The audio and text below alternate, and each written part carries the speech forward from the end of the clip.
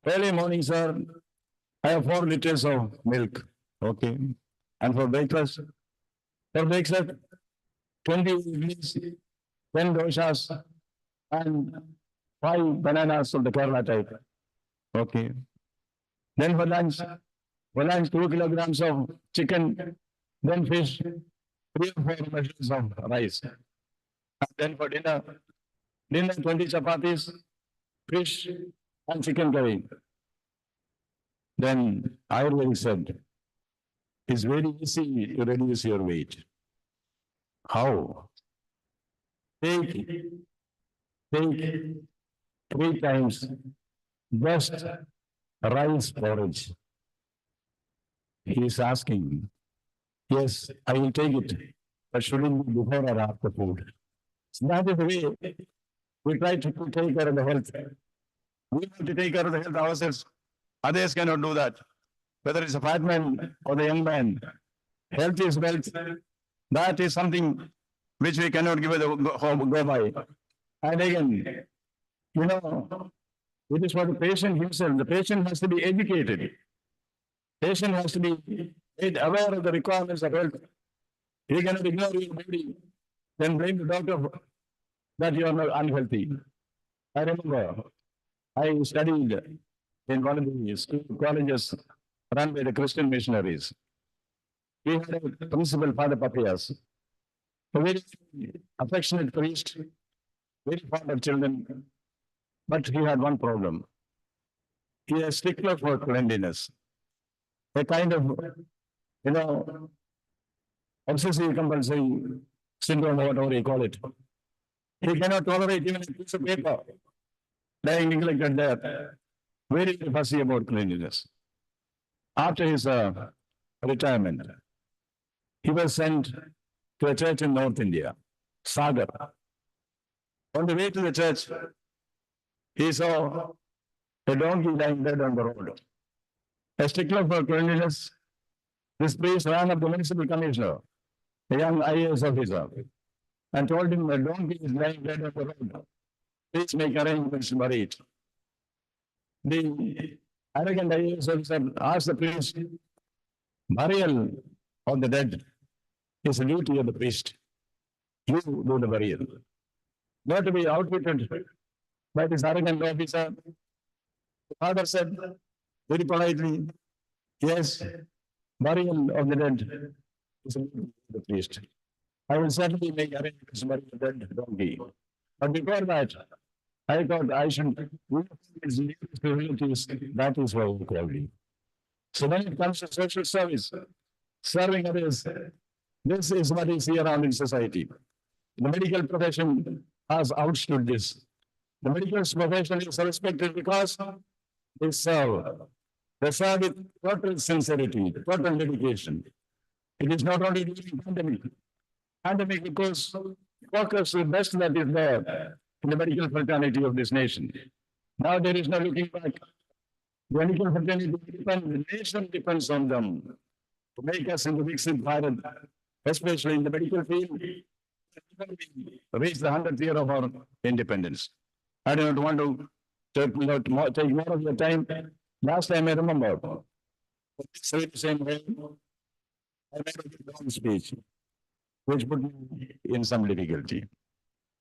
There I told them I had a very big discomfitures, which has come to me on account of speeches. See, I happen to be district collector of a district called Kollam in Kerala. Anybody from Kerala here? So many. Oh yeah, even in the moon they are there. Yes.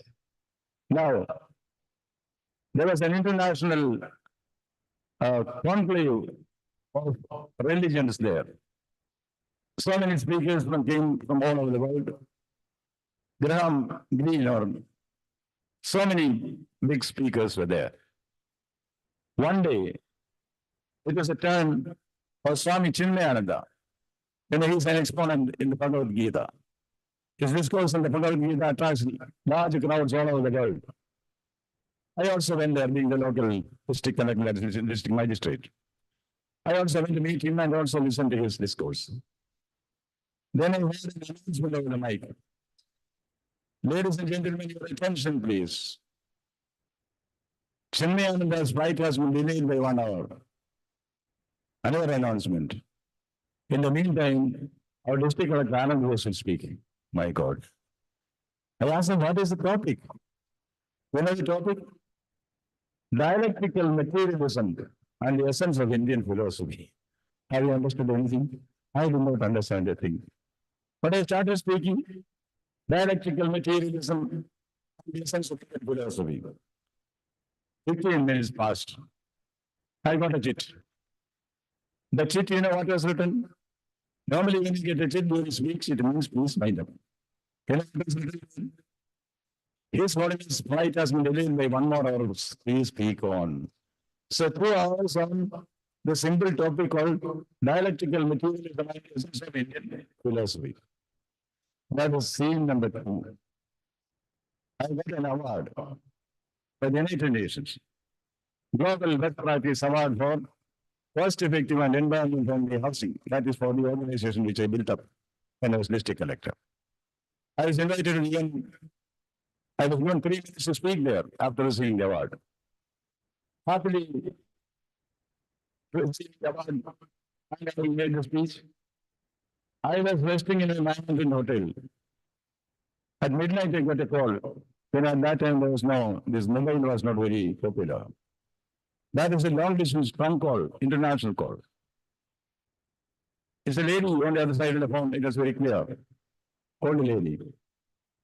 She asked me, are you talking to Dr. C.V. Anand Rose? Yes, ma'am. Doctor, I need your help. Please tell me, ma'am. Doctor, for the last 3 days, I'm not able to sleep. I need your help. I thought maybe she mistook me for a medical doctor because there's a doctor within me. I said, I'm not a medical doctor. I know everything about you. I know everything about you. I need your help. I need your help. I cannot sleep. Then I asked, ma'am, do you have hypertension? Yes, I have hypertension. Are you in the habit of taking sleeping pills before you sleep? Yes, I am in the habit of taking Barbiton. I forgot to take it. That's why we are not getting sleep in the last 3 days. No, Dr. Bose, I have taken all the medicine that is there. Only you can help me. You can help me. In what way can I help you? You remember, when the district collector here, he gave a speech on dialectical materialism and the essence of Indian philosophy. 1 minute after he started speaking, I started sleeping. Please repeat the speech once again. So I did not want to continue along on this.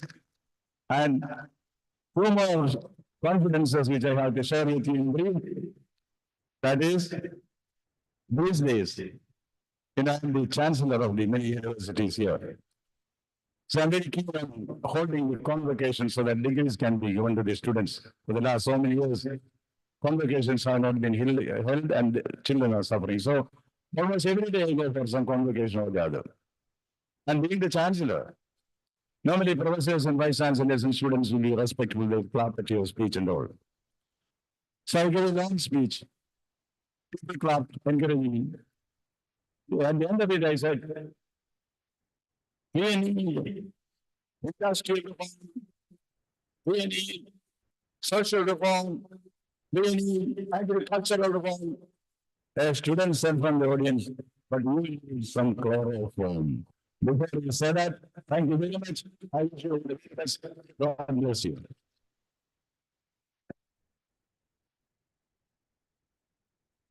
Thank you very much, Your Excellency, for honoring us with those words of wisdom. And may I invite Dr. Sankar Sengupta, Organizing Secretary, CAHOCON 2024, to kindly propose a vote of thanks.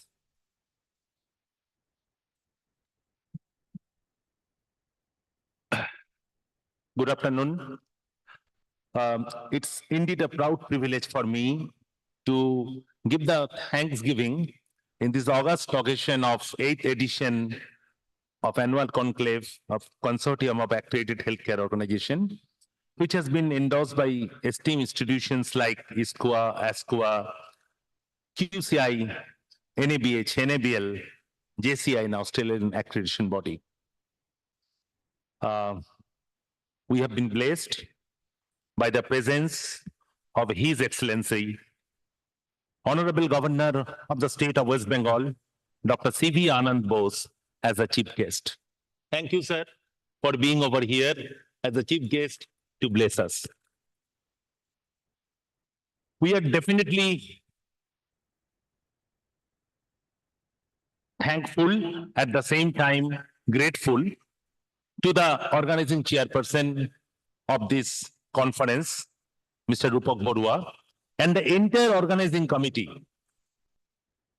of CAHOCON and CAHOLabCon. I would like to give thanks all of them. We are blessed and rather we are fortunate to get the blessings of our CAHO Governing Council. They entrusted us to organize such a mega event in right term. In today's time, it is the biggest event of the healthcare providers. And particularly, I'm thankful to our president of CAHO, Dr. Vijay Agarwal, sir. Thank you, sir, for depositing faith in us.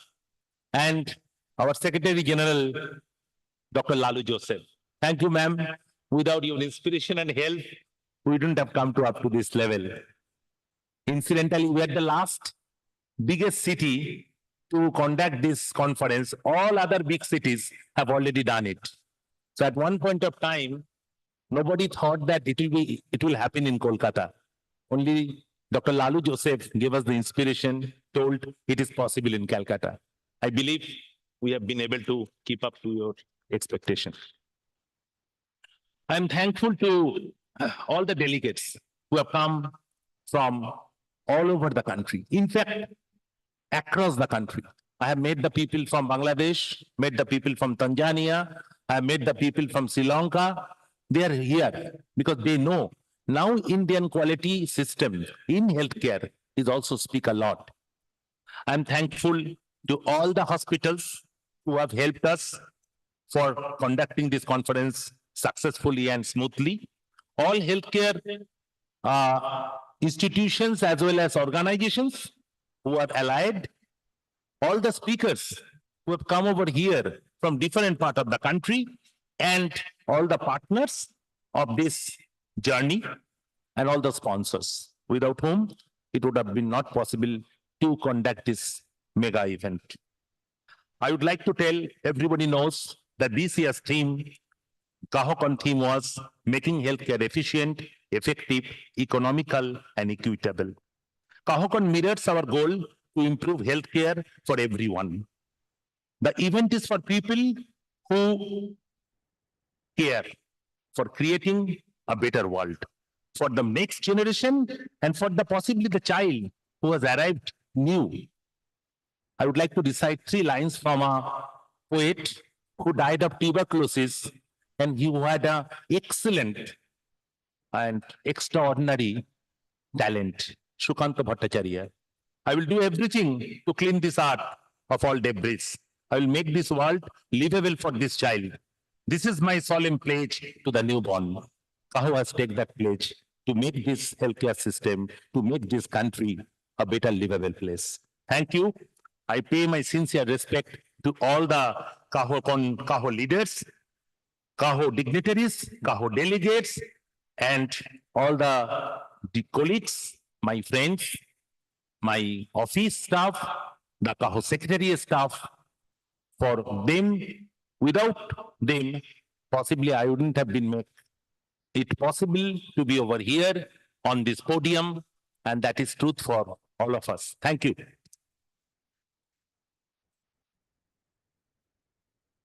Thank you very much, Dr. Sen Gupta. Request you to please rise for the national anthem.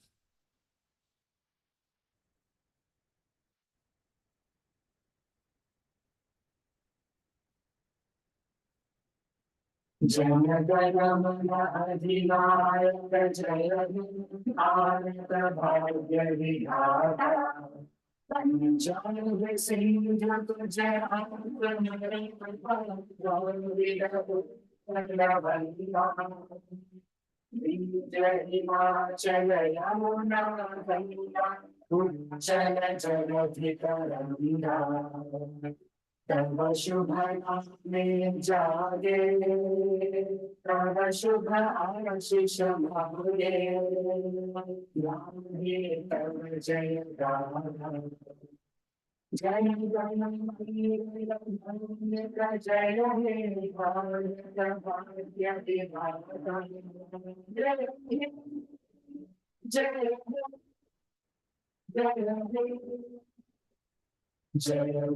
जय जय Request you to kindly remain standing as His Excellency, the Governor of West Bengal, Dr. Bose, exits the auditorium.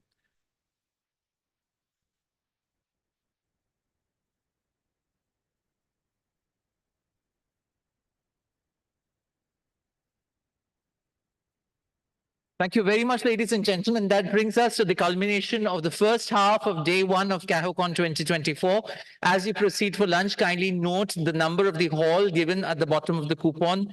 That's exactly where you'll be permitted to go for lunch. Enjoy your lunch and do get back for a scintillating debate on grading of accredited hospitals, Boon or Bane.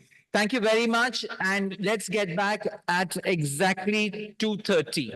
Thank you very much.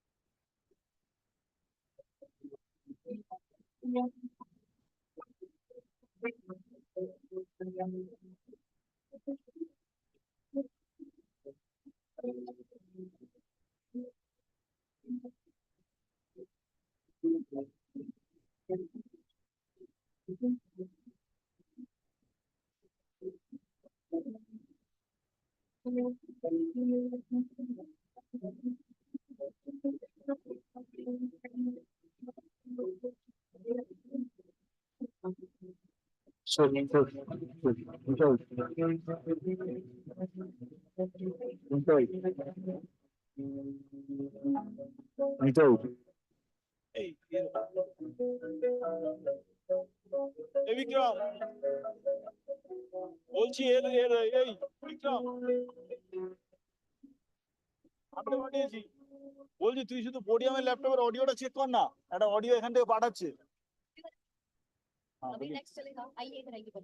বলিয়ে না Welcome to the new world of innovation and possibilities. Welcome to Amneal. Founded in 2002, our journey began with a simple vision to make essential medicines more accessible and affordable to all. Time has come to leverage the assets of Amneal outside of us. It will help us give access to patients who are in need. Welcome to the new era in infectious diagnostics testing. Introducing Amneal Genomics.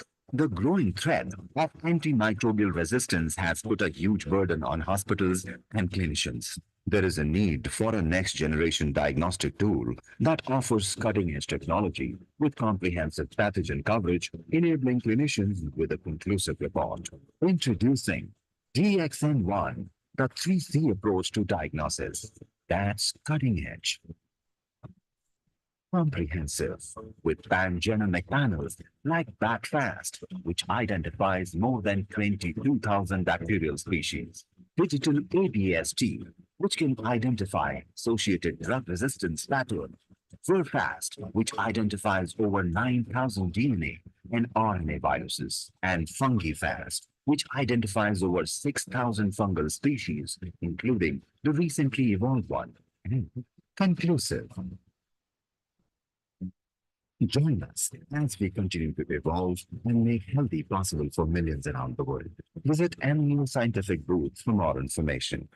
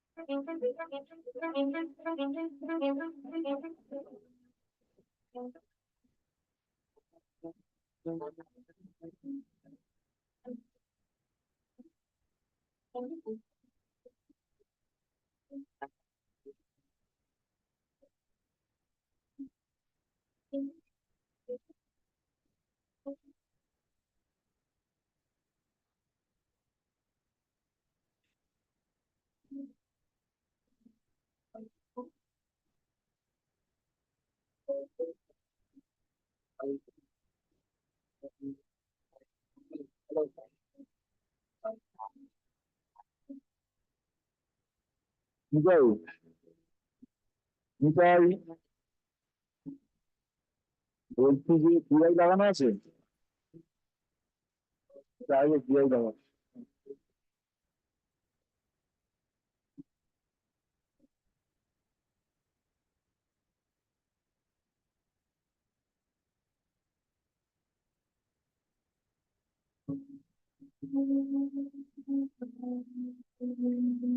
PI কি ওখানে আছে সুইচে দাও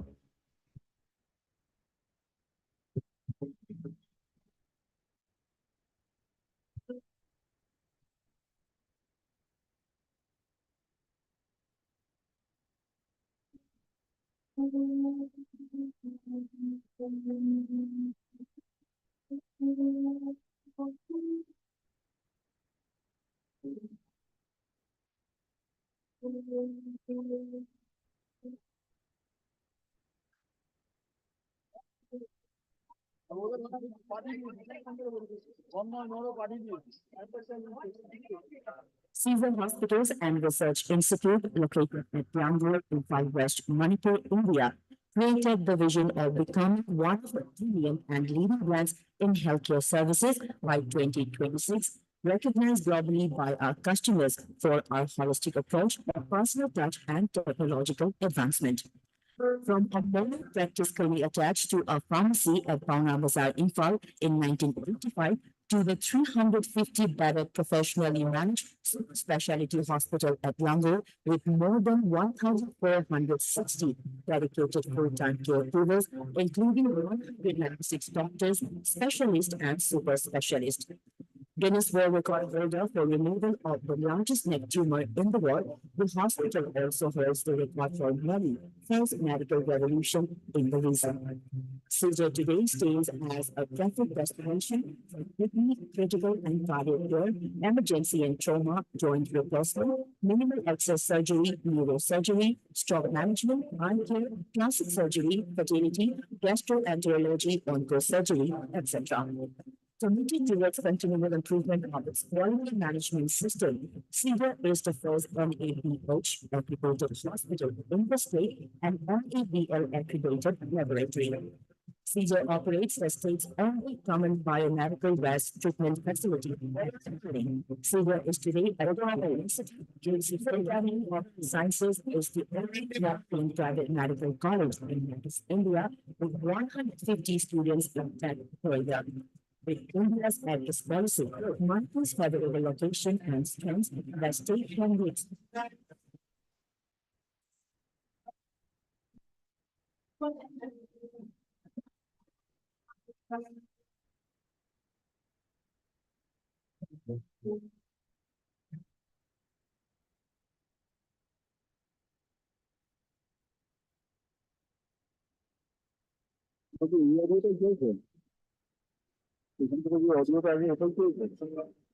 video চলছে video video video audio তো না না video থেকে audio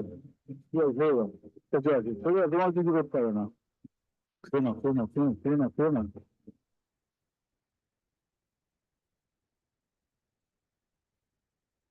We're forming a more powerful singular identity for enterprise organizations and individuals that, combined with MediSpan, covers the entire patient journey, from clinical decision support and drug reference to patient engagement and drug data solutions. The healthcare industry is facing staffing shortages, worker fatigue, financial pressures, and the growing complexities of patient care. Now, UpToDate and MediSpan more fully reflect their value with consistent content at the point of care and across care teams to reduce care variability. Confirming doctors' orders are clearly implemented, drug dosing is consistent, and patient education is aligned. Unifying our solutions under the UpToDate and MediSpan brands streamlines our value at the point of care and offers the promise of new technology so that you can focus on what matters most. Trusted, unified, UpToDate and MediSpan, only from Walters Kluwer.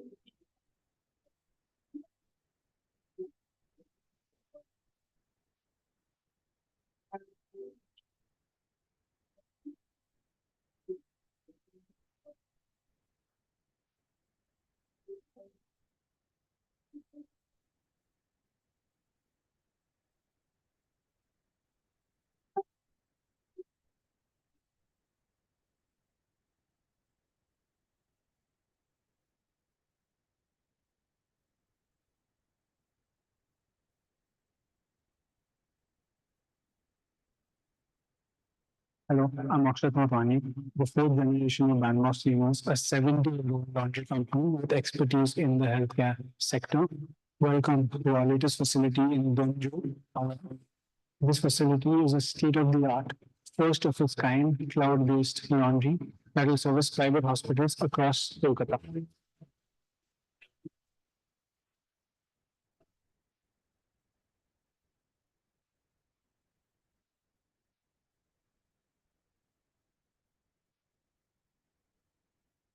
Welcome to the reception area. The beauty of this facility lies in the fact that it's emerged out of the experience of passing 5 JCI audits with Apollo hospitals and 2 NABH accreditations. It's ergonomically designed, keeping the workflow in mind.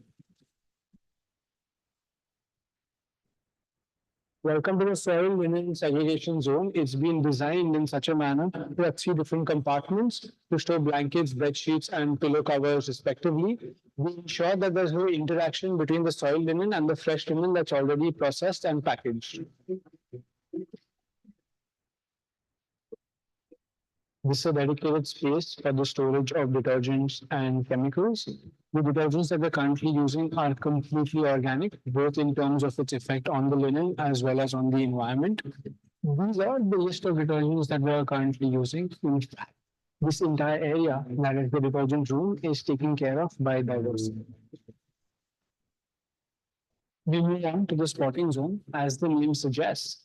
This is where the linen is treated for its stains before it enters its wash process. In fact, the wash process is written beside me here. It's been specially made in conjunction with Johnson Diversey, customized for our particular needs. Behind washing machine number 1, which is an absolute warehouse. The washing machine having the capacity of 200 kgs. So in about 1 round, you can turn around about 400 bed sheets. Behind me is the hydro extractor section. The 4 hydros are strategically next to the 2 warehouse machines so that the linen can be rinsed immediately after it's washed and comes out of these machines. As you can see, there's a significant chunk of linen being rinsed.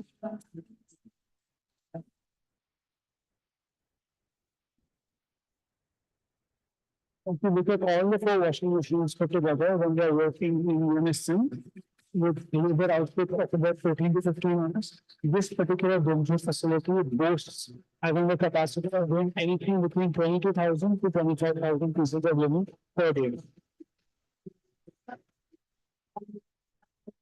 We're now moving towards our mechanized drying section that consists of 3 machines primarily, the 70 kg dryer, the 60 kg dryer, and the 50 kg dryer. This device, ladies and gentlemen, is something that we at Bangalore Steamers are extremely proud of.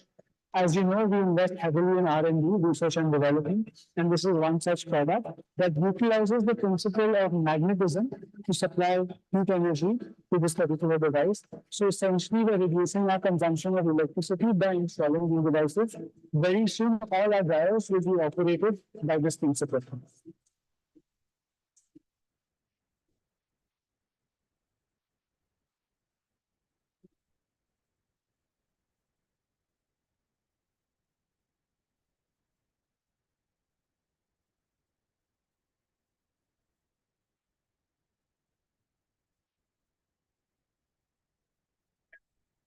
The special scheme generated press, which is usually synonymous to retail outlets, but we use it in this facility to service VIP along with staff uniform.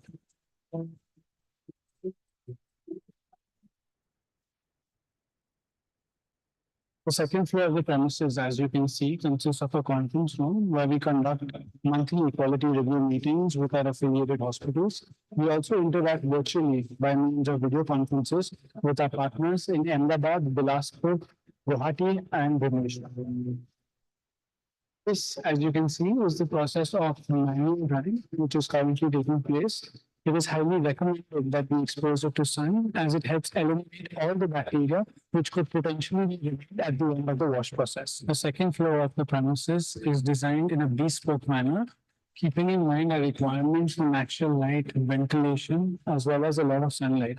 So you can see over here, there's a special fiber used for the purpose of allowing light in, yet at the same time, it prevents overheating of the facility. Similarly, there are large windows here which allow for natural ventilation to come in, so we can create a convection current of natural light downstairs as well as upstairs. The last stage of the process involves packaging of the fresh linen into different bags. As you can see, this is a dark green and this is a dark blue. So these two are color coded, which essentially signifies the fact that they belong to two different hospitals. Thank you for joining me on this virtual tour of our Bangalore facility. We look forward to hosting you at this facility, which, be rest assured, is only the first project in the pipeline of many such projects where we continue to set benchmarks of excellence for the industry. Update's perfect for recognizing the P waves and classifying arrhythmias. It has 24-bit resolution sensing compared to 10 to 16 bits used in holters and patches, 250 times higher levels than in 16-bit sensing. This is how Upbeat performs monitoring. Your user puts on the hex and flex patch and goes about doing regular activities.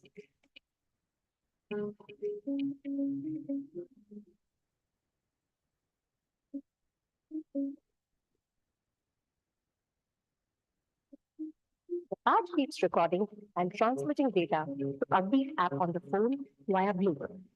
The phone transmits the data to Upbeat Cloud via 3G, 4G, 5G, or Wi-Fi networks.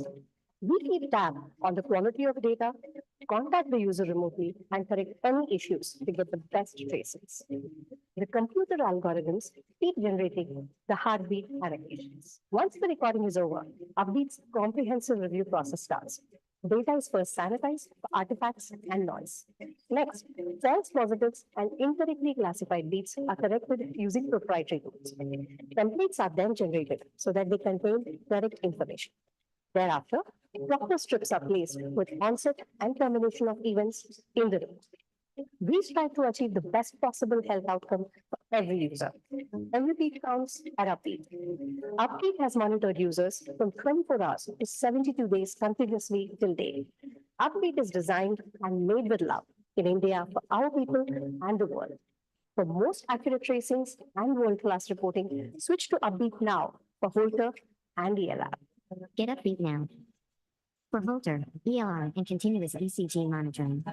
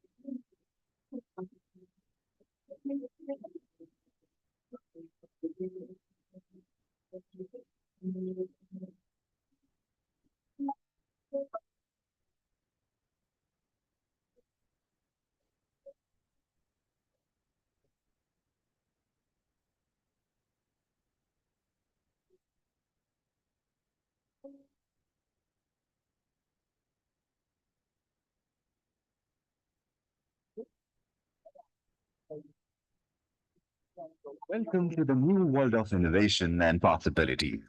Welcome to Amneal. Founded in 2002, our journey began with a simple vision to make essential medicines more accessible and affordable to all.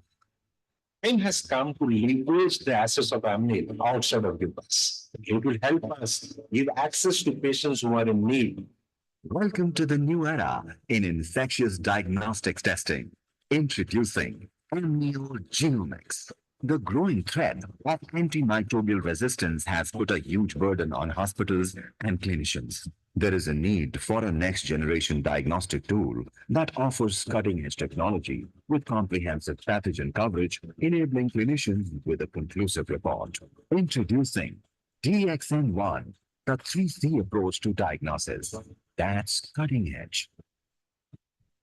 Comprehensive with pan-genomic panels like BACT-FAST, which identifies more than 22,000 bacterial species. Digital ADST, which can identify associated drug resistance pattern. VerFast, which identifies over 9,000 DNA and RNA viruses. And FungiFast, which identifies over 6,000 fungal species, including the recently evolved one. Conclusive. Join us as we continue to evolve and make healthy possible for millions around the world. Visit Amneal Scientific booth for more information.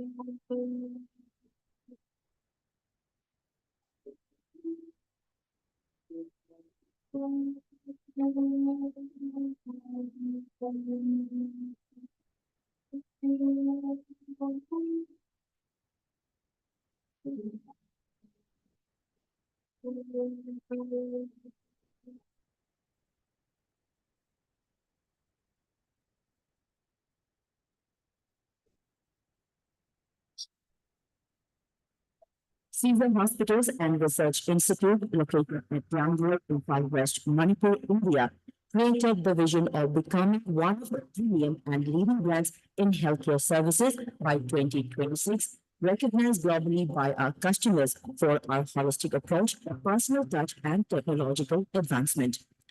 From a modern practice currently attached to a pharmacy at Pauna Bazaar, Imphal in 1985 to the 350-bedded professionally managed super specialty hospital at Yangon with more than 1,460 dedicated full-time caregivers, including 196 doctors, specialists, and super specialists. Guinness World Record holder for removal of the largest neck tumor in the world, the hospital also holds the record for many first medical revolution in the region.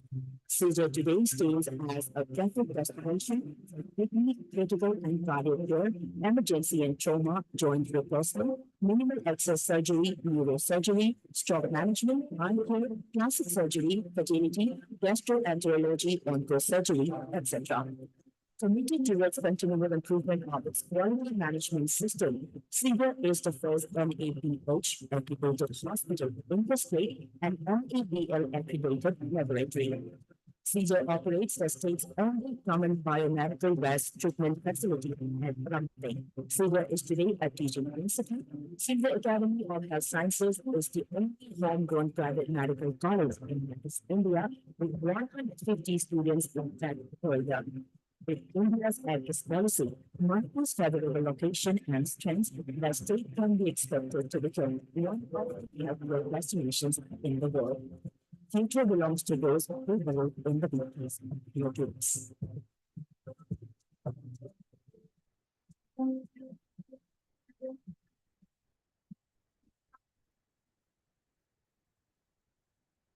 Walters Kluwer impacts millions of clinical decisions each year with our trusted suite of evidence-based healthcare solutions.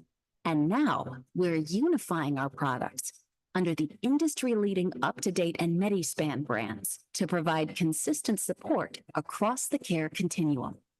In unifying and renaming our solutions under the UpToDate brand, we're forming a more powerful singular identity for enterprise organizations and individuals that, combined with MediSpan, covers the entire patient journey, from clinical decision support and drug reference to patient engagement and drug data solutions.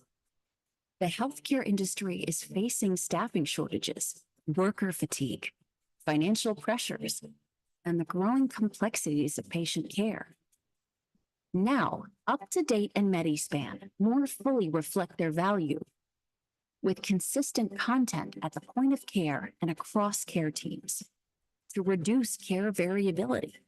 Confirming doctors' orders are clearly implemented, drug dosing is consistent, and patient education is aligned.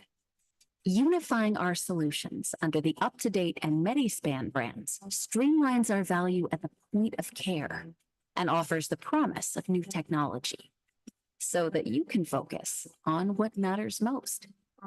Trusted, unified, UpToDate and MediSpan, only from Walters Kluwer.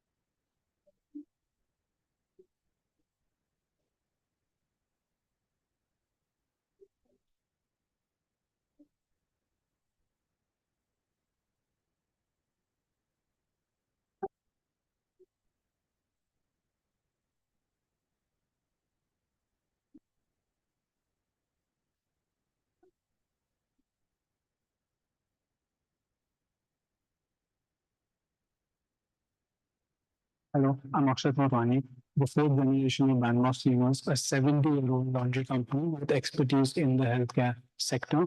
Welcome to our latest facility in Dunju. This facility is a state-of-the-art, first of its kind, cloud-based laundry that will service private hospitals across Kolkata.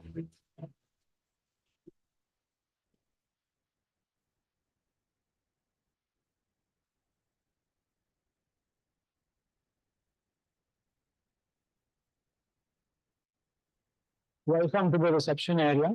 The beauty of this facility lies in the fact that it's emerged out of the experience of passing 5 JCI audits with Apollo hospitals and 2 NABH accreditations. It's ergonomically designed, keeping the patient workflow in mind. Welcome to the soil linen segregation zone. It's been designed in such a manner that 3 different compartments to store blankets, bed sheets, and pillow covers respectively. We ensure that there's no interaction between the soil linen and the fresh linen that's already processed and packaged. This is a dedicated space for the storage of detergents and chemicals. The detergents that we're currently using are completely organic, both in terms of its effect on the linen as well as on the environment. These are the list of detergents that we are currently using. In fact, this entire area, that is the detergent room, is taken care of by diversity. We move on to the spotting zone. As the name suggests, this is where the linen is treated for its stains before it enters its wash process. In fact, the wash process is written beside me here. It's been specially made in conjunction with Johnson Diversity, customized for our particular needs. Behind washing machine number 1, which is an absolute warehouse. The washing machine having the capacity of 200 kgs.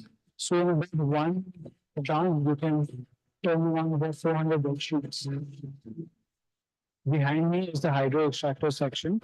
The 4 hydros are strategically next to the 2 warehouse machines so that the linen can be rinsed immediately after it's washed and comes out of these machines. As you can see, there is a significant chunk of linen being rinsed.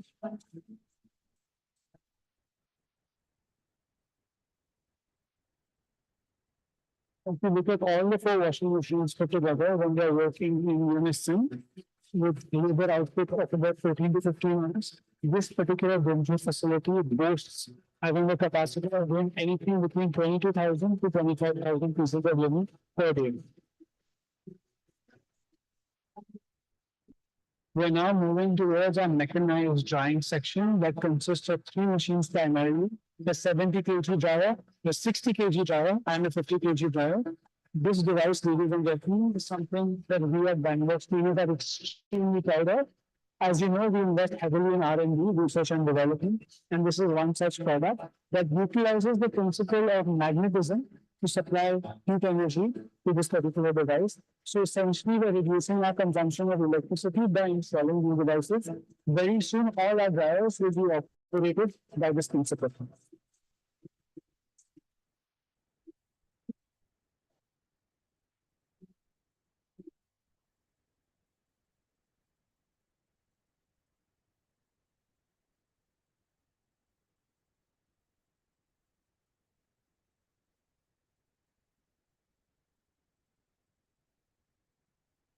The special steam-generated press, which is usually synonymous to retail outlets, but we use it in this facility to service VIP along with staff uniform.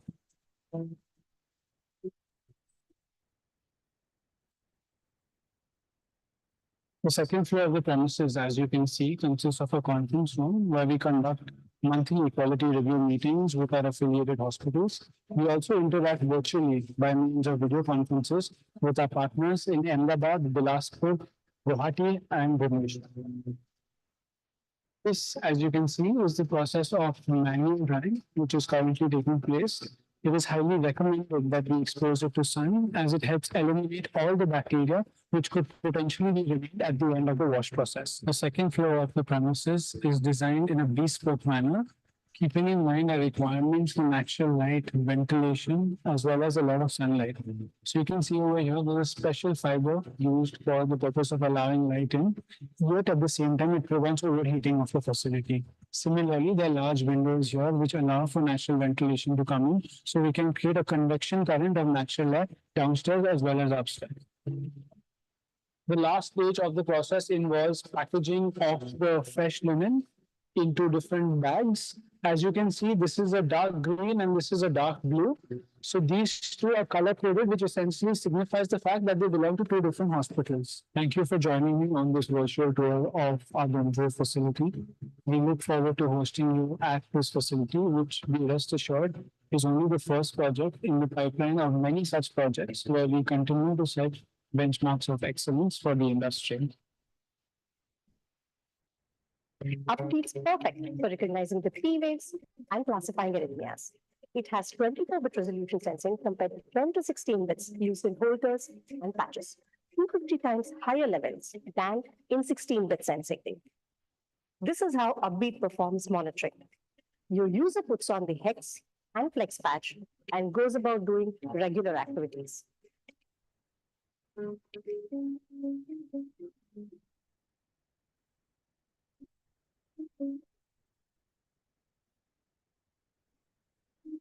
The patch keeps recording and transmitting data to Upbeat app on the phone via Bluetooth. The phone transmits the data to Upbeat cloud via 3G, 4G, 5G, or Wi-Fi networks. We keep tab on the quality of the data, contact the user remotely, and correct any issues to get the best traces. The computer algorithms keep generating the heartbeat annotations. Once the recording is over, Upbeat's comprehensive review process starts. Data is first sanitized, artifacts, and noise. Next, false positives and incorrectly classified beats are corrected using proprietary tools. Templates are then generated so that they contain correct information. Thereafter, proper strips are placed with onset and termination of events in the report. We strive to achieve the best possible health outcome for every user. Every beat counts at Upbeat. Upbeat has monitored users from 24 hours to 72 days continuously till date. Upbeat is designed and made with love in India for our people and the world. For most accurate tracings and world-class reporting, switch to Upbeat now for Holter and ELAB. Get Upbeat now. For Holter, ELR, and continuous ECG monitoring.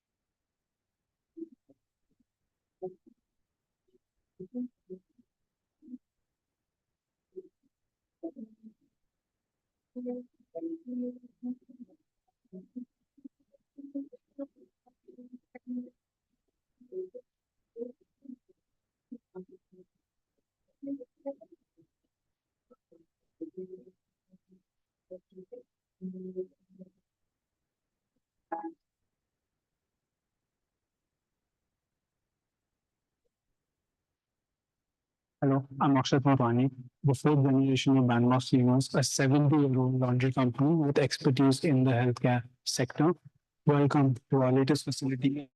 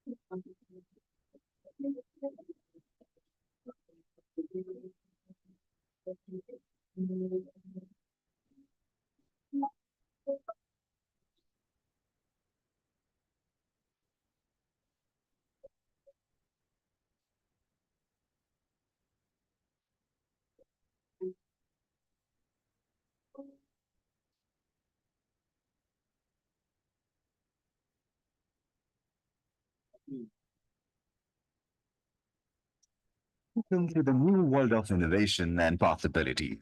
Welcome to Amneal.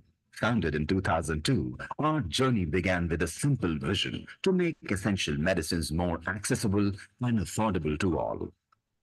Time has come to leverage the assets of Amneal outside of us. It will help us give access to patients who are in need. Welcome to the new era in infectious diagnostics testing. Introducing Genomics. The growing threat of antimicrobial resistance has put a huge burden on hospitals and clinicians. There is a need for a next generation diagnostic tool that offers cutting edge technology with comprehensive pathogen coverage, enabling clinicians with a conclusive report. Introducing DXN1, the 3C approach to diagnosis. That's cutting edge. Comprehensive with pan-genomic panels like BACFAST, which identifies more than 22,000 bacterial species. Digital ADST, which can identify associated drug resistance pattern. VirFast, which identifies over 9,000 DNA and RNA viruses. And FungiFast, which identifies over 6,000 fungal species, including the recently evolved one. Conclusive. Join us as we continue to evolve and make healthy possible for millions around the world. Visit any scientific booth for more information.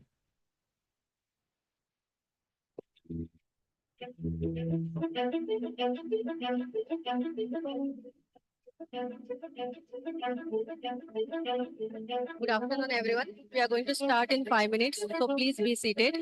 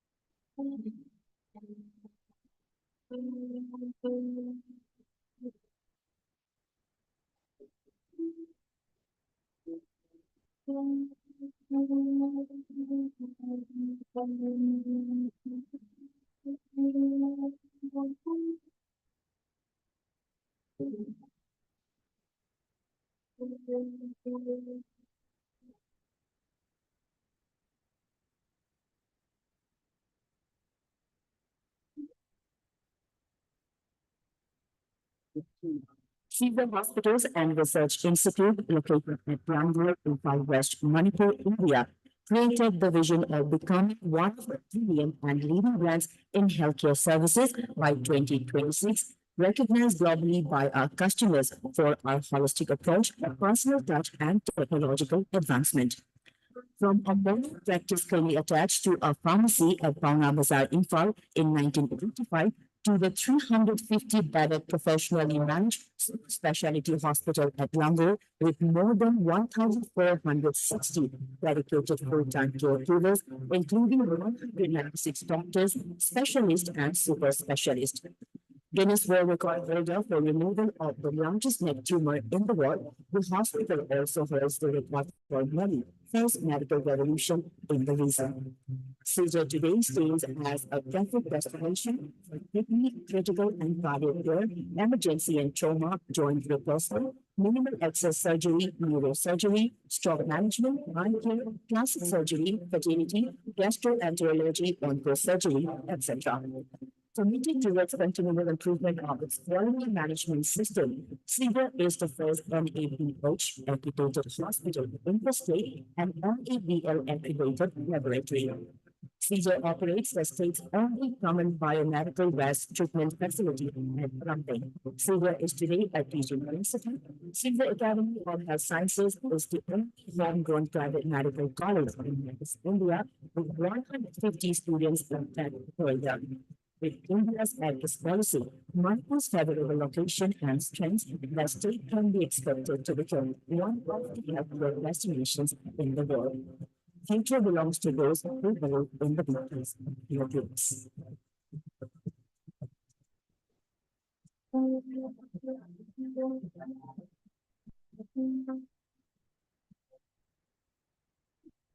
Walters Kluwer impacts millions of clinical decisions each year with our trusted suite of evidence-based healthcare solutions. And now we're unifying our products under the industry-leading UpToDate and MediSpan brands to provide consistent support across the care continuum.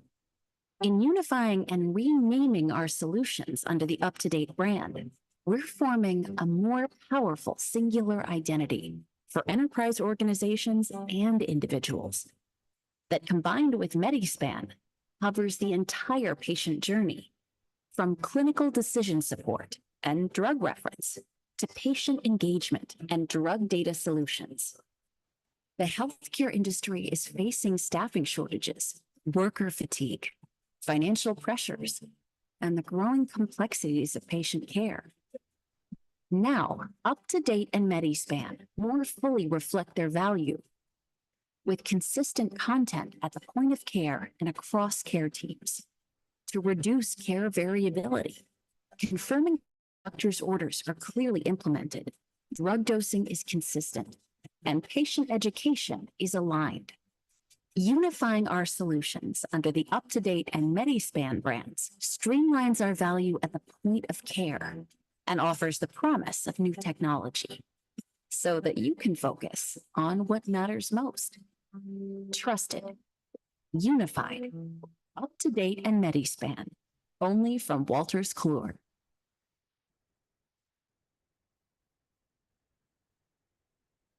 Hello.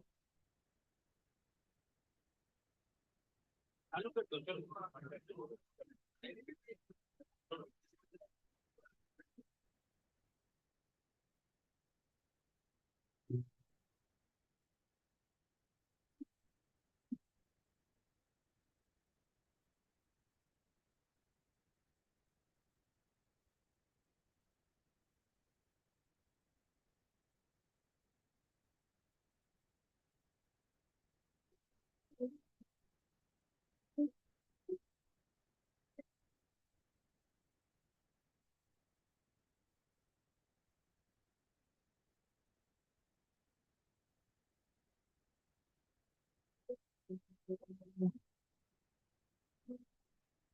request organizing team, Mr. Saurabh, to kindly come up on stage. Mr. Saurabh.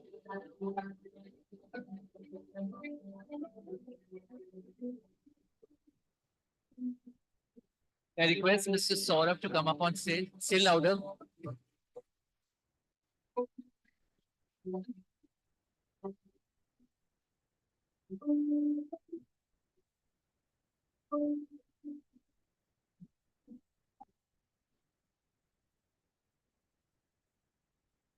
A very good afternoon.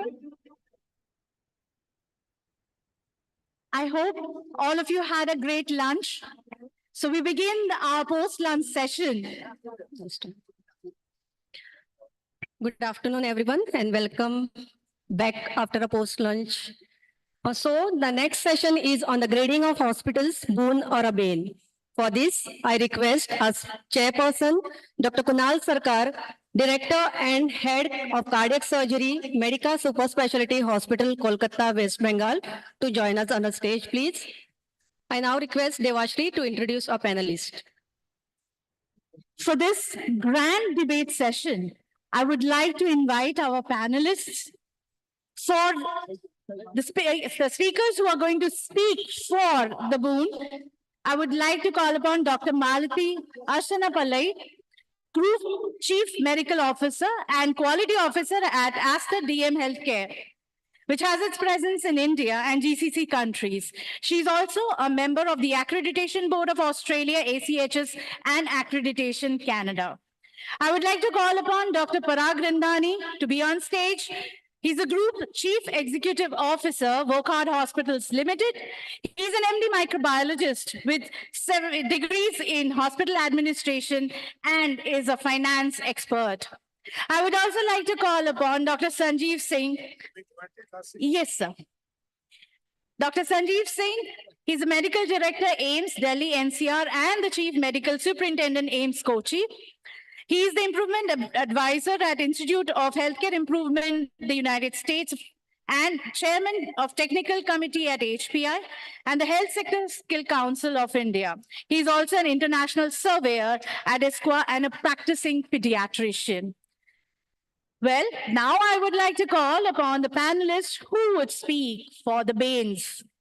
I would like to call upon Dr. Captain Ajita Nair, Chief Executive Officer, KIMS Health Hospital, Kottayam, Kerala. He is the National President, Association of Nursing Executives of India. Next, I would like to call upon Dr. Anil Mulpur, Joint Director, Sri Satya Sai Institute of Higher Medical Sciences, to join us on stage. I would like to call upon Dr. Krishnendu Mukherjee, Consultant Vascular and Endovascular Surgery, to be on stage. Now, I would like to hand over the session to Dr. Kunal Sarkar to take the debate forward. Madam, thank you very much. It's Krishnendu here. Right. A very good afternoon to all of you. Generally, it is said that in conferences, post-lunch sessions are a competition between the blood supply to the stomach and the brain.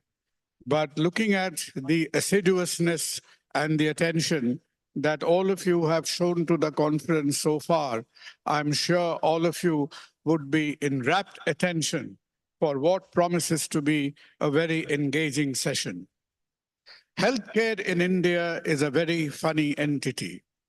For 20 years of the existence of this country, there wasn't a thread woven or a word mentioned about the healthcare policies of this nation post-independence. If healthcare was a child, then this child was conceived in confusion and delivered in chaos, and much of it persists even today. And one such aspect will be debated with a lot of insight, with a lot of passion, and with a lot of inputs with our friends who are with us with this afternoon. They have given a lot of thought, and I believe that contemporary events that I'm sure you will refer to has something that has provoked this current conversation that grading of hospitals, is it a boon or is it a curse? As per the original timings, do I get a bit of assistance as far as timekeeping is concerned? You've got something here. Oh, I have. So that's not too bad. So we will be allotting roughly about 5 minutes plus 1 per speaker. A little bit of time trading has happened on the other side of mice, because on the opposition side, and the two of them has very generously donated a few more minutes to Dr. Anil Mulpur, who has a very comprehensive presentation to make. Right. Now, even though you are in Calcutta, even though we are in West Bengal, we are mostly incorruptible, not totally so. So in spite of a lot of hints that were broadly dropped right, left, and center, I remain steadfast that we will start and finish the session in time. And if we have a little bit of time in hand, depending upon the mood and depending upon the reciprocity of the House, we are welcome to taking your questions and points of view. So on that note, I think it is Dr. Malti. Will you be opening the deposition on the part of the Treasury benches that healthcare grading of hospitals, I believe that you will make your case, is a boon.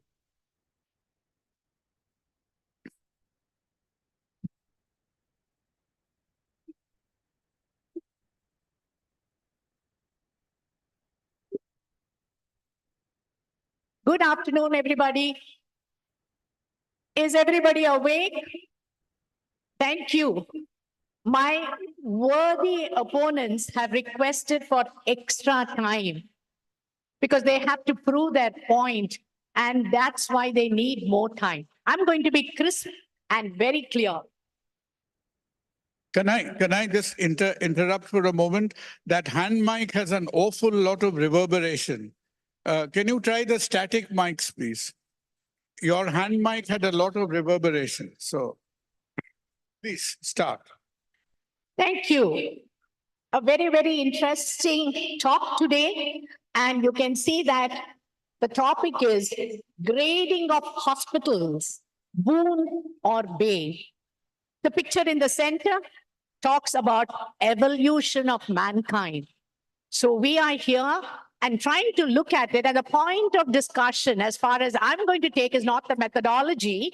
I'm just going to say, if we were to grade the hospitals, is it a boon? And that's what I'm going to talk about. So friends, anybody in the audience, can you quickly guess what this is? Quickly. What does this picture depict to you? Examinations. Is there anybody in this audience who has not appeared for an examination, who has never been graded in their life and have reached this place? Raise your hands. There you are. So all of us at some point of time have gone through an examination, and the end of the examination, what have you got? A result. You also have accomplishment. You have pride. You know the next progress. You're good or bad. You know you are compared. Have you done better than your fellow colleagues? Have you excelled? And that tells you, where do you want to grow? Where do you want to reach? I know where I want to reach because I know where I am today. And that, friends, is simple as grading. If I know what my grade is, that's how the schooling has been done, I would know where I have to go.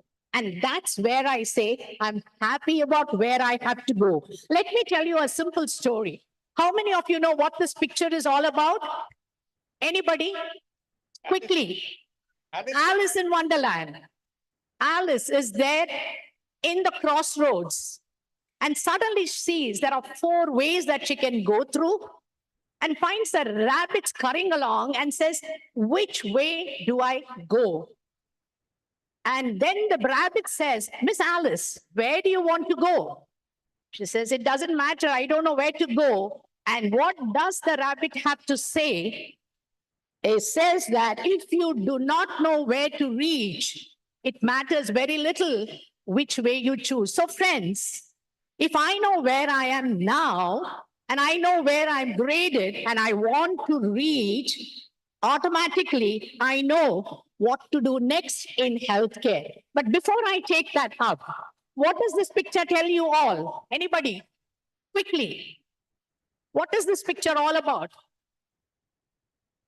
What is this? Come on, somebody. It is when you go to a movie and there you have your movies, one after another, a Kalank. You can see a Kesari there. You have a next RRR.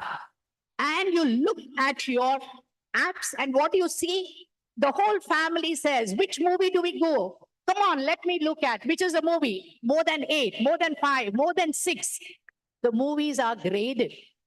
You take it, you accept this has been graded, but you choose based upon the grading of your hospital, the particular movie, and the parents can decide whether they need to close the eyes of the kids or not. That's about pictures. Now you have a Saravana, you have a KFC, you have a McDonald's. Family decides, weekend, let's go and have something. What do? Quickly Google through, which is the best restaurant? Which one do I go through? You tend to see what is the grading that has been given. Is it close by? Is it a chaiwala? Is it going to be? And you say, share your experience. So friends, why for hospital, you cannot choose based on a grading. For the sake of a movie, for the sake of some restaurant, every one of them you look at to see, find the grading, let's go to the best. Hospital, kaise select karenge? How would I give that action? And therefore, friends, you are perplexed today on every one of them, and you are standing there to say, how do I choose? And that's where the dilemma begins. One of a very important, biggest healthcare challenge. How do I identify a good hospital? Wish it were to be Google. Find out what is correct. How are they rated? How are they graded for someone near and dear to me? I have a right as a patient, as a citizen, to choose what is best for me. And therefore, friends, it is imperative an objective view of the quality of care they expect to receive is the need of the hour. And friends, therefore, every one of us, when we take the family, ought to know what is the hospital grading. And therefore, it's very, very important that patient's perception matters. Is it safe? The provider's perception matters. And look at what the provider has to say. This is a survey where the doctor says, oh, great, I heard the other hospital has a better score. I'd like to improve mine. So it's very, very positive to look at from a perception. Hospital says safety grade is going to be a better incentive to me, and let's make it safe. So friends, I'm going to look at the last point of mine and look at if we have a system, which I'm sure my own colleagues will take up to tell and talk about it, is if I have an efficient system, which I'm sure my colleagues will tell you about. We've got to wind up, Martin. And then it's going to be my next people who will take it up. So thank you, everybody. And I move on. Thank you ever so much. I think that was a very passionate plea for the rationality of choice and rationality of grading. And in doing so, Malti referred to Alice in Wonderland, even though he is best remembered for his conceptual fantasies, do remember that Lewis Carroll was one of the greatest mathematicians of his era. So all those funny tales came from the brightest of mathematical minds of the 19th century. So from Lewis Carroll, we move on to one of the most energetic speakers on healthcare topics from Kolkata, my dear friend, who is taking a contra position from the opposition benches, Dr. Krishnendu Mukherjee. Krishnendu.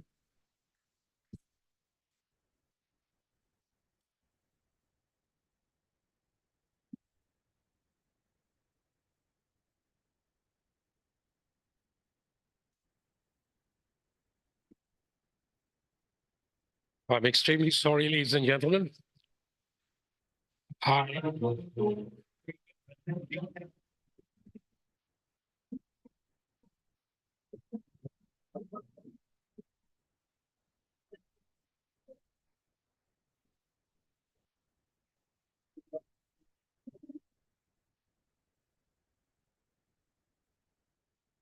That tells you a lot about grading, because my previous speaker gave examples of examinations, restaurants, and movies.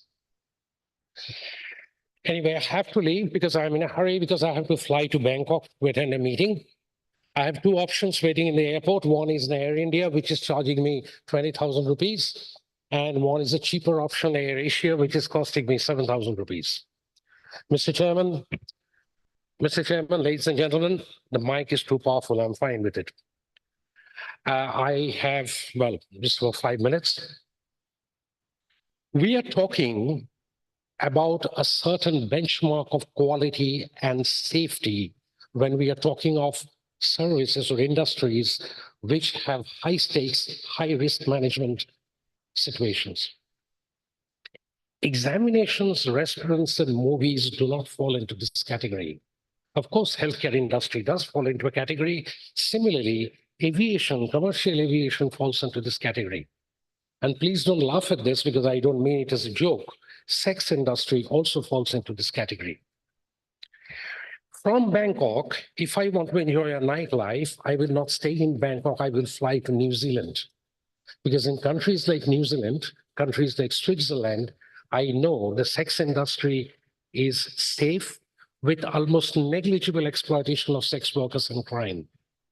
Similarly, while choosing between Air Asia and Air India, I'll care least about grading and accreditation because I know both these two aircrafts would be adequately safe. Both these two airlines would be adequately safe. So what makes me think this? Accreditation system and grading systems are at best intermittent processes. We don't have time. I'll give you only one example. I know of an NABH accredited hospital where there was a tiny room in the emergency area which was used as a minor OT and for dressings. The room was so small that if you have an emergency, you don't have space to bring in an emergency trolley. Come NABH accreditation team, overnight the bed is removed and two sofas are brought in and it is shown as a counseling room. The accreditation goes through and 2 days later it again becomes a dressing room. These kind of intermittent processes where a due diligence is actually an illusion of due diligence, ladies and gentlemen, does not guarantee quality and safety.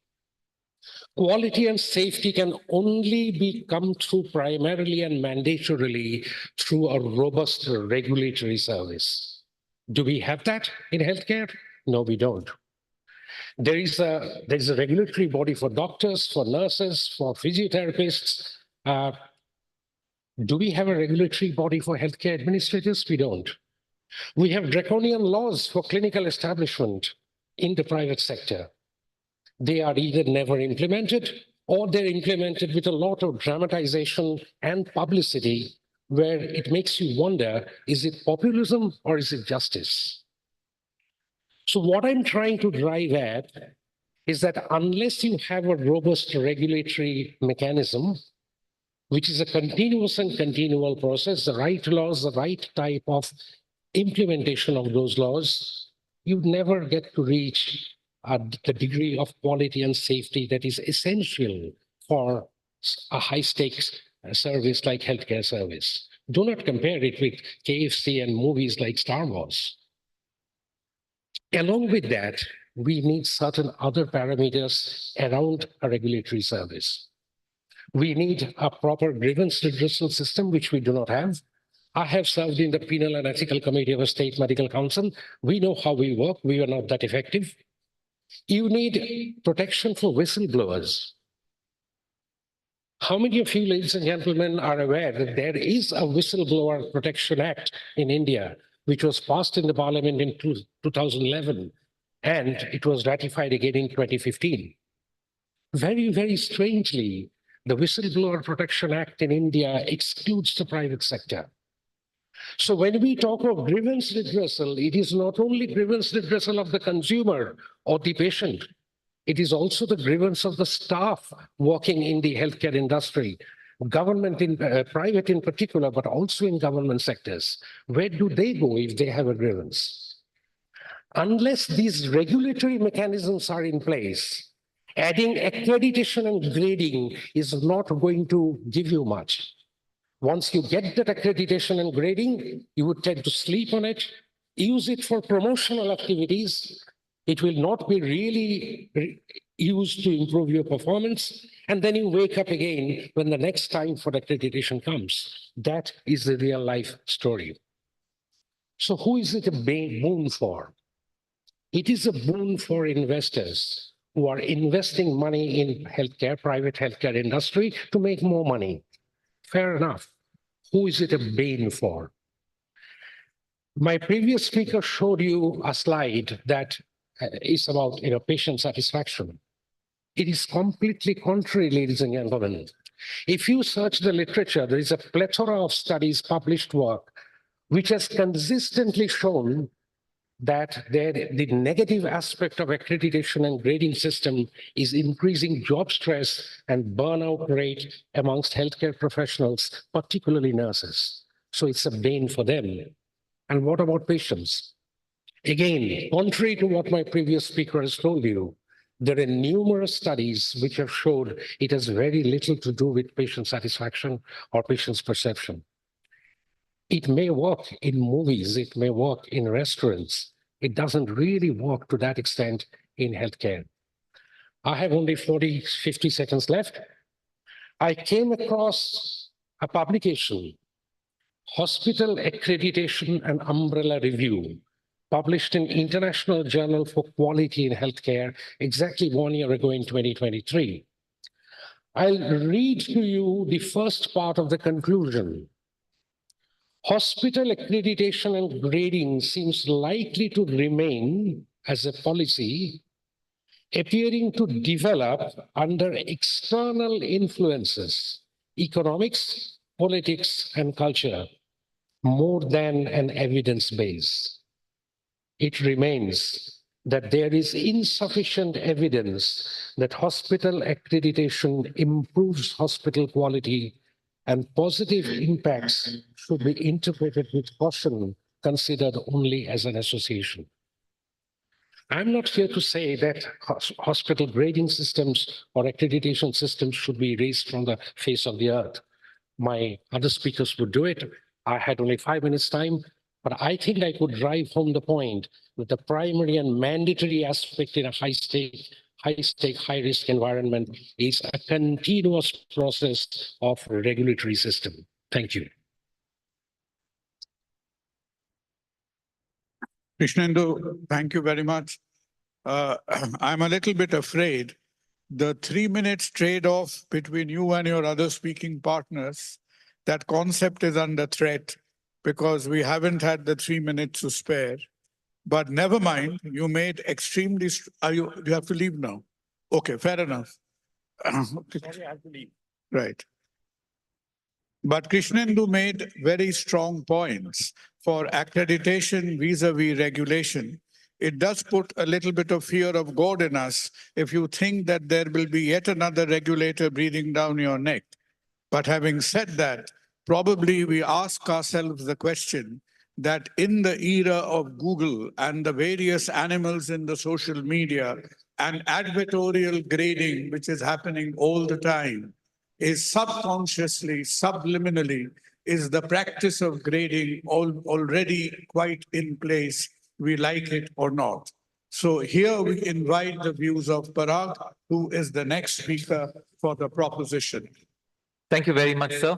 I appreciate the fact that, as always, like the grand old party of India, my opponents are going to reflect all sorts of histrionics, changes of clothes, multicolored costumes, and they're going to try and mislead you, as always. I've had to deal with this opponent multiple times. Though, in fact, he himself is a teacher of my own teacher for quality. I had the privilege of going with him when I went for my first observership with Colonel Kapoor, Dr. Mulpur, Dr. Nadkarni, all stalwarts in the field of quality. Actually, if you look at it fundamentally per se, there is a problem with the problem statement. As a fundamental process, there are at least 50 assessors sitting here. All of us grade hospitals. We do give a score. We do give a score. And based on that score, accreditation committees either grant accreditation or do not grant accreditation. So fundamentally, it is a given within the system itself. However, let's understand one thing. The expectation which most assessors have of organizations that go in for any sort of accreditation, and I'm not going to restrict myself to national accreditation of any sort, let's talk all accreditations here, is fundamentally quality improvement, that there should be a process improvement which leads to betterment of outcomes, which leads to betterment of turnaround times, betterment of patient care. You know, we have to improve. It has to be a contiguous process, you know.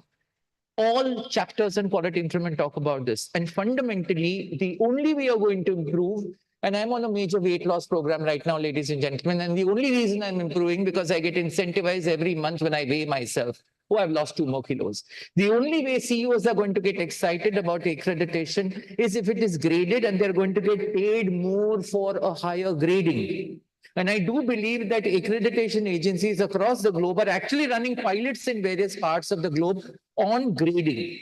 Now, as Dr. Malti rightly put it, my opponents will talk about the fact that per se accredited hospitals are not great, that the process of accreditation is flawed, that the people do it only for wo panch din. We are not discussing the methodology.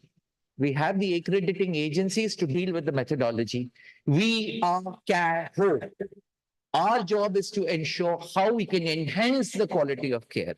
And through the august, bodies like NABH, ISQA, ACHS and Joint Commission and all of these, if we are able to get a grading and if we are able to ensure that people respect this grading and move forward with us and pay us more, we will slowly but surely move into quality, moving from a cost center into a profit center. Point number 1. Point number 2, we don't really discuss our numbers openly. 10 years ago, Apollo Hospitals put up its ACE indicators online. Nobody's really followed suit. Okay. So transparency to our patients, because we will be forced at some stage through this grading process to declare what are our outcomes, what is our Euro score, what is our door to needle time, door to balloon time, what is the NPS that we are having on inpatients and outpatients. So numberization or putting everything in a quantified fashion. Similarly, accreditation is going to provide to be a boon. I think my worthy opponent already exceeded the point when he said it's going to be a boon for investors. We are also investors in the process of healthcare, ladies and gentlemen. How can you say that we are not going to benefit from grading of hospitals? I think most important is incentivizing excellence. And we are not again talking about the process of accreditation. You do not incentivize a hospital to move from level A to level B year on year. Every 3 years, you will actually see that we've seen this in the national accreditation body. We find some of the non-conformances repeating year on year. Once you incentivize people, once IRDA also says we are going to pay more if you move from level so-and-so to so-and-so, you reduce your mortalities, you reduce your medication error rates. Today, there is a plethora of organizations that actually monitor what you are able to do. You've got these various IT specialists to talk about all of this. I think there's a huge opportunity to incentivize quality as a movement. And I'm aghast to see that 2 of my most senior assessor friends are on the other side. But I guess que sera, we will convert them, and this side will win this debate. So let's just ensure that you vote for it as a boon. We all benchmark. Sometimes we don't manage to benchmark against ourselves in the previous months. Imagine if you were that we come out with an anonymized system of benchmarking, because you've got to be graded. You've got to be paid extra for that. You've got to be incentivized for lower mortalities. This is where we will actually strike the nail on the head, and we will be able to ensure that quality becomes a priority of the C-suite also, not just of this little person called the quality manager or the nursing manager or the medical superintendent. The reason why C-suite today is not involved in quality, they do not see the money. And you grade accreditation, you grade hospitals within accreditation. I'm sure we will see a mass movement of enhanced quality throughout hospitals across the country. And while my worthy opponents may give you a lot of yarn about how it's going to be complex and how it is going to be difficult, that's not their problem. The problem to discuss today is it a boon or is it a bane? I strongly believe that it is a boon, not just because I was asked to speak by CAHO on this side, but because I choose to grant the comfort to hospitals as a CEO myself. I want that comfort, and I know I'll be able to win it. Recognition is very important. All of us crave recognition. And let me once again warn you against the perils of having such a not so great opposition group debating with you. You will see changes of clothes. You will see all sorts of aspersions cast on the methodology of quality. But we would not be here in CAHOCON in its 10th year were accreditation not to be a success in this country. We would not be here if we are not enhancing year by year. And for that, I solicit your vote for accreditation grading as a boon. Thank you. Thank you, Parag. And I'm always very much amused whenever anybody quotes the song Ke Sara Sara, because remember, the third line of the Doris Day song is, the future is not ours, you see, right? So people generally stick to the first two lines and do not get to the third line, which is a little bit ominous as far as healthcare is concerned. But, you know, I'm very confused by the point.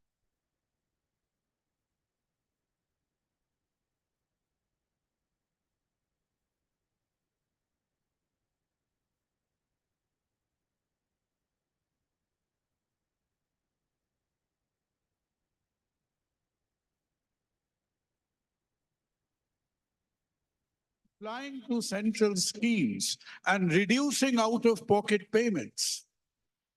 So I think we are missing the wood for the trees over here, because the lens, the optics, the glasses through which Niti Aayog was making and pressing its case for hospital grading probably is a little bit different from the quality evangelism that we seem to be following this afternoon. I think this debate will continue. And on that note, we invite Captain Ajita. Please, the floor is yours. Sorry? Pardon?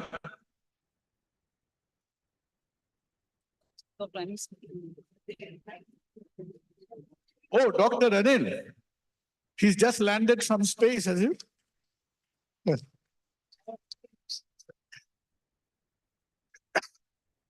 Dr. Anil just landed from the Gaganyaan, and we welcome him in this avatar of the stage.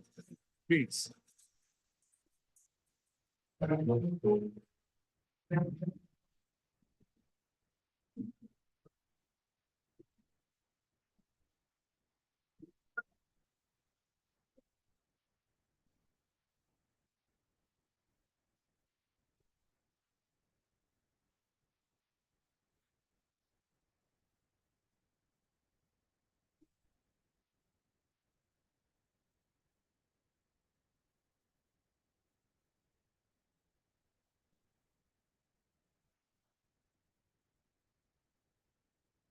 Hi, Ram. And good afternoon, everyone.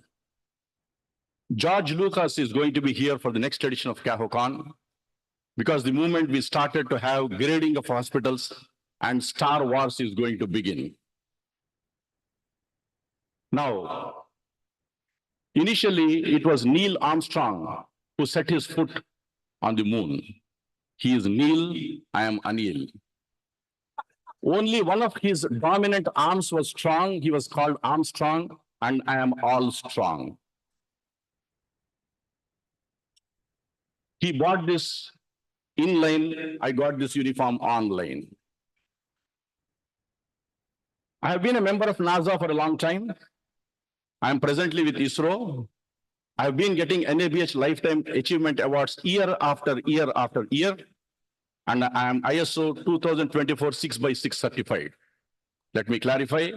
NASA stands for National Association of Surgeons of All Specialties. ISRO stands for Indian Society of Regular Office Goers. NABH stands for National Association of Builders of Hospitals. And ISO stands for Indian Society of Ophthalmologists. They said my vision is 6x6 in 2024. What comes to my mind when you talk about grading of hospitals, star ratings of hospitals, all the efforts that involve rating of hospitals and a 360-degree perspective? I have decided that I'm going to speak that it is actually a boon. I can see Vijay Agarwal pulling out his reading glasses and turning to Lalu and saying, "Ye Mulpur ko kya bataya aapne? Boon ya Bane?" And Lalu says, "Sir, you know Mulpur, actually I sent him that it is Bane. But I think it is boon for insurance companies, because now they can have variable premiums and discount of many things, because you say you're a 1 star, then they will cut off everything, whatever you're supposed to go. It is also a boon for CGHS, tariff, ECHS, and so on, because they will quote the star ratings and they can further cut down whatever you are supposed to get till there is nothing further to cut down. And the greatest boon of star ratings is for our accreditation process consultants. They think it is plumbum aurum because it is gold mine. I've got plumbum metallicum sitting in front of me, our lead man. So 1 star, 10 lakhs, of course, GST is added. 2 stars, 12 lakhs, GST added, and so on. 7 stars, 50 lakhs and GST per year. So we have started basically with grading of hospitals and star ratings, Star Wars. Now, there is a 7-step process. So let us actually quickly look at an American system which is using the so-called star ratings now and see whether it is worth pursuing at all. This will actually wake up all of you from your hyperglycemic slumber. First step, selection and standardization of measures before you grade a hospital. Then you assignment of measures to groups. Third step is calculation and standardization of measure group scores. Fourthly, calculation of hospital summary scores as weighted average of available group scores. Application of minimum thresholds for receiving an overall star rating. Sixth will be an assignment of hospitals to peer groups based on their number of measure groups 3, 4, or 5. Application of clustering algorithm to categorize summary scores into star ratings. Even after breakfast, it is difficult to pronounce some of those words. After lunch, to pronounce and spell algorithm is not easy. Now they have taken 5. Mortality, 22% weightage. This is an ongoing grading system of hospitals. Safety, 22%. Readmissions to hospitals, 22%. Patient experience, 22%. Timely and effective care which is given in a hospital, 12%. If a hospital has no measures in a certain measure group, that is taken and added to the remaining 4. And there is no exclusion of mortality. So one hospital may say, we don't actually talk about mortality because we don't have any either way. But then that 22% will go on to anything else. And all those 5 parameters are very eminently suitable to cook data on, which of course our NABH has taught us so well. Then let us just examine measure 1, mortality. They are going to look at CABG death rate. So they have collected the rates between 2018 and 2021. And so on for chronic obstructive pulmonary disease, number of patients who die because of heart failure in your patient, pneumonia in your hospital, and stroke patients who die in your hospital, and deaths among patients with serious treatable complications after surgery. Again, every single parameter is very easy to manipulate, and you can write whatever you want and get 7 stars. If you go through, of course, our accreditation consultant bodies, your life is easier. They will do it for you. Safety of care. I am beyond time, my dear friend. Our moderator has announced that well in advance. Safety of care, you are looking at catheter-associated infection, SI size, hysterectomy after an abdominal hysterectomy, and so on. Again, this is all data which you can fudge very comfortably. And at present, as we are talking in 2024, you find that 34% of American hospitals, there is no category which they can assign to. What a shame. 10% of them are in 5 stars, and the rest you can see. So if at all your quality teams can understand a bit of astrophysics and the basics of black holes, light can be built and bent, why not assessors? This is the artist's depiction of black hole. And for a few who have some fundamentals where M is mass of moon, you're talking of 10 to power 2, that is 10 squared to 10 to power 5.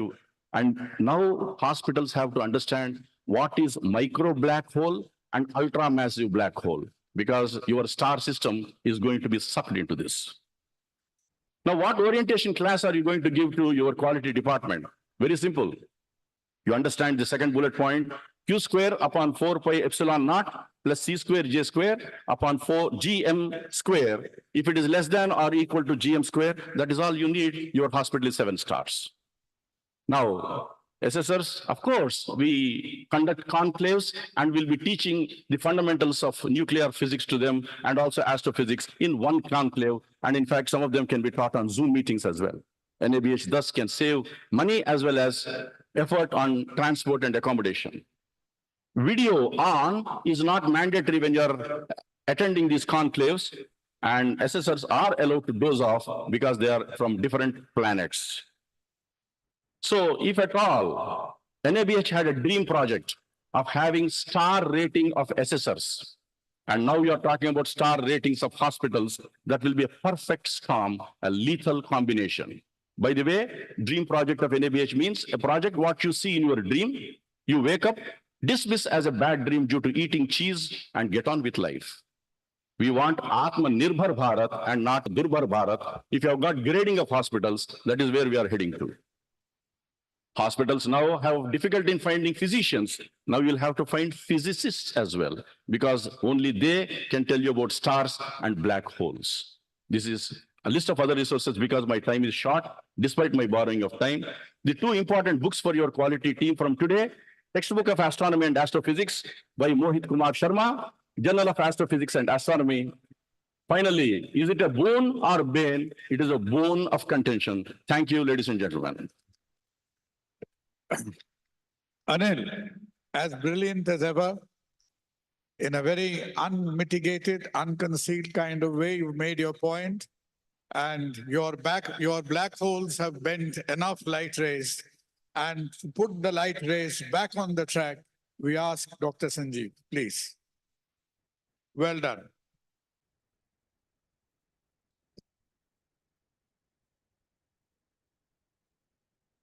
Thank you, Chairperson. While I was sitting there, I was feeling very dizzy, and I was looking at what could have been the etiology. When our opponents talk such bullshit, you ought to feel dizzy, because he was given a topic of Boon and Bane. This gentleman is talking about Q square, GM square, Star Wars, Neil Armstrong. When can they be slightly more targeted? And now he has also worn the goggles, so he won't be able to see at all. So there was this wife who came back home, and she went straight to the bedroom and she saw 4 naked legs lying there. And she got very upset. She went to the closet, took out a baseball bat and started beating so much that there was no noise from the bed. And then she went to the kitchen and she saw her husband having a drink, and husband said, "Hi, honey, good to have you back. Your parents had come over and I thought it would be good to share the bedroom." It is the same philosophy which my opponents have. They are full of assumptions, full of myths, no substance at all. And you can just come here and talk about Neil Armstrong and some Bane theory and some black holes. we have already won. Parag, Dr. Malti, and us have already won because there are two cardiovascular thoracic surgeons in my opponent side. And if you know, there is a grading. There are cardiovascular thoracic surgeons, there are transplant surgeons, there is God in the hospital, and then there are other people. So it is going to be very, very difficult. But then I'm not sure what you're talking about and what was the date. So they were so wild that they changed. I was the moderator of the session, and they changed the whole format. They were so they don't want to lose, and so be it. So the grading is already done. I'm not sure what they're talking about. Dr. Isha is here. Dr. Alex led the whole program. Dr. Lalu coordinated. We worked with Dr. Pawan Kapoor. It's already done, my dear Dr. Anil Kapoor, Anil Mulpur. I am so dizzy with this 6 minutes of talk that it is already done. From moderator, you become a speaker. Right. You have no idea what you want to speak. We'll do that. So US already has it. Not Neil Armstrong, but the grading. UK has it. India is on the move. Other hospital, other industries have it. The point which the Ministry and the Quality Council of India was asking, when magazines like Week and Times of India can do it, which has no basis, why can't it be done properly? And so don't please talk about method. There is already, it is in place.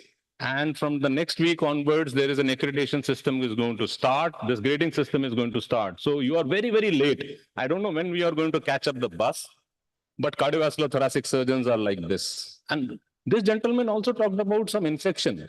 The cardiovascular thoracic surgeons feel that they secrete chlorhexidine from their hands, that there would be no infection. There would be infection, and please have it.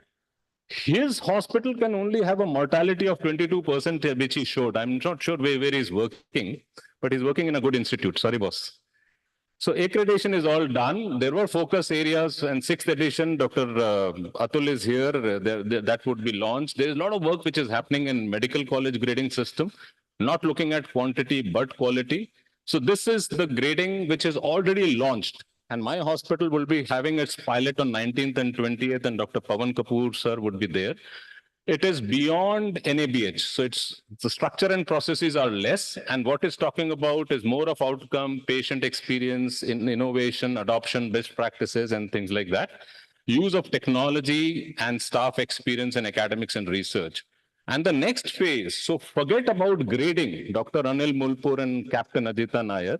There is already a Center of Excellence program is already also in place. So you're very, very late. You have to really do a lot of catch up. But how do they catch up when their mortality is 22%? So this is the system which has already been done. There is a point, the marking system which has already been done.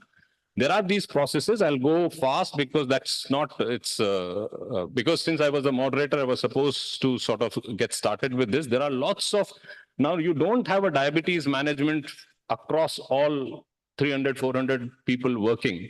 So there would be a lot of standardization. There's a lot of prevention, a lot of hypertensive management or stroke management being done. So outcome would be measured, which will be much more intense. They are measuring, in fact, the outcomes for compliance and clinical pathways. So your cardiovascular thoracic and whole of nursing has to really do a lot of catch up to be done. There is a lot of clinical governance work. Everybody claims, and Dr. Mulpur does claim that he's unfortunately talking about starboard. So how does he know about clinical governance? But then there is a lot of full chapter there, a lot of technology adoption. Ajita yesterday participated in a nursing program where they said that technology can only work when you take care of nurses. But then we take care of nurses and we also adopt technology.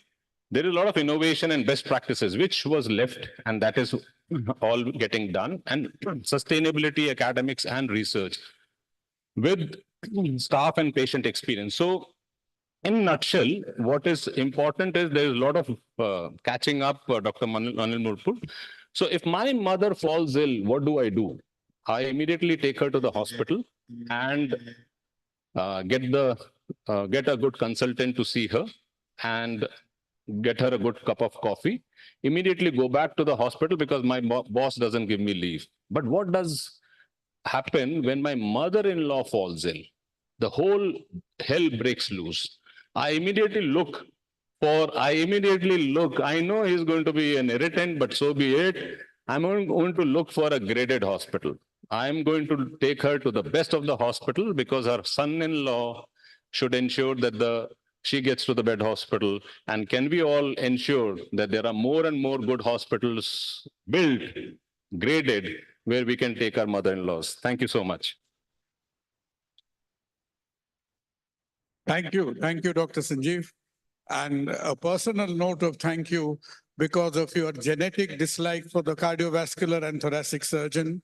And on that note, we also acknowledge probably the accidental substance that you injected into the proceedings of the debate. On that note, Captain Ajita, it's yours.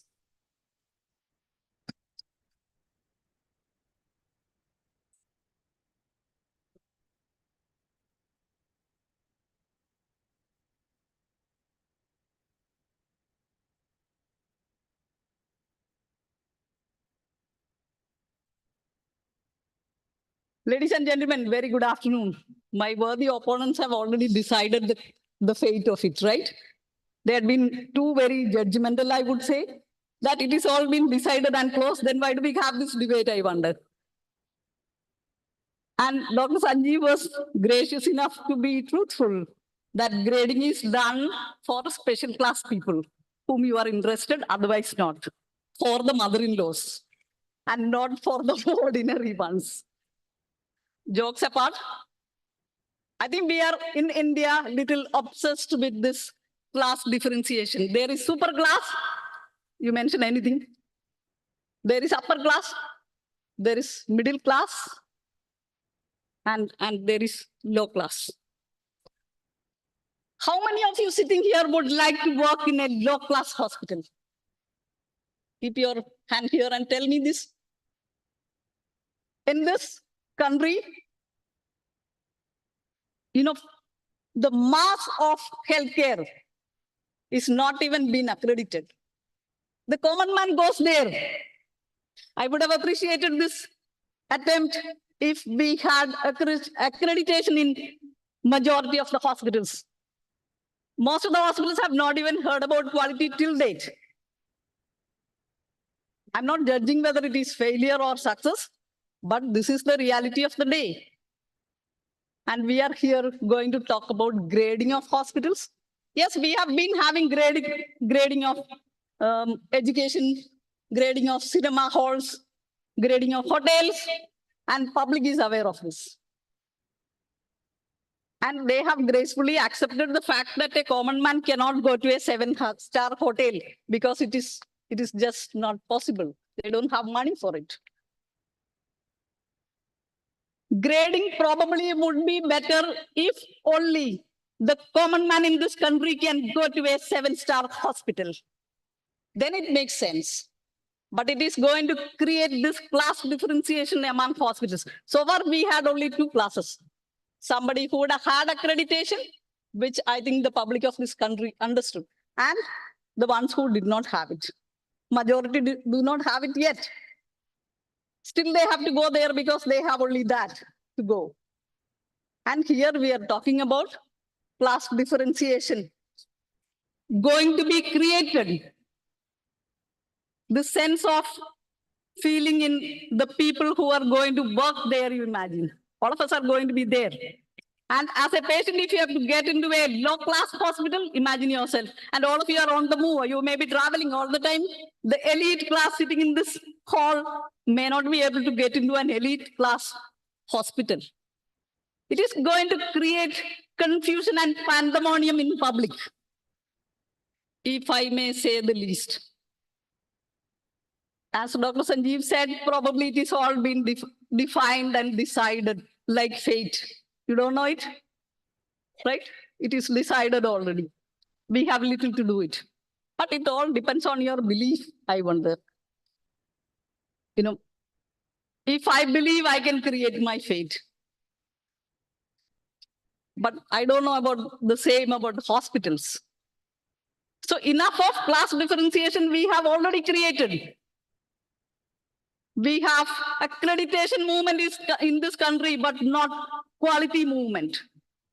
We have mastered the art of faking. All those people who sit here who have done the assessments knows this. So any equipment or tool is not the problem. How are we going to use it? And any of these, whether it is accreditation or grading, minus honesty is going to fail. If something has failed us, is this faking of quality in this country. That we pretend it is there. We pretend to produce it in front of people who cannot defend it that this is a wrong document. You have created it yesterday night. All of us have gone through it. Some of us got really fed up with it. Others still keep seeing it and adjusted that this is our fate. And we still have to go to hospital. Ladies and gentlemen, this is not cinema hall or hotel where you can choose not to go. It is not grading of movies either. There you have the choice.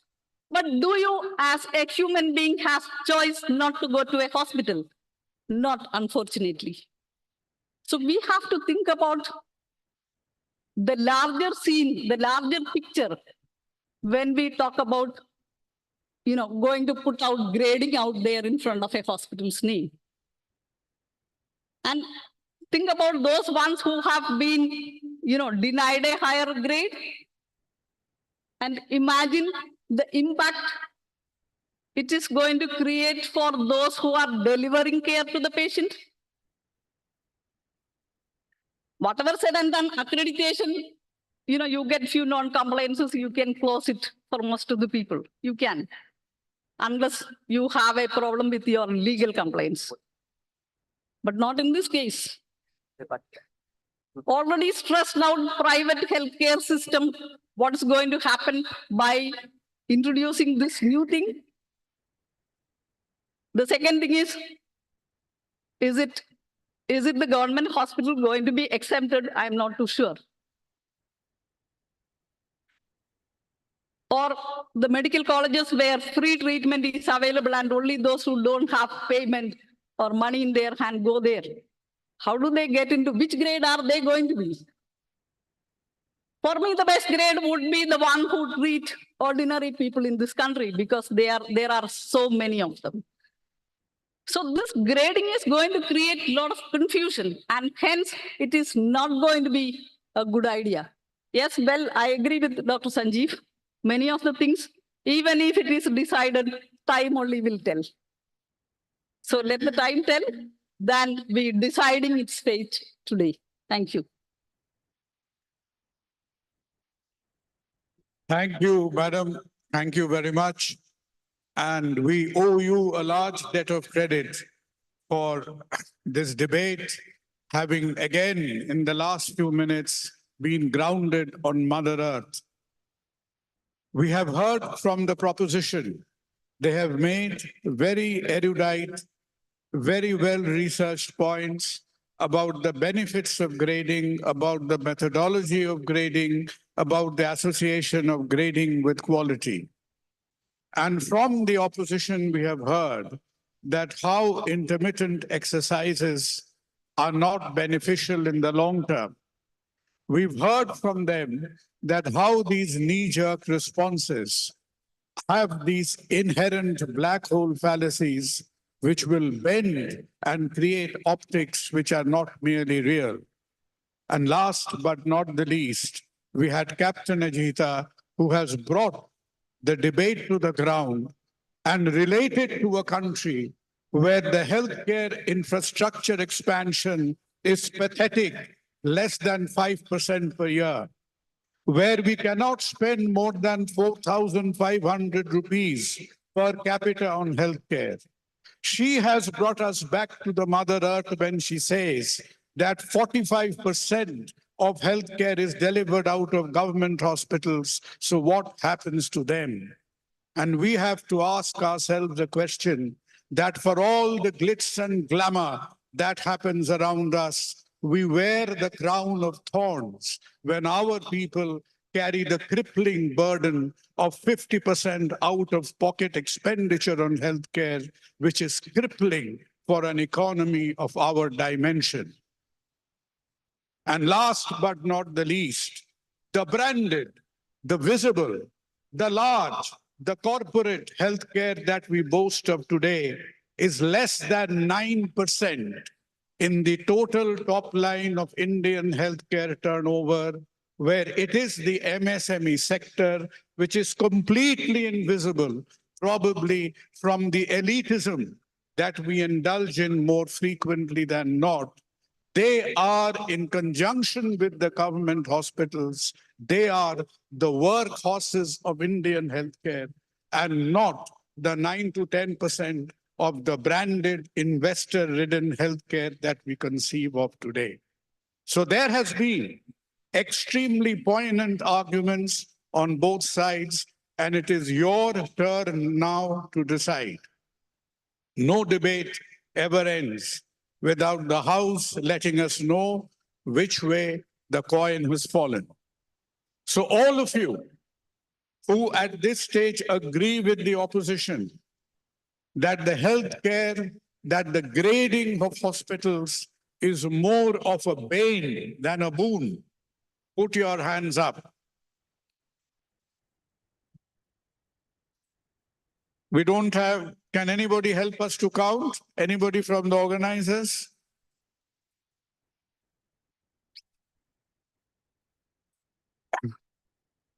We probably carry a visual impression. And now all of you who agree with the proposition that the grading will ultimately be, no, not you, you have spoken, and only one hand. Probably, I think this house is still in the nota mode. It is still in the, I think both of you have been very successful in confusing the audience, and they will go back home. They will go back home thinking, and I think a success for the debate is in as much as creating the confusion than giving more clarity. You have been a fantastic audience, and all of you have been great speakers, and I, for one, have learned a lot this afternoon. Thank you all. Thank you for the opportunity. Thank you. Thank you so much, sir. And I would request all of you to come forward for the group photograph, please. A big round of applause for this wonderful debate that we had and left us all confused as ever. The debate continues. So for the next session that we are going to have, the sixth session of the day, Leaders in Accreditation, a review on the impact. There would be no words to introduce the moderators whom we already know so well about. I would call upon Dr. Atul Mohan Kochar, Chief Executive Officer, NABH India, and Dr. Girdhar Gyani, Patron CAHO and Director General of HPI. The Quality Man of India, Dr. Gyani, has been instrumental in the formulation and operating of NABH on stage as moderators. Over to Sonia to introduce our panelists. I request our panelists to join us on stage. Ms. Abanti Gopan, Nursing Consultant and a Principal Assessor, NABH. Dr. Aarti Verma, Senior Vice President, Medical Quality, Max Healthcare, Delhi. Dr. M.I. Sadullah, Founder Chairman and Managing Director of KIMS Healthcare Group. Mr. Joy Chakrabarti, Chief Operating Officer, PD Hinduja Hospital, Mumbai. He is also a Chairman of Healthcare Initiative of CII Western Region, member of National Healthcare Committee of CII and Sport Committee of CII. And Dr. Murali Srinivasan, Chief of Medical Services, Manipal Health Enterprises Private Limited, Bengaluru. I request our moderators to take the session ahead. Thank you.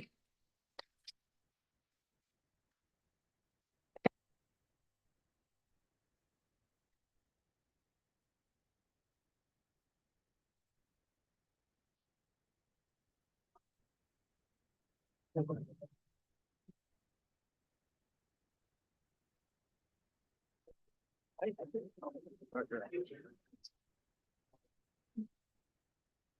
one here without name. Dr. Sadullah.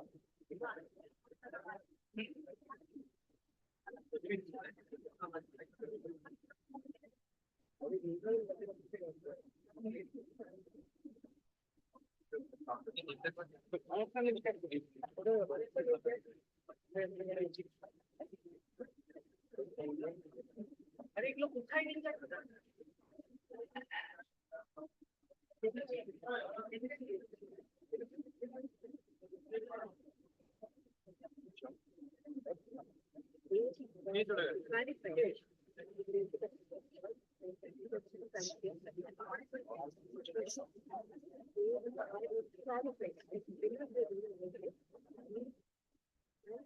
Yeah, good afternoon. After, I think, very fighting debate, we had now similar session almost, because this is almost extension of what we discussed in the previous session.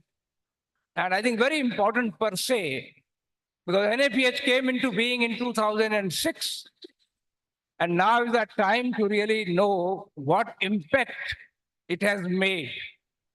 And actually, when I'm looking at the people sitting on my left and right, my memory goes back to 2004, 5, and 6.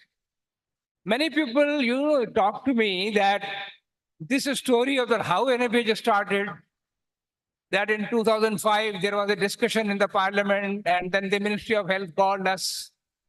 What happened before? They used to ask, somebody asked me, in fact, yesterday only in the hotel, that why Healthcare Ministry invited Quality Council of India, which was not under the Ministry of Health. So I thought, let me narrate that point also today.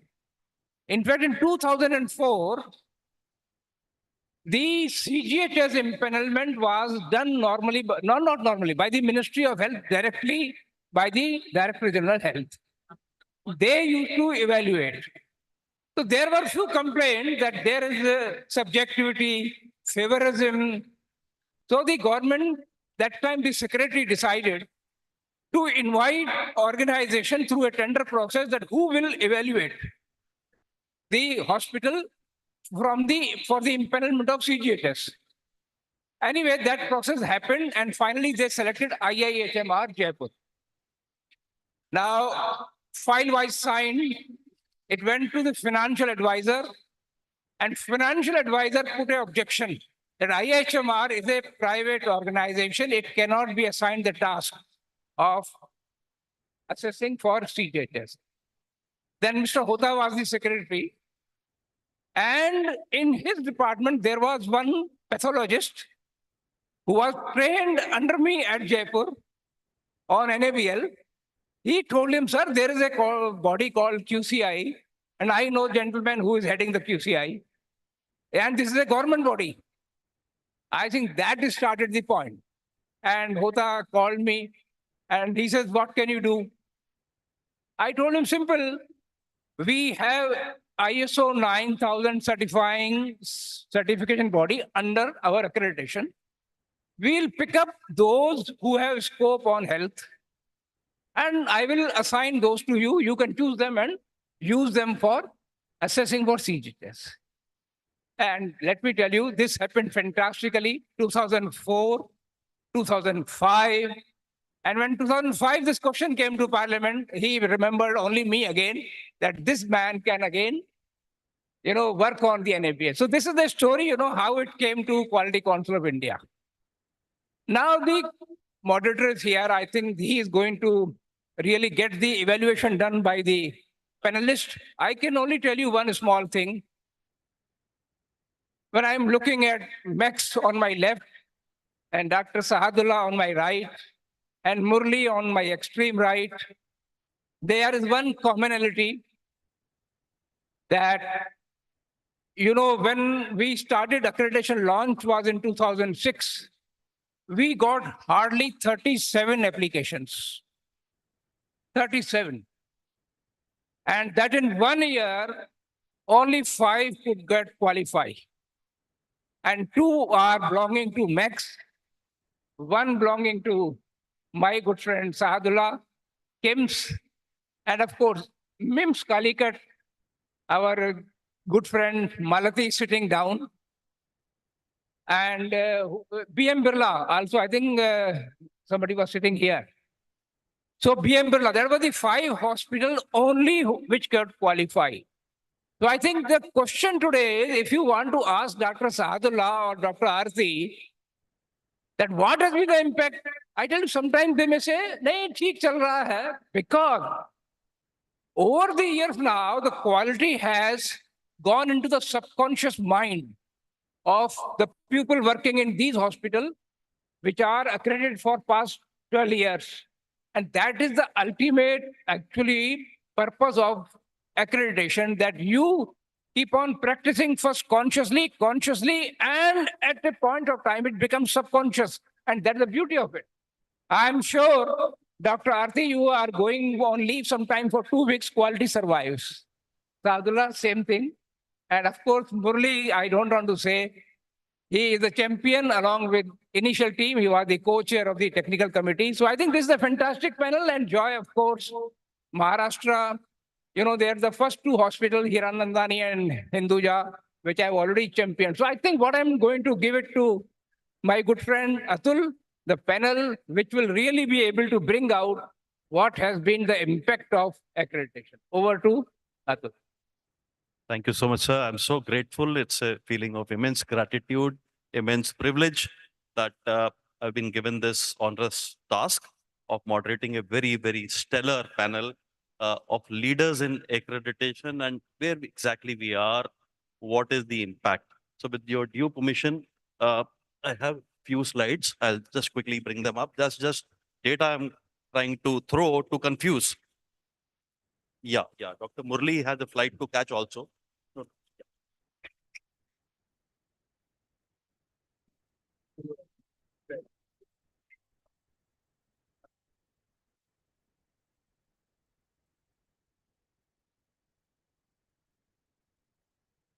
And let me tell you, Avanti Gopan is our senior most assessor of our time. Avanti Gopan.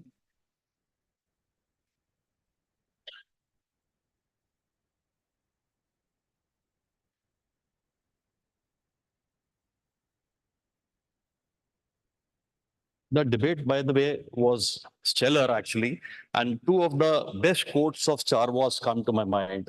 First is that change, you can't change, you cannot stop change any more than you can stop a sun from setting. It is from Star Wars. And the second very important quote from Star Wars is, fear leads to anger, anger leads to hate, and hate leads to suffering. So one must let go of the suffering. This is for the Bane team, actually. So please learn to adapt to change. Don't be a bad loser. Don't be cynical. Quality movement is synonymous. Quality has to come. You cannot have a bullet train just because there's no bus on a road in a small town. Both exist simultaneously.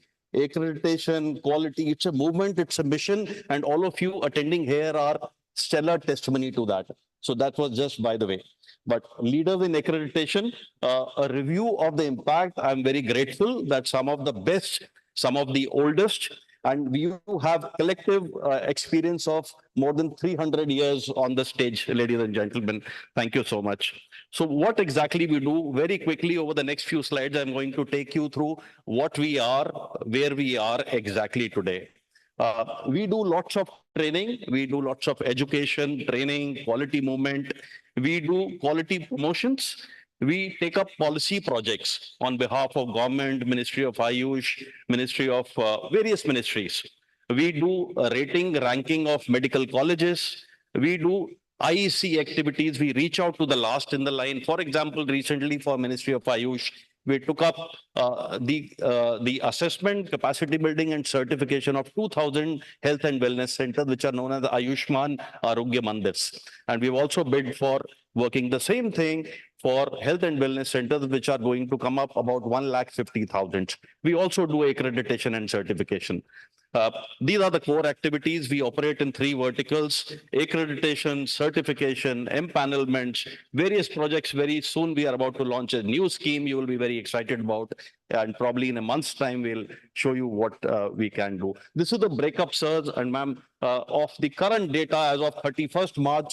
Today, we feel very proud to announce that we are partnering today with 20,799 and counting organization, not counting the projects where thousands of other smaller setups, PHCs, CHC, we have already assessed and bringing up. Someone brought up the issue of public funded facilities enrolling in accreditation. So again, it's a very proud privilege for me to announce that 18 of the 22 AIMS today are applicant with us. 5 are already certified.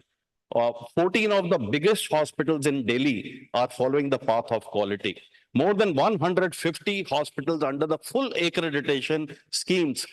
So health has always been a state subject in our federal structure. Some states do very well, some not so, but that's not the point. Point is they're increasing accountability because they follow their own quality system, which is known as NQAS by NHSRC. More than 40,000 facilities under the NHSRC NQAS system today are following their guidelines. So quality is a movement, it's a mission, and whether it's NABH or not, it is immaterial. The point being that quality is here to stay, and all of you are the torch bearers for that. So this is a very brief thing, which are the spark which was ignited by Dr. Gyani sir and all the leaders on the stage. It has reached here today. There is, barring few Northeast states, we have presence in all. These are the accredited hospitals, facilities in the country where we have some. Again, some states are doing very well, some are not so, but it's a movement. This is the place, this is the requirement for certified distribution. So there are 19,100 odd PIN codes in the country. We serve majority of the codes, more than 18,000 PIN codes we suffer. If you were to map them on a map, you would find that there is a NABH accredited, certified or empaneled facility there.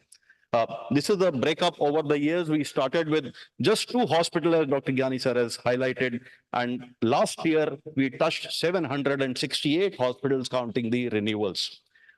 This is the trend of the NABH accredited HCOs and small healthcare. So small healthcare was a unique program, less than 15 bedded. Again, very promising. Again, the 3rd edition has come up, slowly tightening, slowly raising the bar. So it's just like an iPhone where the features are being added. So that continuous quality improvement is what NABH is all about. This is the same data for certification programs. So already there's a grading and insistence. I'm not making a case or a Boon or a Bane, but grading started when we started the HOPE platform, the HOPE scheme, the hospital online platform for entry-level certification. We wanted the smaller hospitals to join the quality movement. And today, again, it's a pleasure to announce that more than 12,500 hospitals are already certified under the scheme. And every month we are adding 250, at least 250. Last month we added 323 new hospitals, not counting the renewals. So again, it's a huge mission which is taking place. 250 hospitals every month we are adding to the thing. Again, 23, this is the data, again throwing. We have reactivated our NABH international scheme. We today partner with about 12 hospitals in 8 countries. We have lots of interest from our colleagues abroad in far and wide countries like Philippines, Somalia, Uzbekistan, and these are very low-cost programs. Ultimately, all of you will realize that NABH is just a tool. It's a quality tool. It's a self-assessment tool. It's a peer review, which gives you and your organizations a solid ground to maintain your processes driving quality. We worked with government collaborations. We were part of G20 groups, Ayush ministry. We have unique Ayush programs. We touch smaller hospitals. All the bigger hospitals are already there. We work very actively with professional organizations like 40,000 people of Foxy. We work with Smile Train. We are the Southeast Asia collaborator for assessment for Smile Train, the cleft lip, cleft palate surgery thing. We work with a whole lot of other organizations, Nat Health, FICCI, CII, etc. In fact, the Honorable Prime Minister also took notice to congratulate AIMS Nagpur from his official handle. That means a lot. All our standards are free of charge, and we are totally committed to SDG 2030. All this would not have been possible without our value system, credibility, responsiveness, transparency, innovation, but very importantly, not only values. It would not have been possible without all of you. So thank you so much. It's been a great journey. And with that brief introduction, let me very quickly come to the topic of today. What has let's ask from the leaders, starting from Dr. Murli. I wanted to start from the ladies, but Dr. Murli, you'll have to do the honors. What has changed after NABH? You can remain there. I'll come. Thank you. Before I begin, thanks to CAHOCON and NABH as an organization for getting me this platform. I just wanted to say, when I review back, Gyani sir had pointed out, when we went first for NABH sensitization workshop, it was free. Lunch was given free. People could come, but still we were not getting people. We had to go request, can you please come? And when Bangalore was there, sir said, I want 100 people. So that was where we started. And today, thanks to, as he said, all of you and the entire NABH, it is really mind-boggling. It has grown to a mind-boggling level. Three aspects I would like to say when we look back. One is, as an organization, as we all see, it has grown significantly. We saw from one accreditation program way back in 2005, June 27th, 2005 was the first ever meeting which happened in India Habitat Center. From that day to 19 years, I think we have grown a long way. Second, as an assessor, recently, I had the opportunity of assessing a hospital for digital standards. And I think one thing fantastic, I have to congratulate Dr. Atul especially, because he drove it passionately, is, bringing it in the app. It's a fantastic move. And I think, everybody, because now we talk in digital that more time should be spent with care and, less time with, documentation. I think that is truly you could see with the app. So I think a lot of transformation has happened. Now coming to the hospital.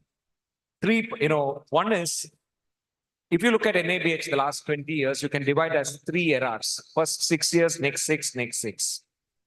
The seriousness, what was there in the first 6, with spirit and intent, every standard was implemented. People were scared, that they would get an NC. From the senior most leader of the organization to the junior most staff, everyone was, breathing, talking quality. And most of the, standards were also, the NCs were closed with a good spirit and intent. But as the next second year came, I somehow feel there was a little, sort of complacency, because we all learned the art of also closing. We all know how to address it.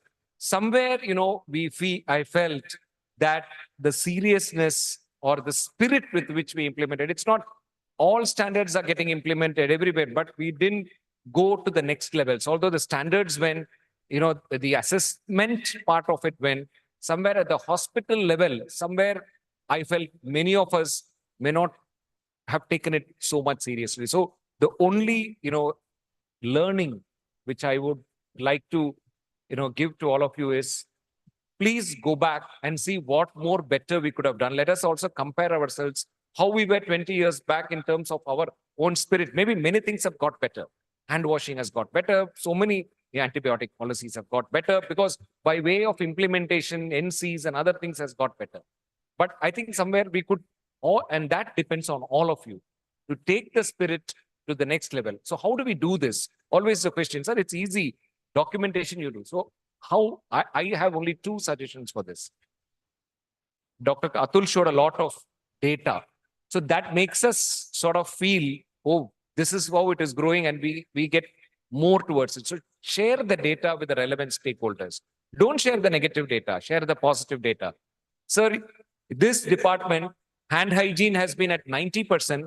Because of that, we see the infection levels in your patients at 5% make that viral, or it's come down significantly. So that would, sort of churn something. So only thing is share data and also keep the momentum up. So I would only suggest that, yes, we are doing a lot of things, but somewhere I'm just feeling, beginning to feel whether we are becoming a little complacent. So I think it's time, sir, that we all get up and, do the next level, go to the next level. That's all I have. Thank you. Thank you so much, Dr. Murli. For all those who are not aware, Dr. Murli is the first assessor along with Dr. Kapoor, sir, there. So, and he's a very sound singer, not only a bathroom singer, but he's a wonderful singer. Probably some other day we'll have that. Thank you so much. Thank you. Thank you. I may have to leave. Thank you very much.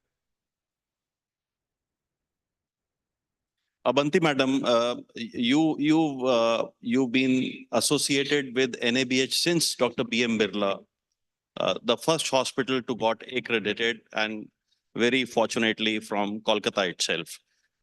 So that was the first one, right? So what, you have been a nursing leader. So what difference, if you feel, has something changed for the nursing profession after NABH? Thank you, Dr. Atul, for the question, and thank you, Kaho, for inviting me to be on this panel. Yes, we were one of the first hospitals, as you have put up 2 numbers in 2006. B.M. Birla Heart Research Center happened to be one of those.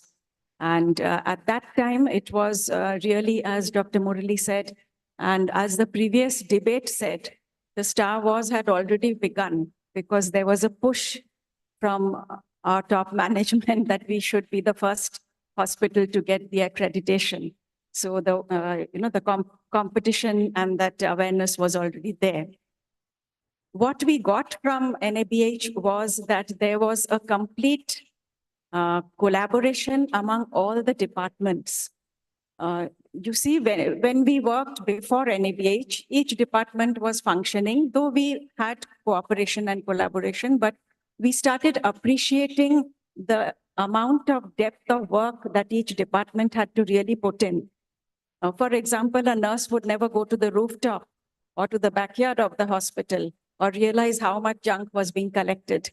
So that was an eye-opener for all of us. Secondly, a lot of everyone realized that the largest manpower being nurses in a hospital, they had to be the champions who would take the banner of quality ahead. So that was very important. And a lot of new empowerment positions came up. We had champions, we had team leaders. Of course, in B.M. Birla, we had these positions, but across all hospitals, when we went, we found that shift in charges or new positions, infection control champions, all these were created in most of the hospitals that were going in. And we even had within our hospital, we had nurses who were given the empowerment of training everyone, including doctors, mock drills, multidisciplinary concept where nurses were involved in board meetings. All these things happened, and even we as nurses would go to the operation theater and conduct mock drills along with cardiac surgeons. So B.M. Birla being a heart research center, so we had to do these kind of things. So there was a lot of appreciation among other departments. And apart from that, as Dr. Murali said, what changed is a little bit of complacency came away as everyone realized that it's doable. Initially, there was a phobia, even assessors, assessees, everyone was a bit of a confusion how to go about it. But when the phobia died, a little bit of, it's doable, we can manage, we can do it. So definitely some amount of complacency came in. And along with the accreditation, I want to mention that the nursing excellence also came up, which was a big boost for the nursing fraternity all across the country.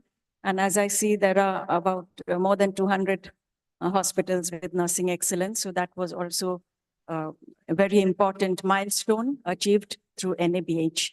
And what needs to change?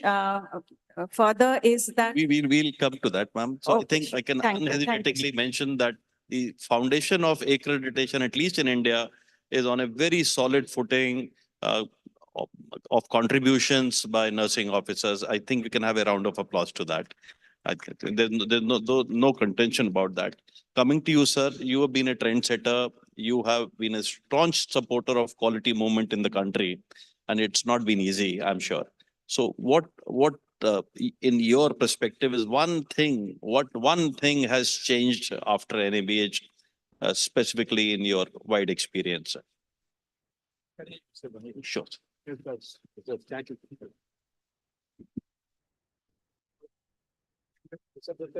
What changed you, what you mentioned, right? Manu, what has changed after NABH?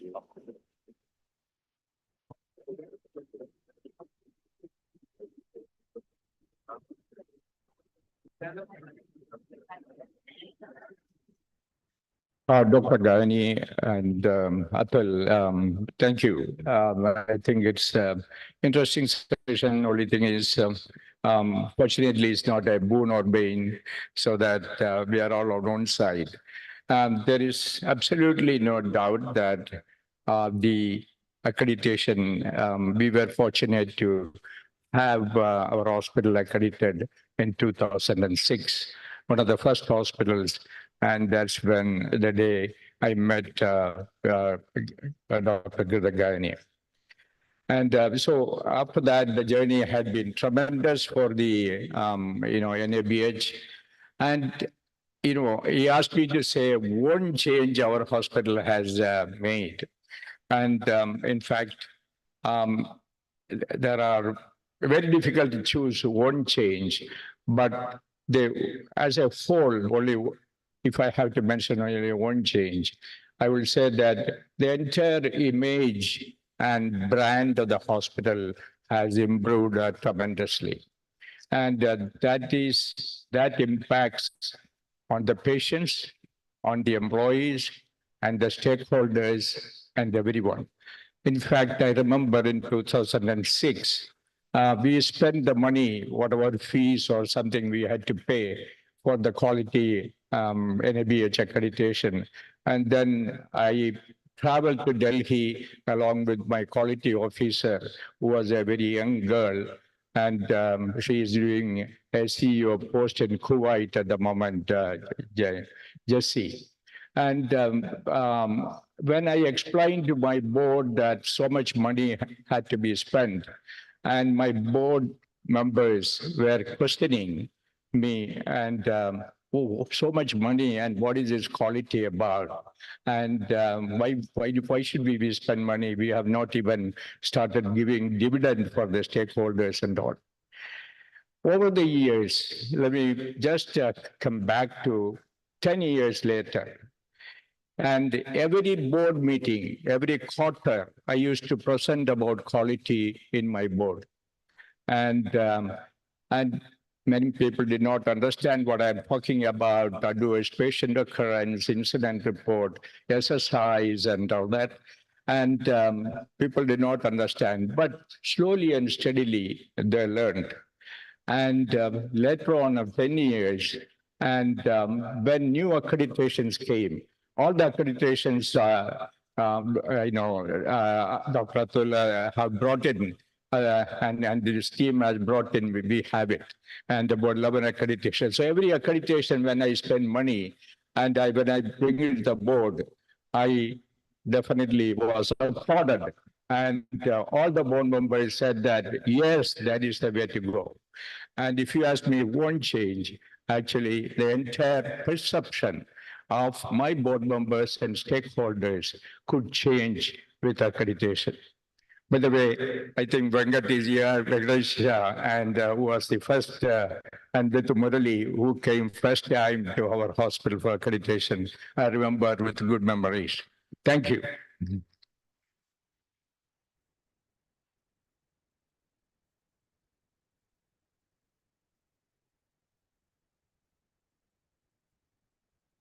I thought I'll quickly come here. So the reason why these five stellar leaders are here is because each of them represent a hospital in North, East, West, and South. news concept. That was Dr. Gyani's brief. So, Madam, coming to you, Dr. Aarti Verma, Madam, she's known to everyone. She's held the flag high of NABH at various levels. So, Madam, not only you could comment on what has changed, you could also tell us what has not changed. If they could bring up the slides there. What has changed after NABH? What has not changed, if you feel so, and what needs to change? These are the three big questions. And if there's one most soft-spoken person in the room, that is Mr. Joy Mukherjee, before I come back to the seat. One of the nicest person to know, one of the most solid proponent of quality. And after Madam, sir, you can also deliberate on the three questions. Thank you, Dr. Atul. And very, very gratefully acknowledge our pioneer, Dr. Girdhar Gyani. Without his initiative, we wouldn't be here today. So a big round of applause for him. I still remember, when we say impact of accreditation, the transformation that I personally went through in my professional journey and the professional journey of my organization. And I see the stalwarts here, Dr. Pavan, Dr. Vijay, we were all together in our first experience of accreditation. It was truly a revolution for us and for the country. So I come from an organization which had a very strong visionary leadership when they began, when they got commissioned. And we had a benchmark with international organizations. They thought that they could guide us to, reach that level. So we had a lot of reference materials from America, but believe me, it is only NABH that gave us the roadmap of what to do and how to change and how to practice good things in your organization. The concept of patient safety, the concept of doing safety incidents, the concept of doing mortality audits, it is NABH which motivated us to do this on the ground and bring the change in our culture, in our organization, the way we did things. When we started and introduced mortality audits, believe me, to our clinicians, the doctors walked out of the room and they said, "How dare you question? I've been practicing for 20 years. How can you question what I'm doing?" So we have gone through all those barriers, but believe me, it is the incentive and the motivation from NABH that we have to get this accreditation and filled us with such a sense of pride.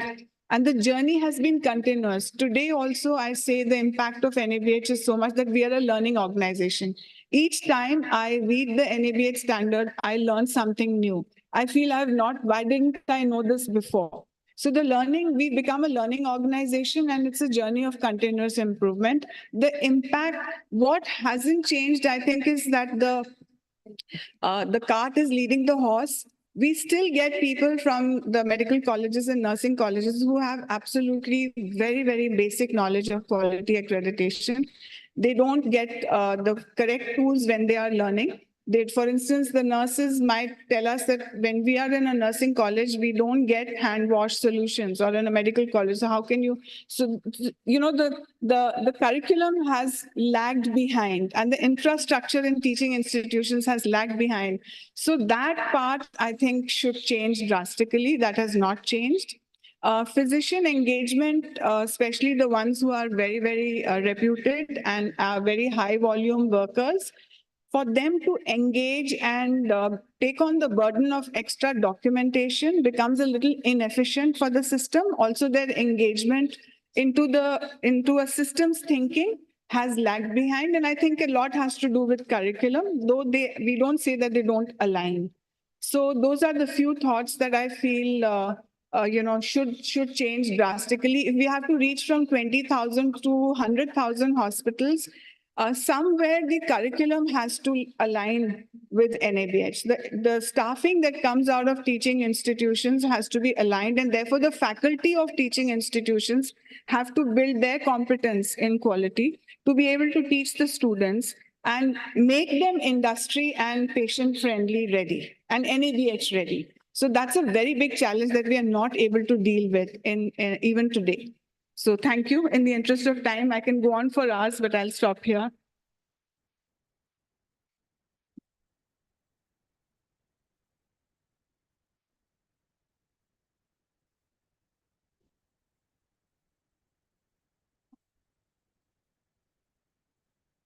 Thank you, Ganiji. Thank you, Dr. Kocher, for inviting, and thanks to Kaho for asking me to speak on this very important subject. But before that, thanks, Dr. Kocher. You have perceived me as a very soft-spoken person. I wish my colleagues also believe that in the organization. So having said that, when we talk about this, what has changed? I'll go not only for my organization, but as an individual professional. In 1999, I started my career and I came across Dr. Gyani, and I underwent a session on ISO in especially for healthcare organizations. It gave a lot of knowledge perspective that how we should look at it. And in 2001, I remember distinctly JCI came into this healthcare in India. We have looked at it for many organizations.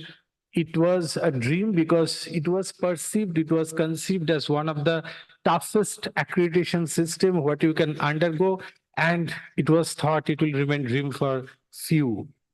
And over a period of last 22, 23 years, we could see the numbers have not gone up significantly.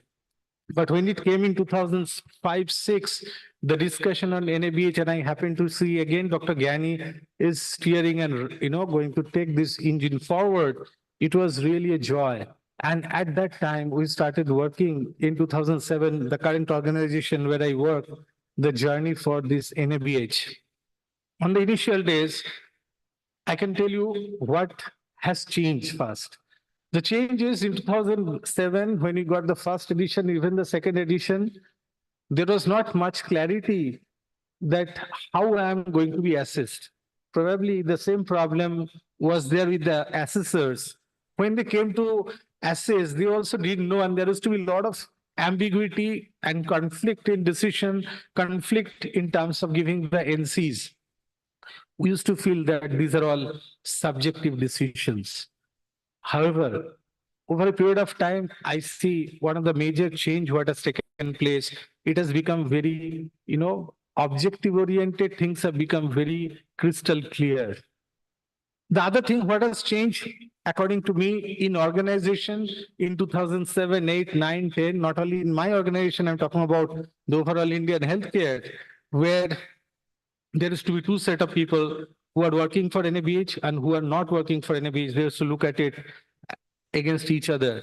I think that has changed today, and everybody feels that this is something we have to accept it. It's a matter of time, it is a matter of energy, it is a matter of resource, what we are going to spend for it. I can tell you what has not changed partly. We may not have changed the complete system in terms of certain quality processes, whether it is clinical outcome, medical audits, and some of the audits, the way NABH or any matured accreditation system they want to see, that may not have happened.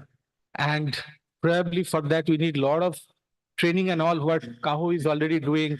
And, I'm sure that maybe after a couple of sessions of this CAHOCON, we can see that the things have changed towards a very positive, upwards direction. And what we want to see as a change, probably we want to see that hospitals, not only today, many hospitals, they look for this accreditation as a tool for getting a higher reimbursement. They want to use this in their billboards to promote them.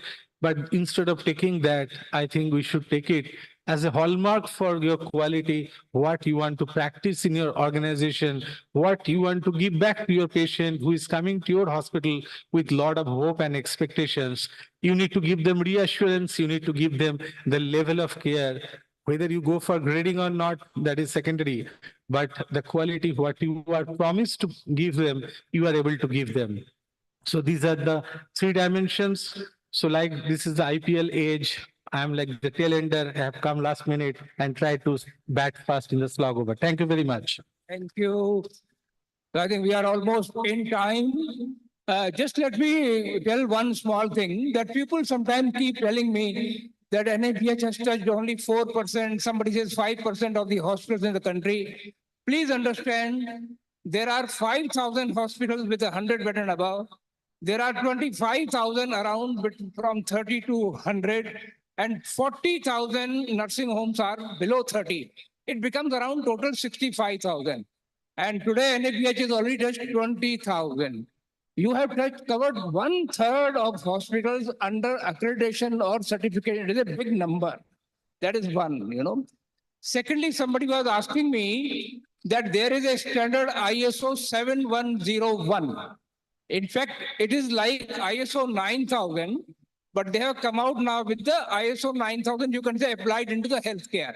But it remains a quality management standard. I don't know whether that is going to compete with NABH. Let me listen from Atul Mohan Kochar.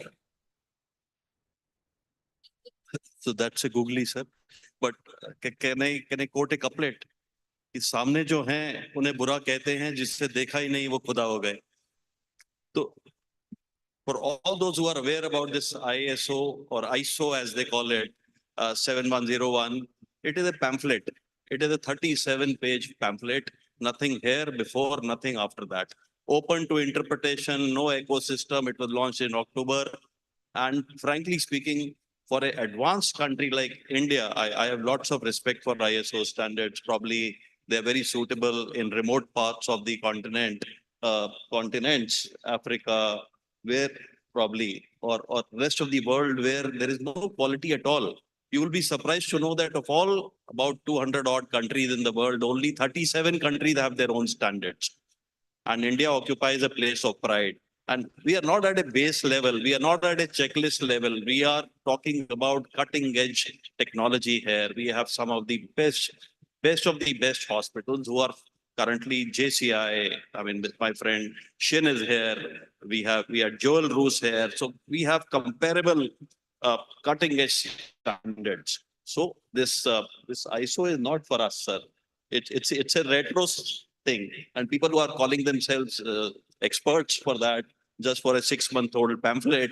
I mean, it's a matter of next debate. Let's have it at the next CAHOCON. I'm grateful. The 9th CAHOCON. Yeah. It's a Boon or a Bane. Okay. Yeah, just because somebody asked. Now, so I think with that happy note, we end this session, and I will invite our all friends to come for the group photo. So actually, there's a study, somebody did a meta-analysis of 1,700 studies on identifying the impact of accreditation. And most of the studies showed that it changed a huge culture, and this is a global study, of process orientation, staff education, staff pride, but they could not find adequate correlation between clinical outcomes and accreditation, the impact. And I believe that this grading exercise, if you saw a snapshot of how they are going to measure clinical outcomes, I think India will be one of the first countries to be able to show evidence of this. Please give a big round of applause to our esteemed moderators and panelists. I request you all to please come forward for a group photograph, sir. Moderators and the panelists of this session. A quick announcement before we start the next session. ACE programs qualifier hospitals, please collect your certificate from the CAHO stall, which is on level 0. I repeat, ACE certificate program certificate qualifiers, please collect your certificate from the CAHO stall on the level 0. Moving toward the next session, which is on empowering patient by patient engagement. I request our chairperson for this session, Mr. Som Mittal, Chairperson, Patient for Patient Safety Foundation India, former President and Chairman NASCOM, and Dr. Vasundhara Atre, Associate Director, Medical Services, Manipal Hospital, Bengaluru, to join us on the stage. Over to you, Devashri.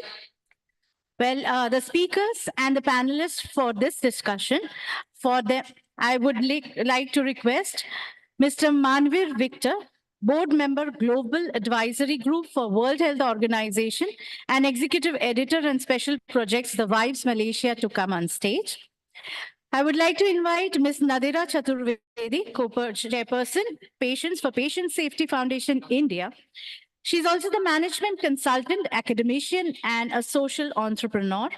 Dr. Gaurav Kakkar, Lead and Senior Consultant, Neuro Anesthesia and Neurocritical Care, AIMS, Faridabad, Haryana. Dr. Rajiv Vasudevan, MD and CEO, Ayurved Hospitals, to please join on stage as the panelist. Thank you.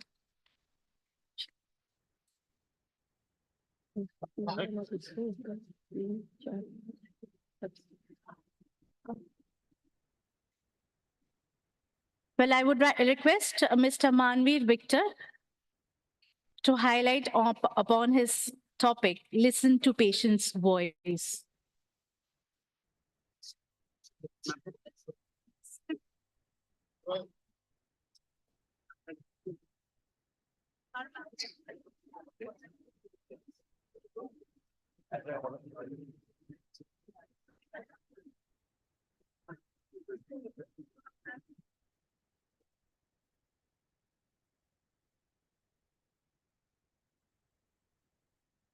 Good afternoon, everyone, and welcome to this session.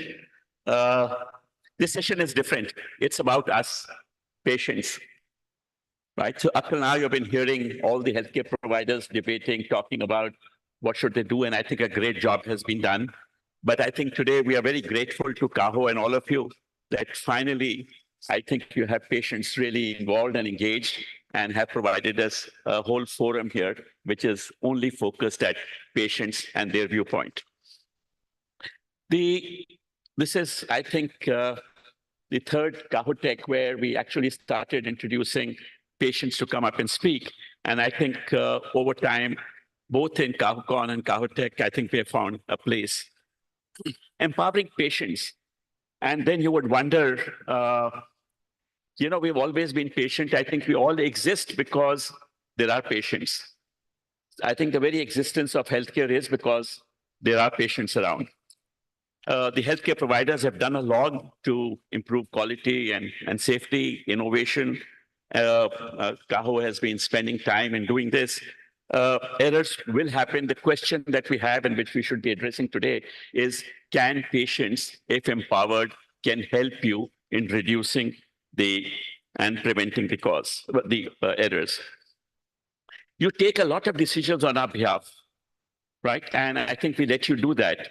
The effectiveness of these decisions could be much, much better if patients were actually truly engaged and empowered to be participating in that decision.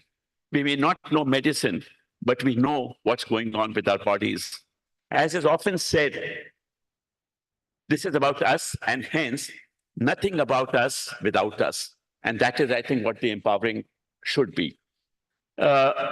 We spoke about grading and certificates and so on. But today, mind you, while all the changes have happened since NABH came into force, one big change has come that suddenly social media and so on has empowered people to share their experiences. So there is a lot of discussion that happens in the patient forums where they are actually saying what a great experience they had in a particular hospital. And by the way, today, when somebody decides to go to a hospital, it is not only because of ratings and so on, it is also because somebody put in a good word. So if we are empowered to be talking about it outside, why not talk about empowering us inside the hospital? Personally, I don't think why the job should be difficult because everyone, is there anyone in the room who's not a patient or a caregiver? So if you have two roles, both as a patient and as a caregiver and as a healthcare provider, then you know where the shoe pinches. So I think you can play that role yourself. And in times you will find that we actually become partners. We have amazing speakers here. I'm not going to spend time introducing them. Manveer comes from Malaysia. This is his first visit to India. He's a patient champion. He represents WHO in patient safety. He's been running this, and I think, Manveer, you got engaged with us a couple of years back, and hence have been actually encouraging us. Rajiv Vasudevan there, right? He's the MD and CEO of Apollo Ayurveda, right? An integrated healthcare provider. We have Dr. Vasundhara Atre. She actually has done a phenomenal job of co-authoring this book, Convert, and I think her copies are available, where she's actually captured real stories of patients. And then my colleague, Nadra Chaturvedi, who is the co-chair of Patient for Patient Safety. Incidentally, both I and Nadira are running this foundation on Patient for Patient Safety. And the reason we are so engaged and committed to this is we and many of us around our friends and families actually had avoidable harm. And we didn't play the role that we should have in avoiding that. And hence, I think we think we have a skin in the game in this. So with this, I'll start. We have limited time, but all of us should cover this. And Manvi, shall I start with you? Thank you. Good afternoon, everyone. Hope everyone is okay. I'm going to be walking up and down here because I've been sitting for too long. Before I introduce myself and tell you a little bit about my own story, I want to find out more about you who are sitting here. So who are we talking to? Who are you? All right. How many of you are doctors? Please put up your hands. Okay. Pretty decent. Sure, no problem. How many of you are nurses? Okay, there's more nurses here. Okay. How many of you work in hospital administration? All right. How many of you in allied health? Okay, a few. How many of you patients? Great. So a lot of the women put up their hands. Those are the women who gave birth. At some point, they went to a hospital, a midwife, whatever, and they are the patients. The rest of the other women have not given birth yet, right? So I know I'm joking, but it's a mindset. You're a patient, you're a caregiver. I'm assuming that, when I was a kid already, I was a patient because I fell down and broke my hands. So I had to go to a hospital, right? So we all have that patient journey. I tell you what, this is a little bit, all right. Okay, I'll sit here. Since you're all sitting, let me sit, get comfortable. I'm gonna be telling you a little bit of the story. I don't have a PowerPoint presentation. So back in the year 2000, I was fine. I was at about 34 years of age. And what happened was I fell ill. When I say I was fine, I was playing football twice a week. I was going to the gym. I was doing anything everyone who's 34 does, right? So I fell ill. I was not feeling so well. I went to a hospital and so the doctor told me, you need to do a blood test. So I did my blood test. Then the doctor who saw me, he said, listen, your blood test is not looking very good. You need to go and see a nephrologist. So I didn't know what a nephrologist was at that time, right? So I go upstairs, wait. The nurse tells me the doctor is ready to see you. I walk into the room. Now I walk into the room and this is how the doctor reacted to me, okay? I'm sitting right across me. Now I'm the doctor. I'm going to play the part of the doctor, right? He looks at my blood test report. He says, Manvir, your blood test report is not good. Your creatinine is very high.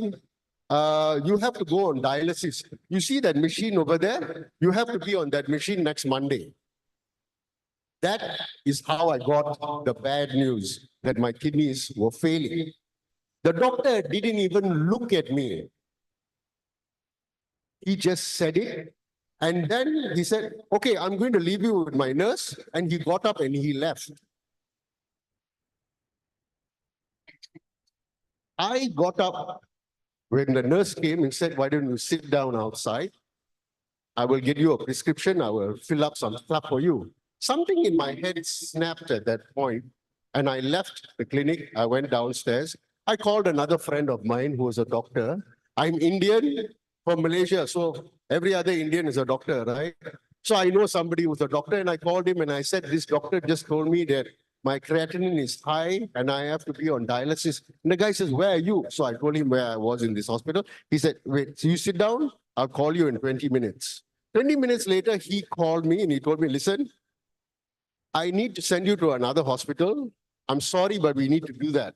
So I said, okay, no problem. So I went to another hospital, made an appointment, saw another nephrologist. And this nephrologist, Dr. Prasad Menon, he was so kind. He looked at me he looked at my results and he said, listen, I am very sorry, but I need to send you for more tests. I need to do a scan of your kidney. But by later today, I will tell you what is going to happen. So I said, okay, doctor. So I went over and I did those other tests. I came back to the clinic. The nurse said, why don't you go and wait? We are waiting for the blood test results to come back. Your scan results are already here. And I told her, I can't eat. I have no appetite. I don't know what's going on, right? So she says, yes, I know. Okay, never mind. You sit down here. If there's any questions, you ask me. But once the doctor is ready, the results come, I'll get you in there pronto. So she gets me in and I sit down there and Dr. Prasad Menon proceeds to explain to me, looking at me, explaining step by step of what has happened to my kidneys, whether it's reversible, whether it's not reversible. Like he's telling me all this and he says, listen, you don't need to be on dialysis next Monday. We have some kind of treatment. We will try to do this. I can't promise you whether it will work, but we will try, right? So I said, okay, fine, doc. Now, which one of those two docs connected with me? Which one of those two doctors do you want to be? Now, my overarching statement is I believe that every single person who is in healthcare wants to do good. Whether their facilities, their job, their stresses allows them to do this is beside the point. But I believe my overarching statement is they want to do good. Now, maybe they're too stressed. They can't do good every day, every time. So in the end of the day, I had to start dialysis, but it started 6 months later because the interventions that we worked on didn't work, right? 6 months later, I'm doing dialysis back with Dr. Prasad Menon's clinic. And for 10 years, I was on dialysis. So 3 times a week, I sat down for 4 hours and watched my life go away. But he would come back and tell me, you can do this, you can do that. So obviously, when you start dialysis, you drop. Your entire body drops, right? At that time, when I started dialysis, I was about 80 kilos. Now I'm 80 kilos. I dropped down to 62 kilos. I'm giving you data so you can imagine this. 62 kilos are half the size of what I was. I couldn't walk 100 meters, all right? During dialysis, one fine day, I almost died. My blood pressure went down to 60/40 and I passed out. My nurses were slapping me to wake me up. Maybe they wanted to slap me. So they took that opportunity. Anyway, I went through that entire process with my cardiologist, with my nephrologist. And 10 years later, in 2012, I had a transplant. I met someone, we got married. My wife said, I want to give you a kidney, right? So I had that transplant in 2012, June 26th, in Hospital Kuala Lumpur. The facility in Hospital Kuala Lumpur was built post Independence Day in Malaysia. It was one of the oldest buildings in the town. But when I went in there and I walked into that hospital, I was like, oh my God, can they actually help me? Because the walls are falling down over here, right? But then I met the healthcare professionals. Dr. Ghazali, his entire team, they built in me the confidence that they will take care of me, right? Right after I did my transplant, a couple of weeks later, after I did my transplant, I have to come back on a daily basis, early in the morning, take blood, wait for it, get my results, and then doctor tell me, reduce the medicine, you increase the medicine. So I'm sitting down in the hospital for about 4 to 6 hours every day. That's when I spoke to Dr. Ghazali, and I said, Doc, I'm here. Can I help you? Can I talk to the other patients who are undergoing a transplant? He says, yes, sure, no problem. Then I asked him, what should I tell them? And what more importantly, should I not tell them? So he used me to do that. And then a few months later, maybe about 6 months later, Professor Kada over here, who's sitting down in the front row, he was the CEO of MSQH. He called up the hospital and he said, we are looking for patients to be trained by WHO to be patient advocates. And Dr. Ghazali, I think, wanted to get rid of me. He said, take this fella. Please take him. So I was enrolled in this program with a whole bunch of other seasoned healthcare professionals, doctors, nurses, people who have been in healthcare who have retired. Right? We all sat down, went through 2 days of training before we became patient advocates. But I am a product of doctors, nurses, healthcare professionals who believed in me. They believe that this patient can make a change to the system that we are looking at. Today, it is now 2024. So I've been in this frame for 24 years doing this journey of talking to people about healthcare professionalism. I believe in what you guys need to do. My time is up. Right. I believe in what you guys need to do. The key element here that I want you to take away from today is there's only 65 million of you healthcare professionals in a world of 8 billion people. In India, local context, 5.49 million healthcare professionals for 1.4 billion, 1.5 billion people. Do the math. It will never work. There are more waiters in this country than healthcare professionals. You need the help. The help you have is the patient in your hospital. I am not the only person in the world. There are other Manvirs who are your patients. There are other Manvirs who are better patients, who are better than me, who are more intelligent than me, because in the past couple of days that I've been here and I met Dr. Som, Mr. Som, Dr. Vijay, Samir, all of you guys have got the passion to move the needle. Work together and get that done. This is the country that has forgotten that it sent a rocket up to the dark side of the moon last year. You did it with very little money, but ingenuity. The entire world outside of India was in total awe of what you guys did. You are the country that has done that.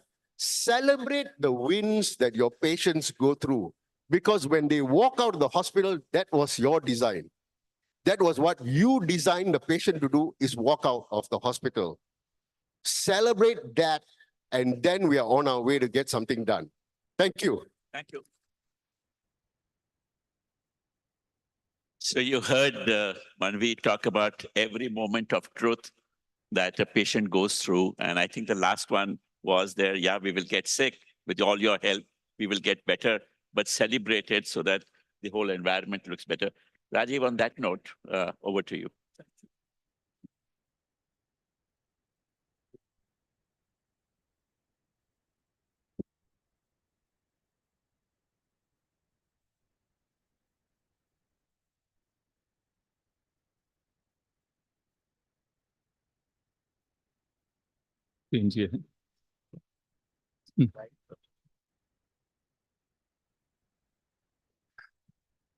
Today is a momentous day. It's a historic day, I would say, because after many years, Ayush finds a voice at CAHO and CAHOCON. So I would like to express my gratitude to the leadership and Dr. Vijay Agarwal in particular, Dr. Lalu, Joseph, and all the myriad stakeholders who have built CAHO over the decades.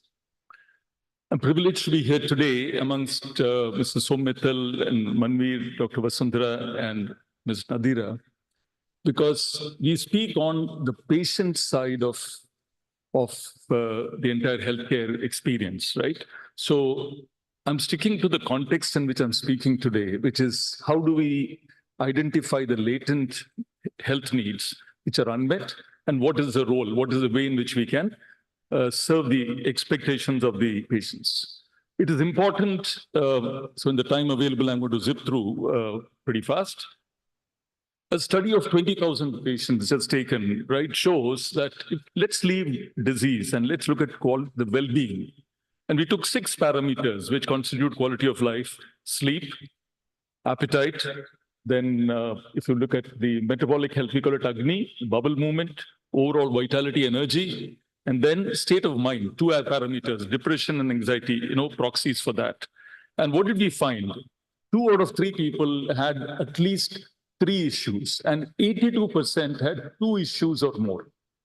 So when you look at the latent needs, what we have to understand is that there's a huge deficit of well-being today in the system, right? And we need to go beyond just the disease parameters. Similarly, when we look at the healthcare continuum, we have to understand that 1/3 of healthcare demand today is constituted by tertiary quaternary care. Everything before and that succeeds is what really is where the healthcare demand lies today. And do we look at quality of healthcare there? Starting from primal and primary prevention to secondary prevention to tertiary prevention. In between, you have tertiary quaternary care. So unless we look at this continuum of healthcare and see what is the role, and very interestingly, both in secondary prevention and tertiary prevention, and as well as primal prevention, there is a clear adjuvant role and there is a integrative role, which can be played by systems of medicine, time-tested systems of medicine like Ayurveda. It's also important to understand that when we talk about latent needs, we don't keep just an urban-centric definition of a healthcare consumer. We're talking about a continuum of healthcare starting from the PHC in a village, going on to a taluk hospital, going to a tertiary center of excellence, or quaternary center of excellence. Along this pathway, what I want to say, a seamless continuum of care, which is technology-enabled, will emerge. Right? Today, already you see the ABDM coming in, and slowly that's going to gather momentum. Just as CAHO came in and grew, the same way you would see an aush sector has grown in this country. It's pretty clear this is going to happen. And it's very important to ensure that good quality healthcare reaches the last man in the village. Ayush has got a huge role to play in that healthcare continuum. And the fact, the elephant in the room, literally, is the fact that people today have multi-morbidities. 76% of the US healthcare bill is paid for people with 5 or more chronic diseases, right? So it's not an acute care. So beyond the NCD fear, we're talking about people with multiple NCDs, right? And if you look at the research for papers on multi-morbidity, you'll be quite surprised to note very little research done on that. Ayurveda, with its whole person approach, can do a lot, complementing modern medicine, in addition to looking at the quality of life. So we have to understand Ayurveda, which the intelligentsia of the people of this part of the world, 3,000 years back and more, conceived, which is time-tested, looks at health as systems thinking, the relationship between man and the health environment that he's occupying. So it's not a single cause, single effect model of healthcare. It is a many cause, many effect model, which is very systematically laid down, but quite contrary to the stereotypical information which is there. So completely amenable to protocols. So how do patients decide? Coming to a junction where patients have multiple choices. Today, we have to understand there's not one Indian. There are many Indias. There are many Indians with totally different health experiences, biases, and there is a lived experience from childhood, how Ayurveda and yoga, etc., form part of their lives. So the way they react to it is very spontaneous, provided there is a high quality supply of that service available. There's a lot of propaganda both for and against these systems. I think ultimately the patient is choosing, so much so that we say that during the COVID epidemic and pandemic, most of the households in one form or the other were using something which was part of Ayush in their lives, right? So awareness levels have gone up. The very important thing, supply drives demand, and supply is going to increase dramatically because large number of doctors passing out, 40,000 doctors every year. But importantly, payer support. Effective 1st of April, IRDA has come out and announced that Ayush systems would be treated on par with all modern systems of hospitals, so that there's no differentiation either in cashless coverage or the amount of coverage, etc., right? And Ayushman Bharat should be there sooner than later. So I think it's going to really disperse into the fabric of the country. Micro-specific characters, as I mentioned, is that when you look at the individual, how does he choose? Acute on chronic conditions. When the chronic condition reaches a point where he is not able to get a solution, he then comes often today as a treatment of last resort. Forget the primary care part. Electives where there are strong refractory conditions, elective surgeries where there is a fear factor, they come and they seek conservative treatment. So there is a clear need for people who are not able to go through surgeries or strong medicine, and also where you're talking about integrative care, which is which we do in 3 or 4 of the hospitals in the country, leading hospitals, where you're talking about adjuvant care for cancer patients undergoing chemotherapy, radiation. You have 2 clinical trials which have been initiated for radiation-induced mucositis and radiation-induced allergic dermatitis. So there is a path where we can complement. Also for cancer rehab, we have 5 minutes. I think it'll take 2 minutes more. So if you take this, the integrative care piece is something that is going to be transformational from the Indian healthcare sector. And I will talk about it as I conclude. Whole person care, a lot of people are coming with multiple problems. They seek one doctor who looks at me as a whole person, not as the sum of the parts is not quite the whole. We must understand that. And therefore, we also look at well-being, which is physical, mental, spiritual well-being, not just a unidimensional or limited reductionist approach to well-being, but true health, which Ayurveda 600 BC, much before WHO 1976, defined. Health as the presence of certain positive factors and not just the absence of disease. So this whole thing, and the fact that we talk about care pathways, so I would strongly urge Dr. Vijay that amongst the healthcare providers who are members of CAHO, we could do a study which for the next CAHOCon, we are able to present what are the pathways to care, how are today patients coming to different hospitals, whether it is a SHCO, a large HCO or an Ayush hospital, what are the factors which determine, and we should do this. So therefore, in the interest of patient care itself, our entire core purpose is to look at whole person health by empowering and upholding trust. And this has been crafted 14 years back, before we went into our NABH process. So just to tell you that. And the fact that in Ayurveda, it is very much possible. I would, in the interest of time, I'll just be very quick. A typical consultation is about 1 hour and 15 minutes. We listen to patients. The business model is viable, profitable, where the doctor is able to spend time with the patient. There is a etiopathogenesis established connecting the etiologies to the presenting signs and symptoms. All of this is in a highly structured, heuristic, algorithmic approach. And the fact that personalized health plans are drawn up between doctor and patient and signed off. PROMs, which is patient-reported outcomes, measures at the beginning of treatment and along the life cycle, control charts, outcome scales, and real-time customer satisfaction forms. So let me just say that there is a clarity of treatment objectives which are very much possible in a system like Ayush. And the fact that informed care, and this is across hospitals, across a period of months, you can see is at a very, very high level. For consultation patients, treatments, when you look at informed care, which is the thrust of what we're trying to do here, customer awareness of all aspects of care is ensured. And the fact that even for treatment patients, collectively over a long period, you can just see that very high levels of informed care apart from satisfaction with service. So let me just say, all of this leads to NPS of 84%, a CSAT level of 91%. So to sum up, there are 220 NABH accredited Ayush HCOs in the country. 235 was the number Dr. Kochhar mentioned. There are also QAI accredited integrative transition care centers which are coming up. IRDA updates, I told you, WHO's global center for traditional medicine for the world and integrative medicine has opened in Jamnagar, right? So India can be at the forefront of that. WHO ICD-11 TM2 codes are there, so standardized diagnosis.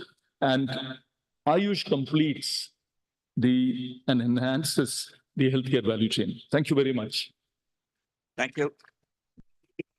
Thank you, Rajiv. I just hope that, while you were talking about empowering patients, I hope we don't get into a hospital which is giving integrated care and we are confused where we are being asked to select, right, between Ayurveda and others. So please come to a conclusion between all of yourself as to who comes in where, right? We do see the advantages of what you said, and I think it's important for all of us. But I think you mentioned about the time that you spend with patient. I think in a sense it's empowering, but the decision making in this whole process, I think we need guidance as we go forward, right? On that note, Nadra.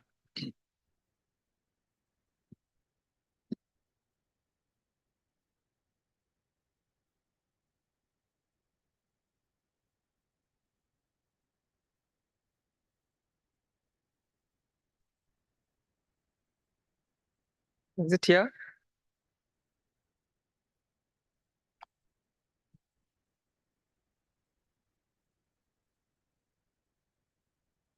Can you see? Good afternoon again. I'm going to keep this short. I'm going to talk as a patient, as Som said. Why is this so loud? When I step into a hospital, we're talking about empowering patients, we're talking about engaging patients. I think almost 50% of the job is already done by all the previous sessions who emphasized whether it was grading, whether it was accreditation, whether it was nursing, whatever forums, there was a clause of patient engagement everywhere, or patient experience rather. There was no clause of patient engagement, sorry. There was a clause of patient experience, including a percentage for that grading. How do you get patient's experience to improve? What is the meaning of patient experience? I'm going to talk just as a patient. When I enter a hospital facility, I'm confused.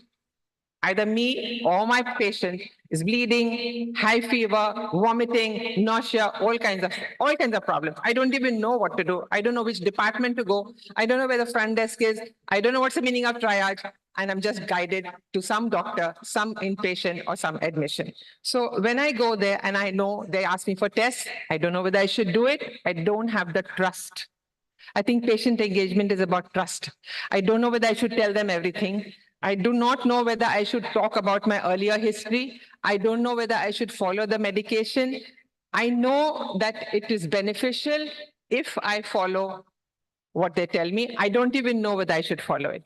So when you talk about patient engagement, to me as a patient, it means tell me what I should do, why I should do it, not just what to do. If I know the why, then I will do the rest. Engage with me, answer my doubts, answer my questions. There are some charters called patient R and R, rights, responsibility. I don't even know the meaning of that. I don't know what to ask. People do not engage and errors happen on both sides. We're talking about safety, quality all day long. That translates into adverse events. That translates to me as a problem that I had. So why don't I engage? Why don't I ask questions? Why am I afraid? Who's afraid of me? I'm going to ask. I'm stressed out. I'm confused. I'm not a doctor. I don't pretend to be one. So I don't know what to ask. Fair enough. Why is the doctor not telling me what I'm asking? Why is the nurse not coming forth and explaining to me what's happening? Why is the lab technician not telling me why this test is being taken? You take a consent form. I don't know what that means. I just sign it because I'm in a hurry. Why don't you explain to me the consequences of that consent form? And I think there is an option there for a second opinion, and the alternative treatments available as options to me.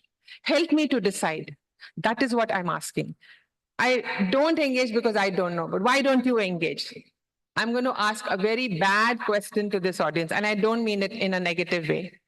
I'm going to end it in a positive way. Are you scared of me? Are you afraid of answering me? Please don't be. Please don't be. I'm very scared. You're still God to me. In most part of the country, you're still God to me. Captain Ajita mentioned the masses. Yes, we'll always be the masses. We'll always be afraid of you. All we want, all we expect is quick attention, safe, clean treatment, explanation of what you're doing, transparency about billings, transparency about how much it will cost me. If I don't do it, what happens, which is in a way second opinions or an alternative treatment, like maybe Ayurveda. I mean, recently there was somebody who found her husband had last stage of renal cancer, and she came back with a question, should I go for Ayurveda or should I go for chemotherapy? They say surgery is no longer possible because it's traveled to the liver. I had no answer for that. Explain to me. These are the questions that come to our mind. We all need that. We have problems all the time. Heart specialist. I have fluid in my feet. My legs are swollen. I can't walk. My heart is in trouble. My sodium levels are going for a toss, but I need that diuretic so that my feet don't hurt. So stupid things like that. We need explanations on that. So explain, teach us, engage us. Many strategies to engage. Patient centricity. Yesterday was a lovely word. Not patient-centric life, but patient-driven. Beautiful, beautifully said in one nutshell. The care in future is not going to be patient-centric any longer. We thought that we'd come up with a lovely word. No. The next word, as in the yesterday's pre-con we had, was patient-driven care. Patient experiences, whether it's outcomes or experiences, I think that is the future. And that is what we need you all to help. But point remains, you know the benefits. We all know the benefits. We will be better patients. We will follow your advice. We will believe you. In one word, we will trust you. Patients are just like children. We open our hearts. We bare our bodies, pun intended. We open our minds. Don't misuse that. Take advantage. Just imagine a ward with 3-4 patients. One is cranky. One is acute care. One doesn't have a caregiver, but one is clued in. Even while the nurse is doing her job, if she teaches that clued in patient's person or caregiver, that person will help the other 3 beds. There's lots of time when we're waiting in the IP and we're admitted. Lots of time to hear each other's stories and families and bitch about daughters-in-law and mothers-in-law. So there's also time to care for each other. So the nurse will benefit. So it's not an added burden like an added, there's no documentation here. Just help us, be with us and teach us. The advantages, you will get loyal patients, lesser readmissions, I've been hearing that a lot, lesser costs of redoing infections or whatever, and a better branding. Automatically you get better benefits in the bottom line. We as Patient Safety Foundation are here to help. We offer our help. We seek your help. We have designed many strategies. One of them is patient education in a simple, non-technical, but easily understandable, actionable as to what is my role. We say, my health is also my responsibility, not only the healthcare. We are here to help ourselves. We want you to help us with your best practices. We want you to help us. It's not blaming, it's not claiming, it's not a liability, it's not a medical legal forum, not at all. So we are making it simple. We've got, these are just some samples. I won't go into the detail, but be prepared how you meet the doctor, how you can prevent errors. Simple things like even how you take your blood pressure. Or you tell us to monitor and come back with a track. We do it, but did we do it right? Our readings may go all wrong. Help us to do that right. There are several things. We explain the why. We give them the 5 watts, and both of us can attend it. We're doing it in all languages. It's available free. It's available on our website.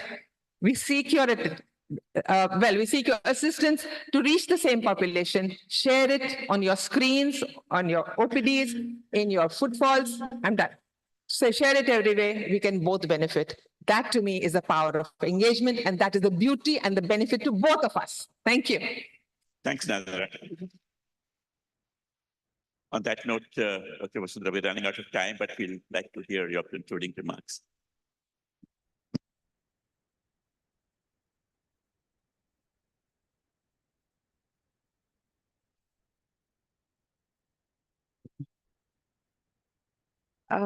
Today, the whole day, we've been having a lot of lovely sessions. And the one thing that has been at the fore of all of this, finally, is the voice of the patient. Whether you're talking about the Boon or Bane, it is a conversation about giving choices, letting people know what is available out there. What we heard today is a different ask. This is the voice of what our patients want. They want to have a good experience. They want good patient outcomes. It reminds me of a story where the surgeon would say, I had a fantastic day today. The surgery has gone perfectly. Ask the patient. He's in the morgue. Good surgery, patient dead. Today, experience is not just about the satisfaction. Experience is about how did I feel when I visited your hospital. Please understand that the experience can be a comparison even with a five-star hotel next door. He's expecting clean sheets. He's expecting clean water. So I think what really came out in today's conversation was the importance of communication. Ask and answer. And more importantly, talk to the patient, understand the requirements, and make an effort to engage with the patient and offer what he needs. So thank you to a wonderful panel. So much. So I hope all of you take away that we are stakeholders who want to participate with you, work with you so that we can not only get a good experience, but reduce errors, have safe health, which is the objective that all of you have been working so hard, whether through accreditation, training, etc., that we do. I'm just going to do this 10-second spiel. Many of the hospitals have agreed to put up the material that is relevant for your patients in the language that they understand, right? So while you have a number of things that you do, but please try and use resources that are coming from other places, which are experienced, which is what patients want to hear. And we know that you're short of time, but there are other ways of communicating it, sending it to them, not only spending time one-on-one, which is required, but we understand the value of your time. So please, this is a movement that CAHO had started. They have done many other things, but this is where the buck stops, where the patient for whom you work, right, get focused. Thank you very much for your time, and I hope there will be some takeaways for you. Thank you so much.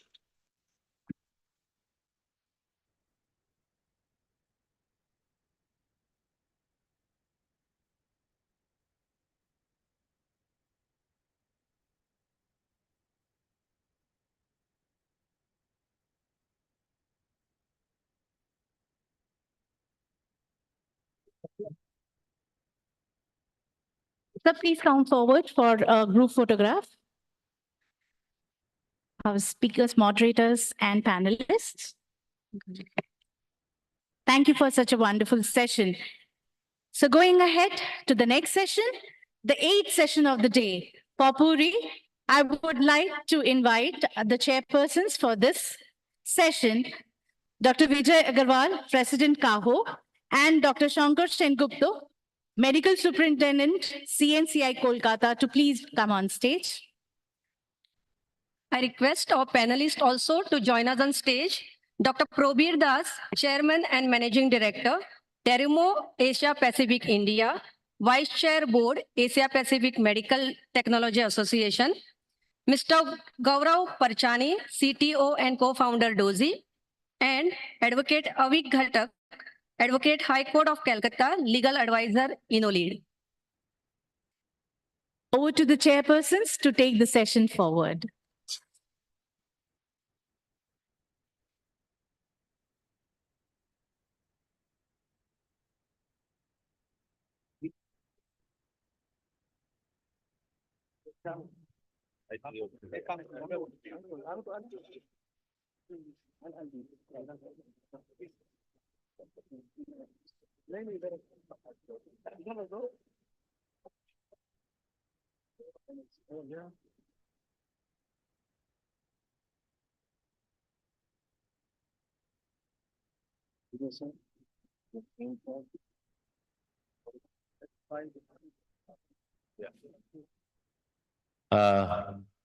I'll just come for the introduction of the speaker. First speaker, Probir Das, whom I know more than 25 years. He's the man who is a person from global medical technology. And over the 3 decades, he is working with the global medical technology. India has been blessed with, particularly the lab medicine people, the microbiologists have been blessed with the automation in microbiology by his generous involvement with Becton Dickinson company in 2000 and from 2000 to 2005. During that time, all the backtech and Bacti-alert, TB backtech, and then other system came up. Presently, he is working with Terumo Corporation, a century-old medical technology multinational, and is currently responsible for overseeing all the Terumo operations across Asia Pacific and India regions as chairman and managing director.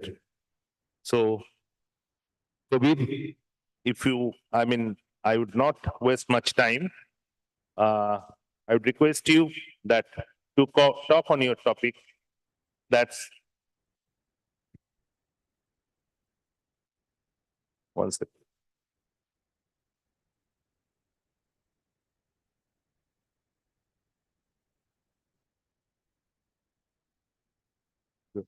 Oh, yeah, you can.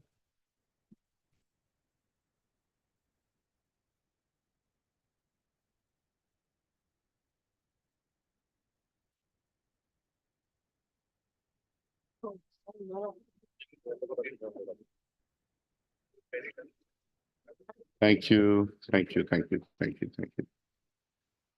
So thank you very much. It's a little late in the day. I hope what we talk about, I will be able to make it a little bit exciting.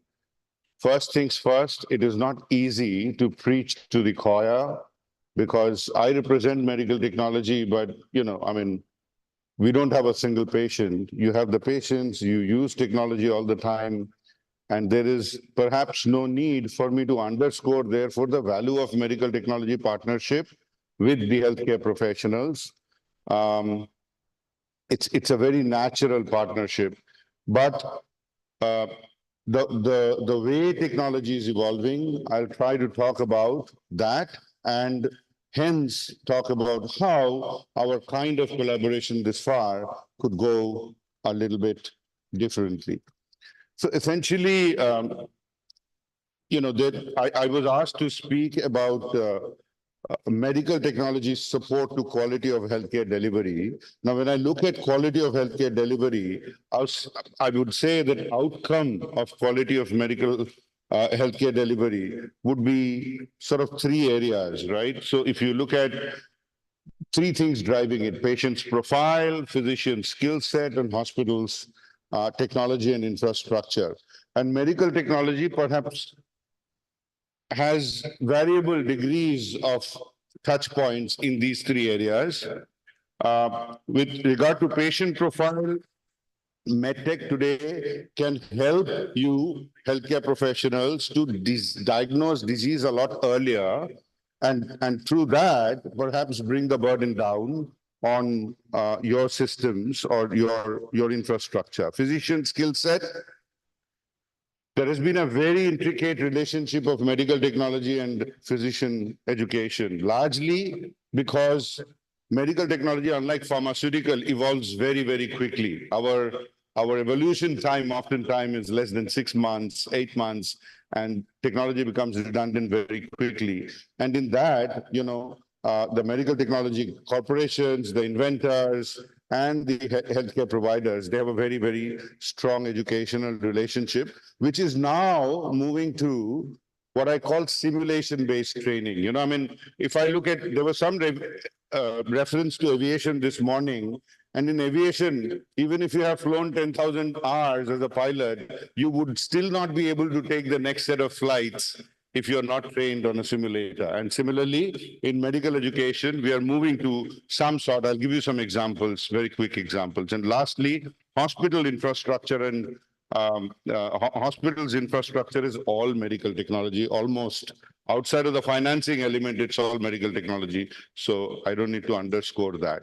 But that said, to make the hospitals win, not that you have already adopted technology, you have, but we together need to look at technology evolution that is very different from the last 100 years. I dare say that the next 5 to 20 years of healthcare is going to look drastically different from how healthcare has been delivered over the last 100 years. Whether it is high-speed image processing. How many of you have NVIDIA stocks? Just kidding. I mean, if you didn't have buy, right? So high-speed image processing, intelligent processes, telemedicine, robotics, AI, generative AI, all of that is now coming together to form the technology that we bring to make your hospitals better.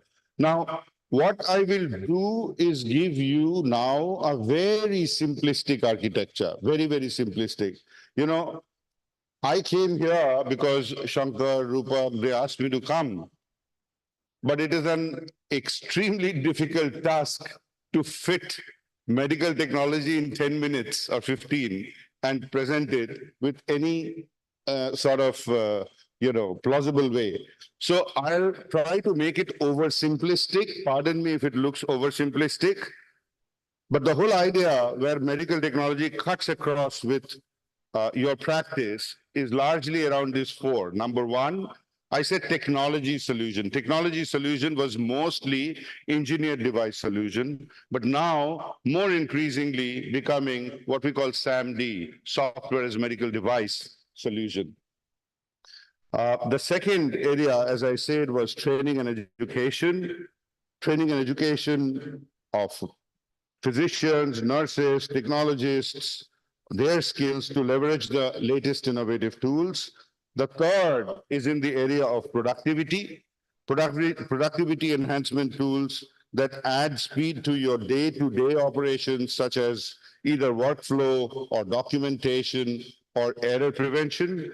And lastly, number four, in the area of productivity, in the area of pricing, because the world over, and I thankfully, I get an overview of how the world of healthcare is adopting medical technology through different pricing models in several other markets outside of India.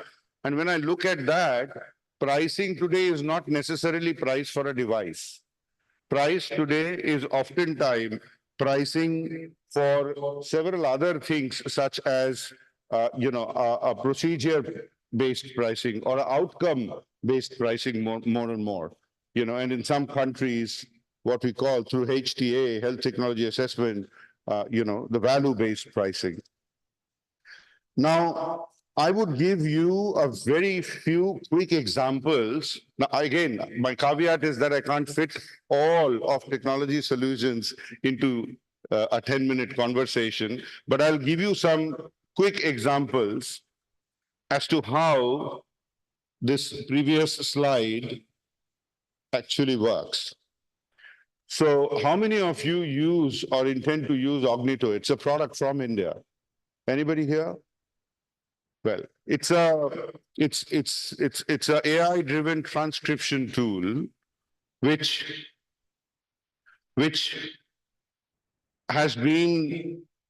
is getting tried, I'm told, in several hospitals like Rich Kendi, Just Log, Apollo, so on and so forth. They are an AI-driven transcription tool integrated with your HIS and EMR, right? So very comfortable to use, very easy to use. It's still getting it's still in a test case. The verdict will be out, whether it works good or not, but it's a great tool where your transcription errors are far minimized and you are not required to spend a lot of time in documentation. One example. The second example,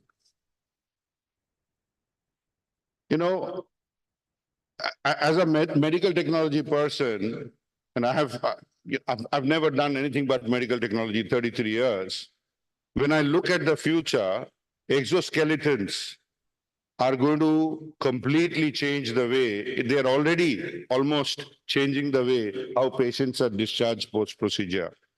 And these rehabilitative exoskeletons will result in very fast discharge, faster recovery, and that would allow you to use your hospital infrastructure a lot more productively.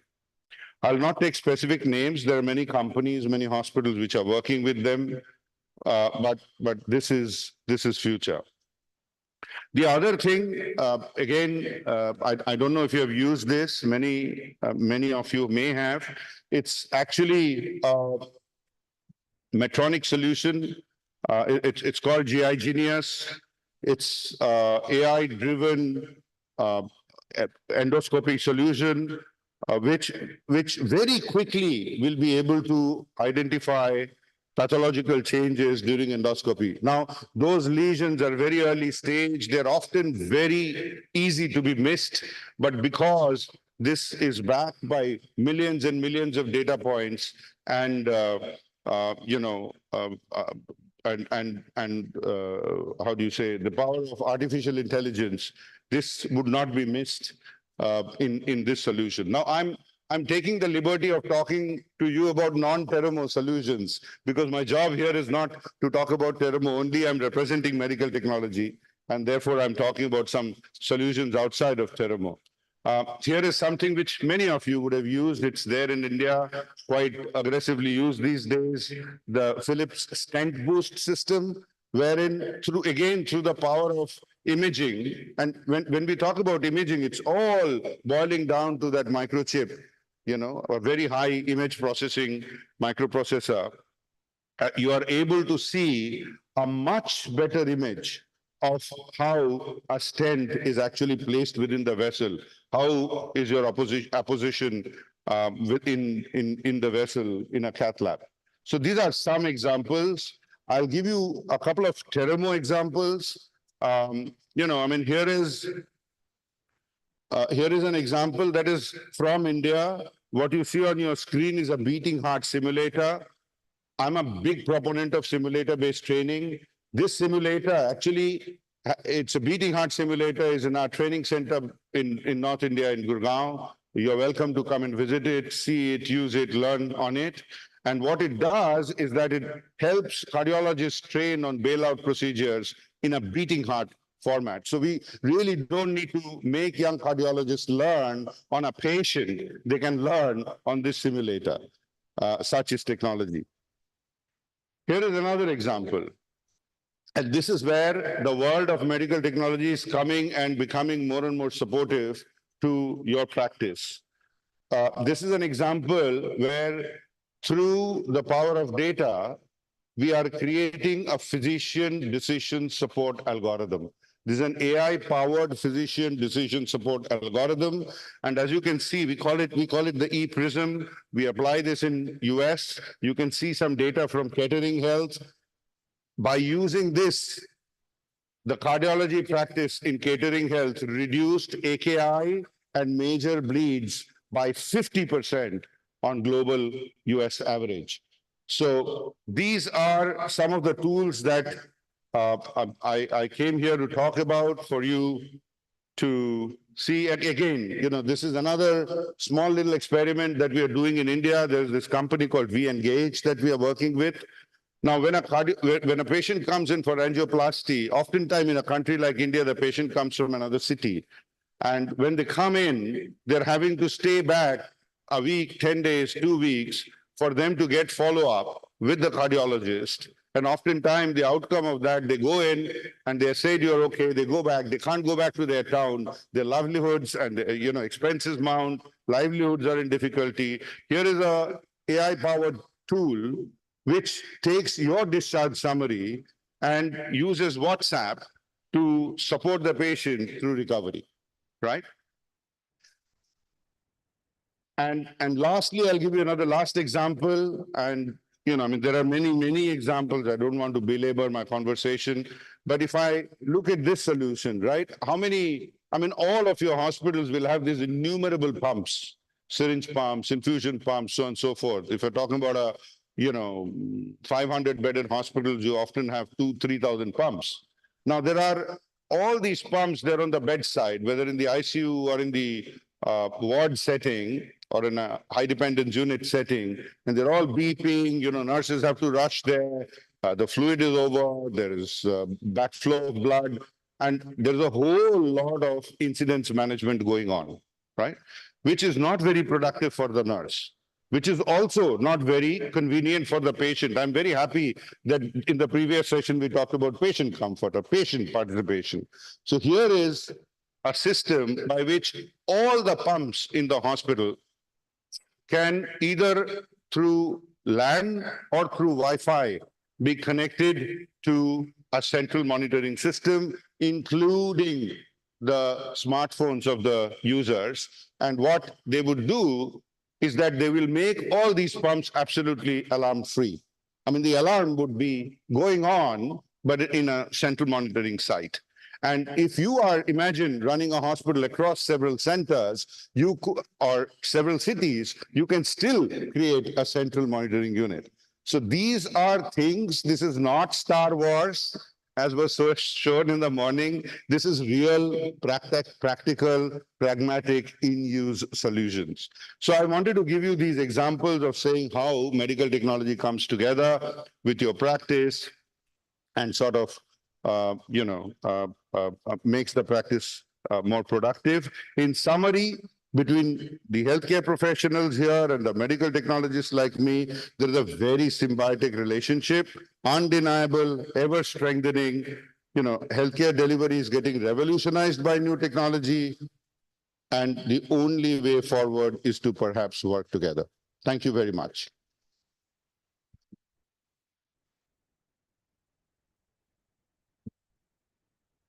Thank you, Prabir, for excellent deliberation. Thank you, Dr. Prabir.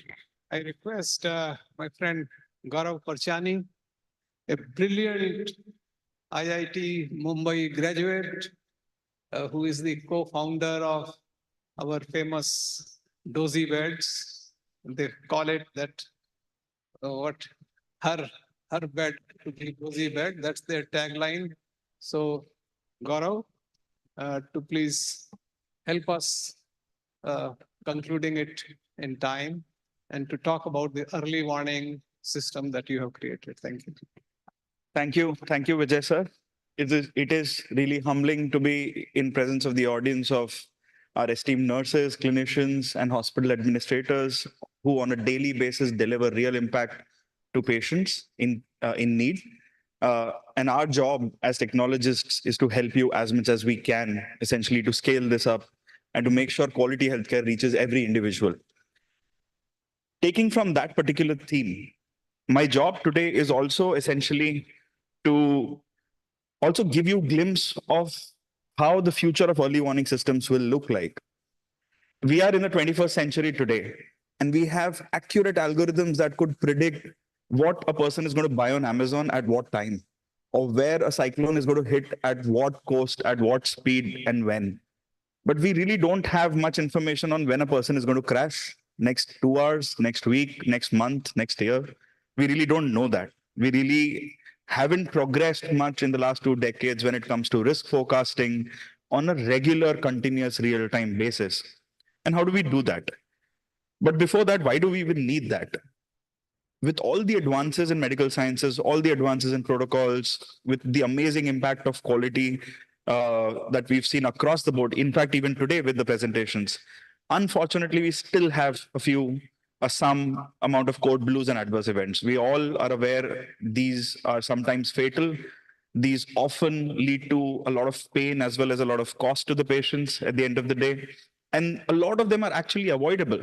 And we are working very hard to make our protocols, processes better in order to make sure that it doesn't happen. But the reality is it does. Here, the solution essentially is yes towards patient education, yes towards making sure that we have the best protocols and processes and following the best quality standards, but it is also to look towards technology, because technology is a huge force multiplier. If I'm able to do one job properly and I take n number of, let's say, n time for it, can I do that much faster? Can I do that at a much higher scale? Can I do that barring the distance when I'm not even in the hospital, for example? Technology has the power to get us there. But when we talk about early warning systems, let's quickly look at a criteria if we could put up, right? And these are the top 5 points I could come across. It needs to have a very high sensitivity. It should not miss any single patient. So a very high positive predictive value. It should be actionable in nature. It should be explainable, which is what our current scoring systems lack. The scoring systems that we essentially have outside the ICU today, they don't have explainability. They are designed to boil everything to one single number and then take action basis that. It should be implementable at scale, and it should be customizable because every patient is different. So we should be able to, our clinicians should be able to judge, and on that basis, customize the system, play with the machine, and ensure that it is personalizing basis their particular care delivery to that particular patient. The current standard of care in terms of early morning system involves manual spot checks at multiple places. These are very good because they ensure a certain amount of traction between the nurses and patients, but it leaves a large amount of window between 4 to 6 hours where the patient is unmonitored in terms of their vitals. Multiple European studies have shown that can be detrimental. In fact, a big number, 42% of events occurred 2 hours after a particular spot check, right? In a particular European hospital, 73% people who passed away outside the ICU post a surgery were never admitted to critical care because spot checks failed to identify them. The basis of an early warning system is to have data. We couldn't have built cyclone predicting systems if we did not have satellites capturing images on a real-time basis. So that is the basis. What is capturing information on the patient? Do I have minute by minute, second by second information on a particular patient in order to be able to make a prediction? And if so, it needs to be accurate, high compliance, and minimal operational overhead. And it needs to be affordable as well. We have such a system which gets slightly closer to this, where without contact, we could get data from a patient with very, very high compliance. So without having to do anything, we could get heart rate, respiration rate, blood pressure, and other vitals with wireless mechanisms without bothering the patient, without putting additional load or burden on healthcare professionals, and still get that data across. And we do generate a lot of data. For example, on an average, it's more than 8,000 data points per vital data points per patient per 24 hours. This is humanly not consumable. That's why we have to plot averages of half an hour on a chart paper.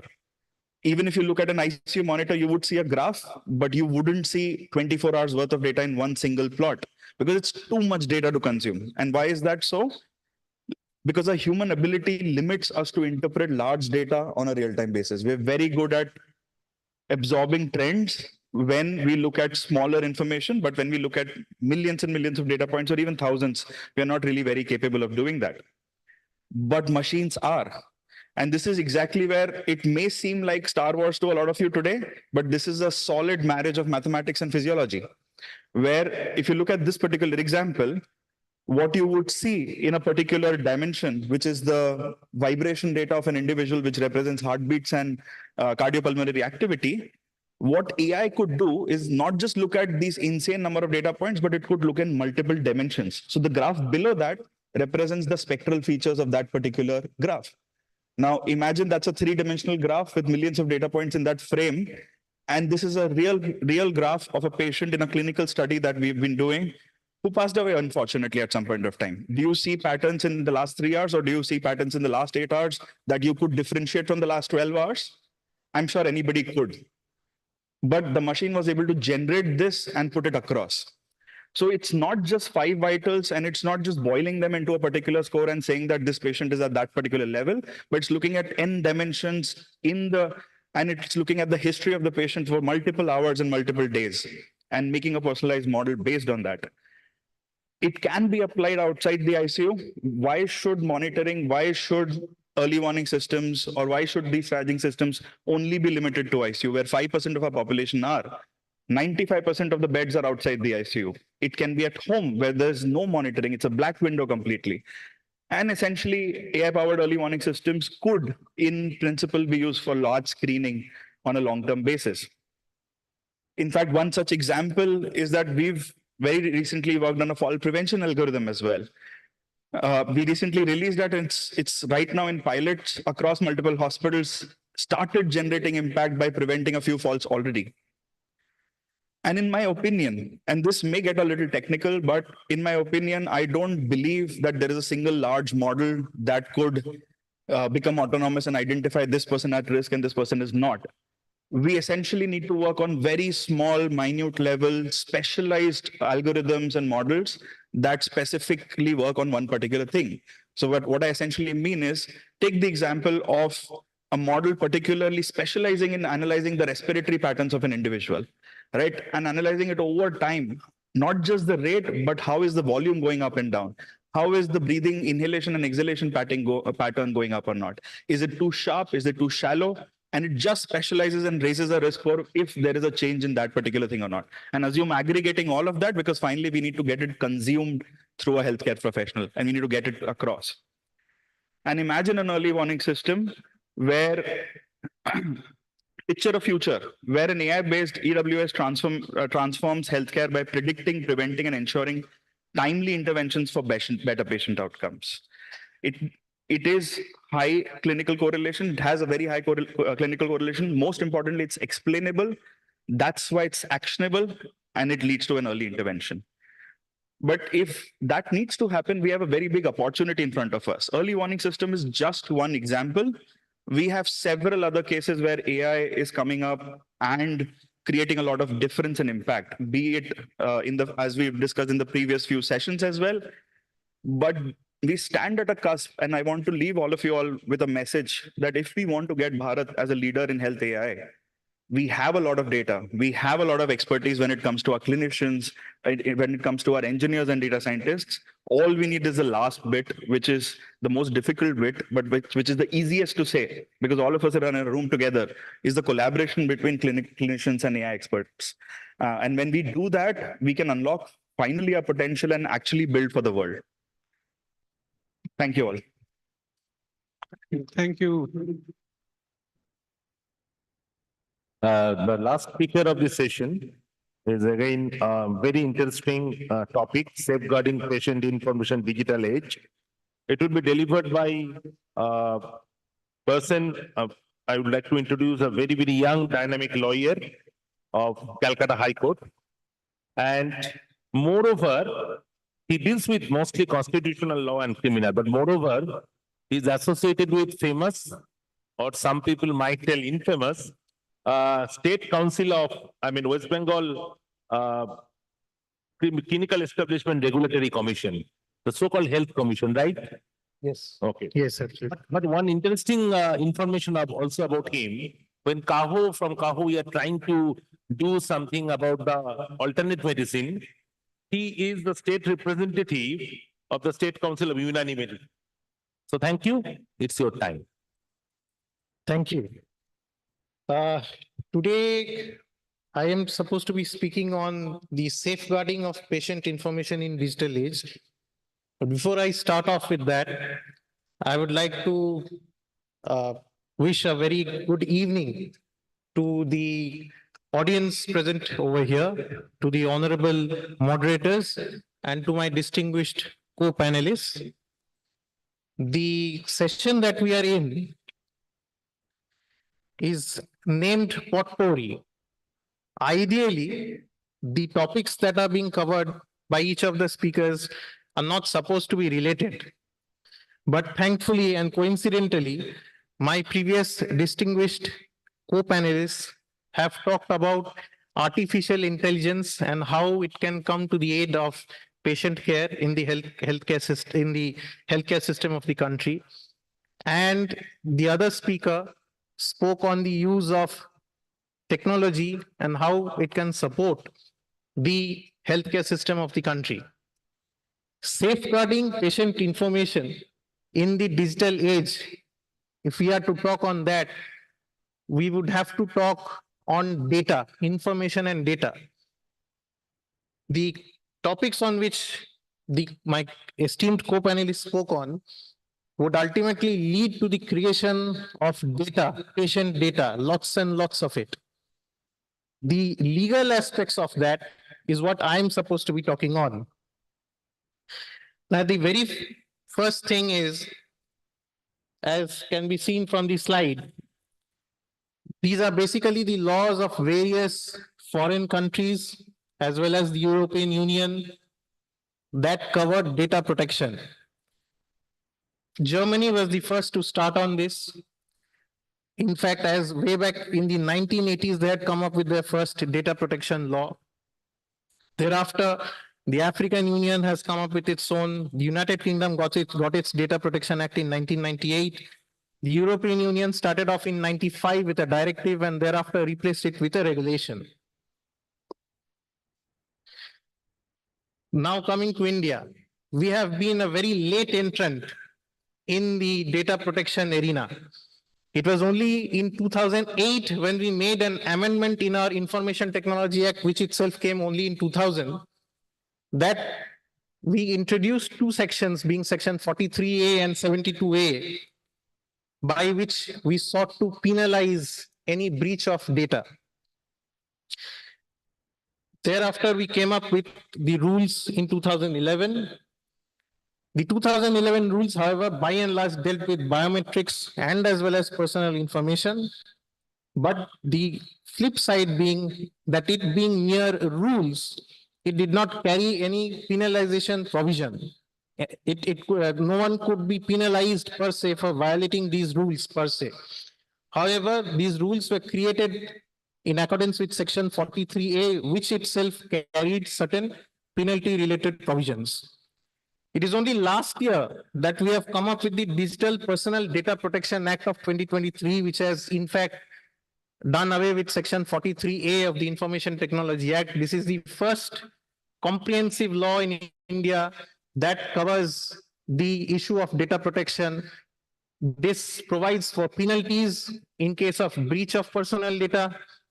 This act, in fact, a harbinger of this act was the judgment of the Honorable Supreme Court of India in K. Puttaswamy versus Union of India, where the right to privacy was held to be one of the fundamental rights of the people of this country. As far as the Data Protection Act is concerned, how does the healthcare sector fit in? The hospitals, the clinics, as we refer to in the clinical establishment law as the clinical establishments, these clinical establishments would fall under the category of data fiduciary. Data fiduciary is referred to in this new law as the organizations, as the body corporates, which create and which determine how the data pertaining to the patients, in this case the patients, it covers any other body corporate as well. So the creator of the data, the organization which determines how to deal with this data is referred to as the data fiduciary under the Personal Data Prevention Act, Protection Act rather. So in case of any breach of this data belonging to the data principal being the patients, it is the data fiduciary which shall have to bear the penalties that can be imposed in accordance with the schedule to this act, which is why it is very important for the clinical establishments to know and understand their roles as data fiduciaries. Some of these clinical establishments having a lot of branches throughout India would be referred to or can be demarcated by the central government as special data fiduciary. In case of significant data fiduciaries, they would have the additional responsibility of appointing data protection officers. In case of the normal data fiduciaries, a standalone hospital, for example, which handles less amount of patient data, they would still have to appoint, not mandatorily, but data processors and consent managers who would act as the bridge between patients and the hospitals or the clinics or any other clinical establishments. This act has created the Data Protection Board of India, which is supposed to look into any complaints of breach of personal data. And in case of any order going against any clinical establishment, there is also an appellate tribunal to deal with such situations. The penalties are provided for in this law, possibly for the first time. India has come up with any such law, as I stated, and they may go up to anything between 50 crores, 200 crores.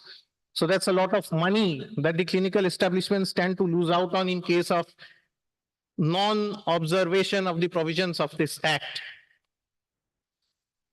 All the data that is to be created by the machines referred to by previous co-panelists is to be controlled, is to be protected in accordance with the provisions of this law. Having said that, I would move on to the next slide. I would not only thank CAHO for organizing this today, it has been a very enriching experience of having got the opportunity to listen to so many various speakers speaking on different topics. I referred to the hospitals and other clinics as clinical establishments. This is basically because clinical establishment is a technical term which is used, for example, in the West Bengal Clinical Establishments Act. So when the hospitals are functioning as of today, they will be required not only to keep in mind and comply with the provisions of the Data Protection Act, but also with several other laws, for example, being the Clinical Establishment Act of West Bengal. The central law is also there of 2010. West Bengal enacted its own in 2017. At InnoLead, we provide, it started off in 2018. And from thereafter, specifically from 2020 onwards, we have been providing a 360-degree coverage of consultancy in connection with various multifarious issues that hospitals may face. Specifically, law-related consultancy. And this is something that is unique, as I can say from my experience in the legal field, in connection with any medical or the healthcare related sector. There is very little legal consultancy coming the way of the health sector. At InnoLead, we cover not only the trademarks, which is required for every hospital. This is an old issue. Trademarks related issues have been coming up for a long time, for decades. But most importantly, compliance with the Data Protection Act, consultancy regarding compliance with the provisions of the Clinical Establishment Act, on medical negligence, which is another separate issue, on issues pertaining to deficiency in patient service. And with that, I would be ending my talk today, because there's a very short period of time that has been allocated. However, before leaving, I would like to play out a very short video with the permission of the honorable moderators. Play the video. Come to the focus. Sir.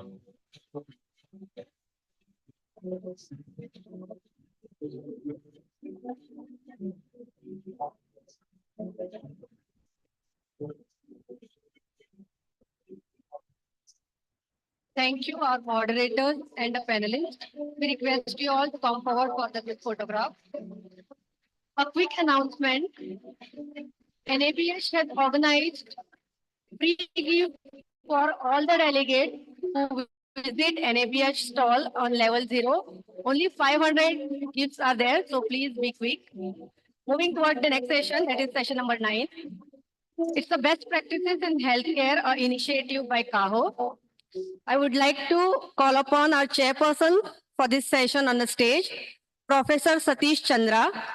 He is a senior specialist and director medical services, medical research, John Hopkins Medicine, Tawam Hospital, and Mrs. Rama Rajashekaran, director, Ganga Medical Centers and Hospitals, Coimbatore. The speaker for this particular session would be Dr. Rahul Deshmukh, Medical Director and HOD Anesthesia, Medcare Orthopedic and Spine Hospital, Dubai, UAE. Request Dr. Rahul to please come on stage. Thereafter, we would be calling upon the award winners for their respective presentations. They are requested to be available at the earliest. Thank you.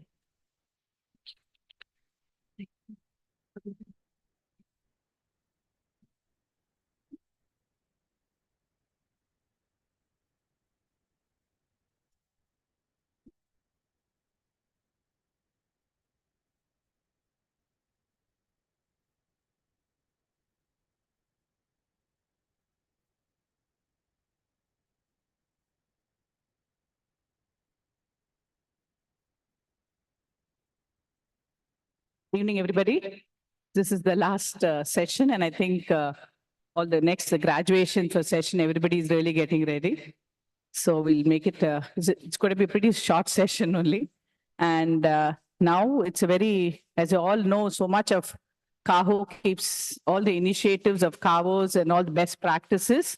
You heard it from yesterday with all the pre-conference and today, and it's going to continue tomorrow. But now we have with us Dr. Rahul Deshmukh. I think he's going to talk about Prem, and he's from Dubai. He's an anesthetist and working in MedCare, Orthopedic and Spine Hospital, Dubai. Over to you, sir.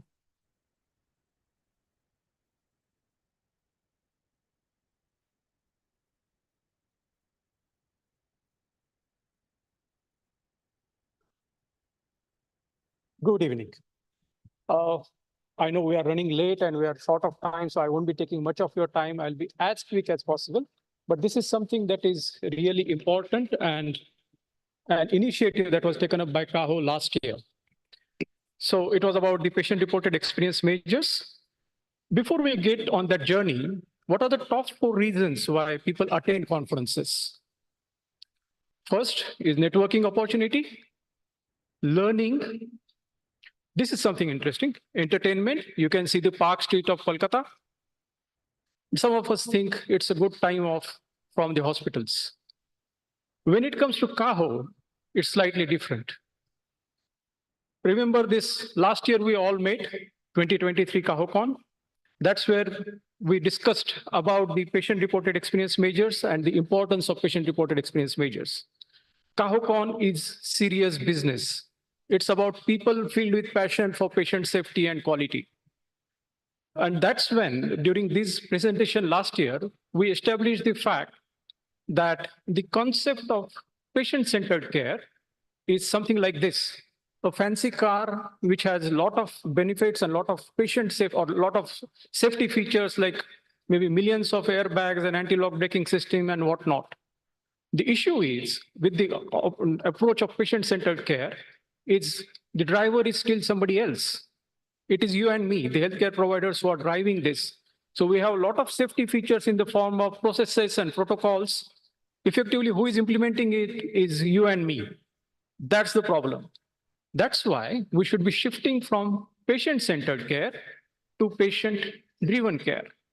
And when we talk of patient-driven care, it is about PREMs and PROMs. And that's why we decided to take up this particular exercise with the help of CAHO. So what were the aims of this project? First and foremost was creating awareness about PREMs, which was very important. Usually people were looking at satisfaction surveys with what was the food quality. Of course, that is important, but we created the awareness about clinical PREMs. PREMs can be used for clinical purposes also. That also empowers the patients and families in co-assessing the quality of care. Another major role or major aim was to create a repository of PREMs at national level by developing clinical PREMs, not only service excellence. We really didn't have any Indian context specific PREMs. There are some PREMs which are available, but nothing specific to India. What are our needs? So that was the purpose of CAHO taking up this project. And obviously we wanted validated tools, not only tools which are scientific and validated tools. This was the journey that we took on. So what was the rationale behind it? First and foremost, engaging patients. As we all know, that is the theme for the World Patient Safety Day. And this project really suits the engaging patients. If you visit CAHO website, there are very interesting objectives of CAHO. To create a resource center, to create consensus and white papers. That's what we released in the afternoon, a white paper on PREMs. And to assist developing patients for patient safety initiative. We had a very good session in the afternoon about the same. What's the opportunity like? When we talk of Indian healthcare culture, Indian healthcare, one thing that stands out is there is a lack of standardization. Be it accredited versus non-accredited organizations, urban versus rural, resourceful versus resource poor organizations, we really don't have any standardization.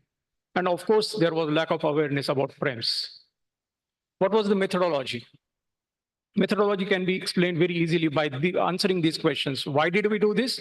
Who did this? What did we do? How did we do? And when did we do it? Let's go one by one. First, of course, why we did it: to ensure patient safety, engage patients and families to improve the quality of care, standardize critical steps of the patient safety particularly, and create a national snapshot of what exactly is happening. We have a lot of policies and protocols. Are they really being implemented on the ground? And the best person to answer that is not you and me, it's the patient. That's why we took up this. Now, who does this? Who takes up the challenge? And for taking challenges like this, you need an army.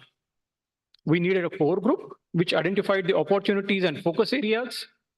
We then created study groups which identified various safety issues and created groups for that. Subject matter experts, and of course, the stakeholders, including patients and their families. Core group, of course, was very ably led by Vijay sir and Lalu ma'am. And we had fantastic co-leads in the form of Dr. Nisha, Dr. Pratish, Dr. Malti, and very two important people. I don't know whether they are here right now, Professor Venkateswaran and Ganesan sir. Both of them created or helped us in creating the validated tools. Both of them are fantastic statisticians. What we did do, we identified topics which are critical for patient safety, totally 17 topics. These are the topics that were created, and we studied those topics. Then a study group was created. Each study group, for example, let's say surgical safety, had a principal investigator, a principal co-investigator, and of course, members. Members, as you can see, included all stakeholders. Innumerable meetings were conducted, which studied these, which went through all the SOPs, creation of SOPs. We had a lot of focus group discussions, wherein we did the literature review, identification of SOPs. We identified person responsible for each step and created a questionnaire. Again, a lot of meetings, particularly on Teams, a lot of meetings were conducted to come to conclusion. This is the IPL season. We all know the importance of experts. And that's why we also went through our experts across India, including the patients, families, clinicians, nurses, doctors, everyone. And we verified our steps that we were implementing. And once that was implemented, once they gave the feedback, then the questionnaires have been released. This was the project timeline. I'm rushing through because I don't know, I'm running short of time, but this is how the entire project was conducted over a period of maybe around 3 to 4 months. Our strength is numbers. Yesterday, there was a good discussion about India and the strength of India. Our strength is numbers. This is a pan-India project. There are something like 12,700 patients being questioned for these projects. So I think this is just an initiative. This is just a beginning. We have a long way to go. Implications, we are empowering patients' voice, of course. We have created and we will continue to create the repository. We created a snapshot of current practice and standardizing the policies. There are some limitations. All forms currently are English. We haven't really gone to multilingual forms, but that's the next step. We will be going there. And still, it's a very small percentage of patients that even if it is 12,000 patients, when we look at the bigger picture, it's still a small percentage of patients that we have contacted. We still have a long way to go for this. So what's the way forward? Obviously, we will be conducting this at multiple hospitals. We are also looking at research publications. The academic wing of CAHO is really strong. We are looking at that, multilingual forms, and more tools to be developed. In short, I'm running short of time again. We have a long battle, but we are in Kolkata. We all know the tagline of KKR, Porbo Lodbo Jeet Pore. That's what we are here for. We will win this battle. Thank you.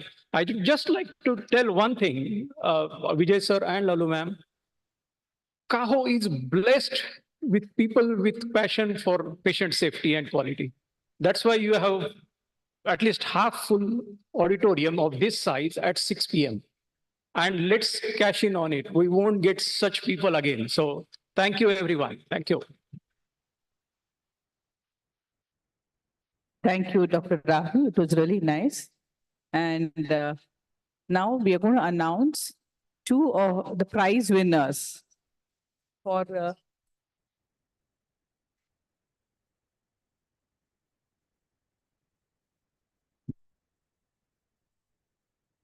award winners presentation.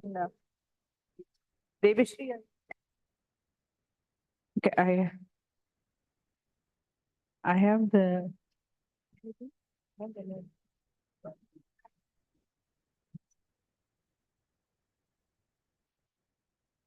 Well, for the award winner presentations, I would like to call upon Mr. Ronald Simon, who's the Institutional Safety Officer of CMC Vellore, for the Fire and Life Safety Excellence.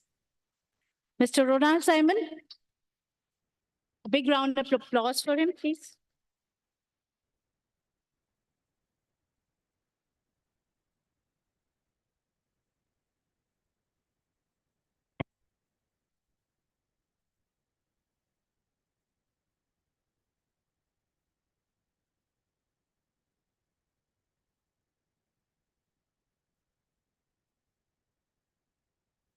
Good evening, everyone.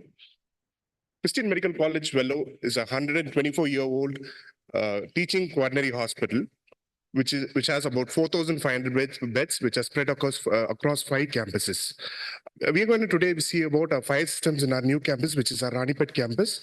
The total infrastructure what we have in Ranipet campus is 170,000 square meters of built-up area with 1,200 total inpatient beds, 29 BMTU beds, 169 ICU beds, and 43 operation theaters and 43 lifts with 7 fire lifts.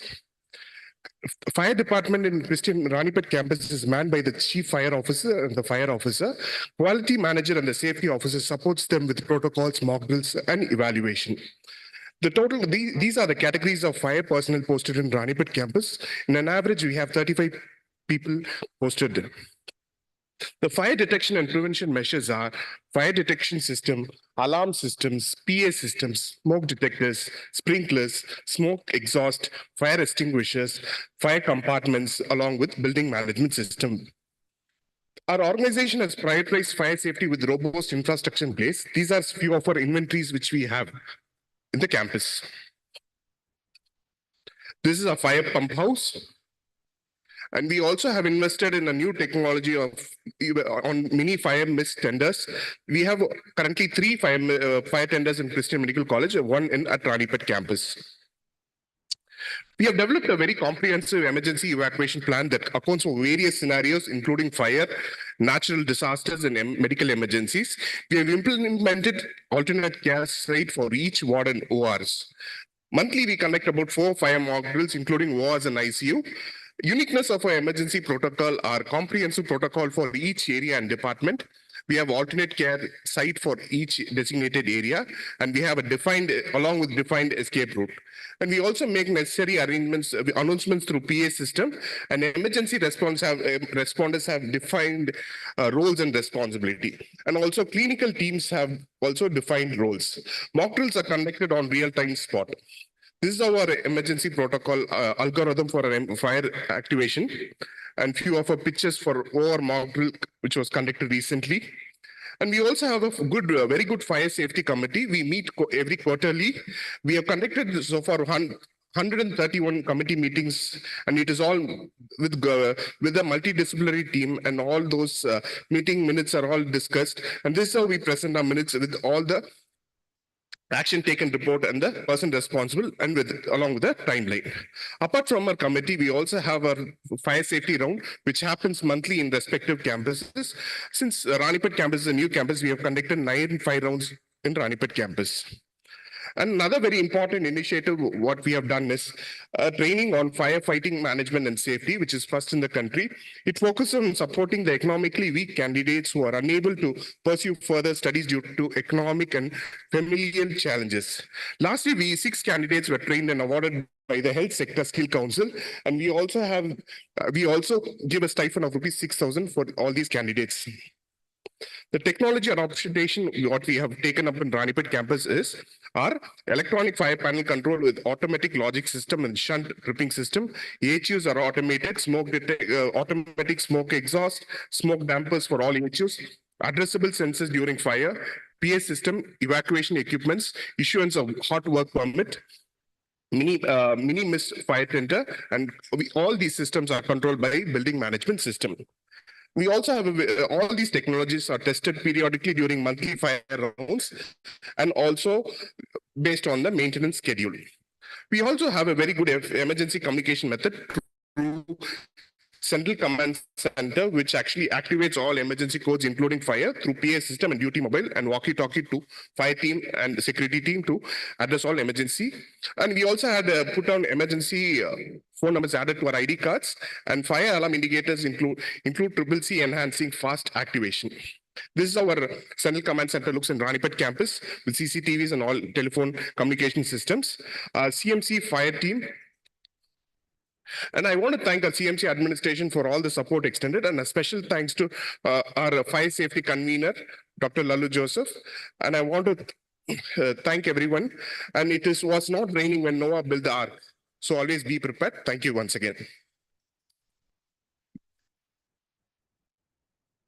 Thank you, Simon, for an excellent presentation, ranging all the from your preparedness to tackling the fire, which is an important component of a hospital safety. Quite impressive. Thank you. Thank you, sir. Thank you, Mr. Simon, for the wonderful presentation, and no wonder you won this. The next I would like to call upon Ms. Soma Das, Head Quality, Apollo Kolkata, Apollo Multi-Speciality Hospital Limited, and Mr. Krishnendu Bose, Head of Engineering, for their presentation on hospital environmental sustainability. Over to Ms. Shoma and Mr. Krishnendu. Thank you so much. Good evening, ladies and gentlemen. It's a proud honor to be here on the stage and receive this prestigious award on behalf of Apollo Multi-Speciality Hospitals, Kolkata. Ashankam prakate prate jivanam. Prakriti ke bina jivan nahi hai. And we at Apollo Hospitals, Kolkata, truly believe in that. And hence we try every bit to save and sustain our environment. It's a 744-bedded huge hospital, which is spread across 597 square feet. We have 14 operation theaters, 200 critical care beds. Not only this, 32-bedded dialysis unit, 3 cath labs, endoscopy, ERCP, and also all our labs are NABL accredited, and our blood bank is NABH accredited. We also have radiotherapy, BMT, and various other units. So this only means adding more and more pressure on the entire environment. And that's how here I have my engineering head, Mr. Bose, who is going to tell about the Green Hub project, which we have adopted in order to save the environment. Thank you, Shoma. What we have done actually, what's the difference between the Apollo Multi-Speciality Kolkata other hospitals? Our motion, today you know the temperature outside is 39 degrees centigrade ±1, and the temperature is increasing in day-to-day basis. Our motto was how to reduce the energy consumption as it can be converted to the reduce the carbon emission in the world. So what we have done, we have installed the 335 kWp solar plant inside the hospital premises, which actually annually 3,500 to 28 metric ton reduce the carbon emission equivalent to 30 lakhs of electricity unit per annum, which cost is more or less 2.63 crore. That was the first motto, and we have installed successfully, and it runs like 3 years continuously. Not only that, we have reduced the electricity cost in respect of the energy savings materials. We have used a lot of energy efficient air conditioned plant, as well as the VFD-based plant. We have the LED light, BLDC ceiling fan, as well as the so many equipment, biomedical equipment especially, which can consume the less electricity, ultimately reduce the carbon emission. Not only that, we have installed the composter. That's food waste, the huge food waste. Each and every hospital is a headache. And what we are doing, we have the 2 composter machine, 750 kVA and the 500 kVA ton. The 750 tonnage and the 500 tonnage composter machine, it's compost, organic compost from the food waste to the fertilizer. And what we are doing, that fertilizer we are just distributing among the staffs as well as the nursery free of cost, and also we are using in the hospitals. The rain harvesting systems we have done here, and the catchment area is more than 12,250 meter cube in year. Except that also, what we have done, more than the 5,300 trees plantation we have planted in around the Apollo Hospital, Kolkata. Everybody knows, as per the Pollution Control Board, above the 2 lakh square feet area, you have to have maintained all these things. And we are maintaining like that. Thank you very much. This also includes the entire green supply chain. So each and every member of the system is contributing towards it. And each department, including biomedical waste management, also plays a major role in terms of decreasing the entire load of biomedical waste and the annual collections. There are some innovative technologies also which the team has adapted, like the entire BMS system. Mr. Bose has the entire system captured in his office itself, where he can keep a direct watch on every area round the clock. This is the solar plant at Carport area, and 40,000 unit I am getting in month. And ultimately, I have told you the equivalent to the carbon emission. The equation is the 1 kilowatt hour. 1 unit equal to 1 kg of CO2. Calculation ultimately comes accordingly, and we have saved a lot. And the greenery, and we have tried to use as much as open space and ventilation across the hospital. And the plantation, Mr. Bose has already informed. That's all from our end. Thank you so much. Thank you, sir. Thank you. Ms. Nas and the team, the Hospital Environmental Sustainability Award is well deserved. I think it takes a major closer to the net zero initiative that we're talking about. Thank you so much. Thank you. Thank you. Thank you for the wonderful presentation. I would like to ask the chairperson and the speakers to come ahead for the group photograph. And for the next session, which is all about the awards, I would like to call upon my hosts for the day. Over to Dr. Suvin and Dr. Rana.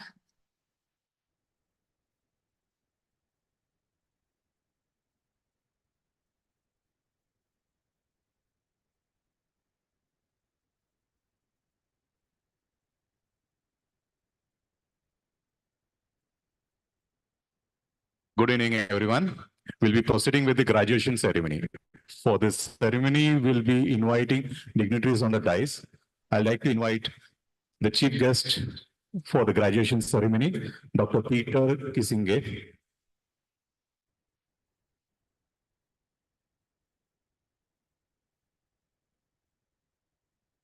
Is Dr. Peter Kisinge, sir, around? Yeah. I'd like to invite the guests of honor, Professor Satish Chandra, sir.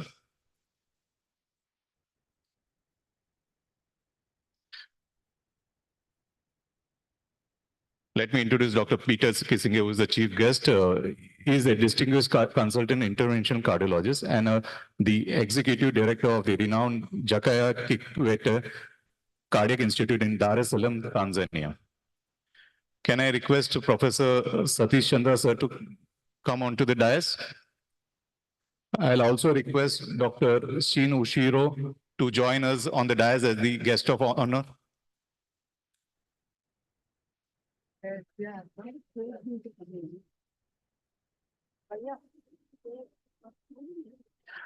Dr. Shin is the executive board member, Japan Council for Quality Healthcare. Welcome, sir. Welcome, Dr. Peter. I'll also like other dignitaries to be on the stage. Dr. Vijay Agarwal, Dr. Lalu Joseph, Mr.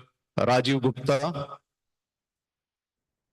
Dr. J. Jayalakshmi,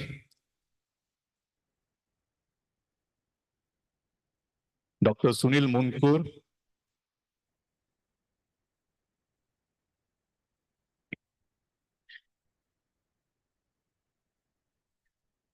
in fact, we'll be standing on stage. We'll be removing the chairs. Thanks, sir. Thanks. because there are a lot of dignitaries who will be there on the stage, and this is going to be a standing ceremony with a lot of awards to be given. Dr. Sunil Munkur, sir, Dr. Shweta Prabhakar, Dr. Parivallan Rajavellu, and Dr. M. Malati. I'll request all of them to be on the stage so that we can proceed with the graduation ceremony.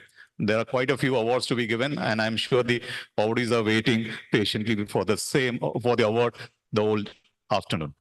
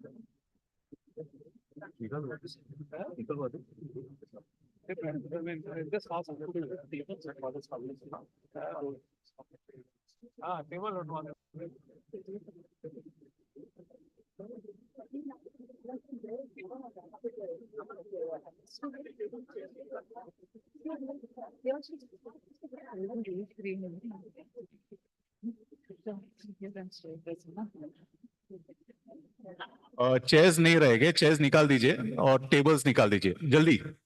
हाँ. Yeah.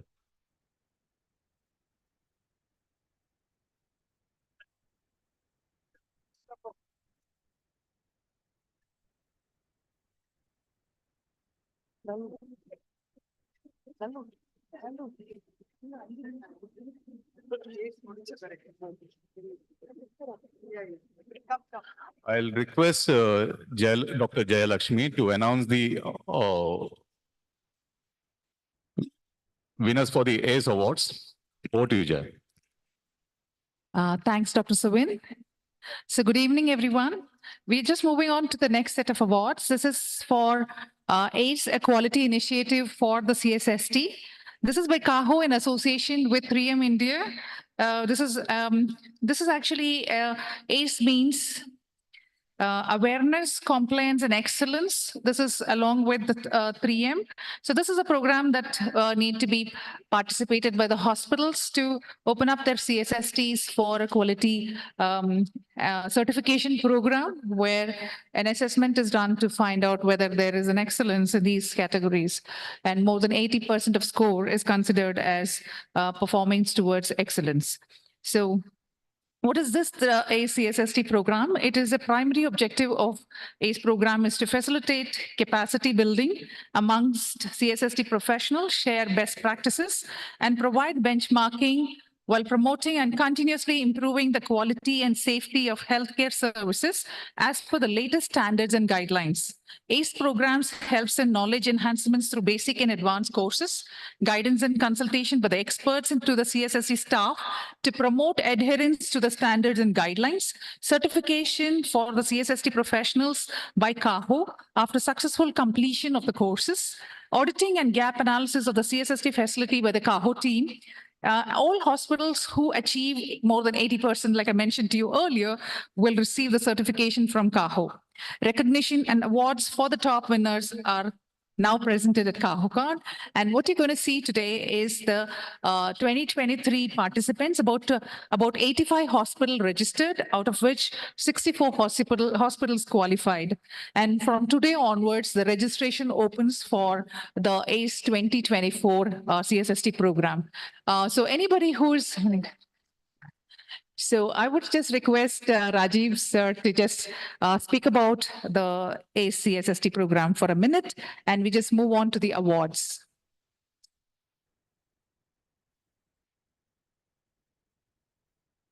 Thank you, Dr. JJ, and thank you, Dr. Vijay, Lalu ma'am, and all the dignitaries on the stage and people who are present here. I would like to give a context on ACE program. The journey starts about 7-8 years back, exactly 2016, when I talked to Dr. Vijay Agarwal and Dr. Girdhar Gyani and they said that we need a program where we can have CSST, which is often overlooked. It's one of the departments which is seen as a cost center. If we can do some quality initiative there and bring in robust processes. And so we took up the challenge. We created a whole program where we can, 3M as a technical partner, guidance partner, along with CAHO could build up this whole program. And what we have done is the ACE program, what Dr. JJ talked about, which is basically awareness, compliance, and excellence. That's what the acronym stands for. There's a lot of work which is going. So the winners, what you see on stage today, they go through an extensive project for about 6 months, which is, there's an audit process which is done against a checklist. Then there is a intervention done in which training of people, the CSSD staff is done. And then there's a post-audit which is done after 3 to 6 months.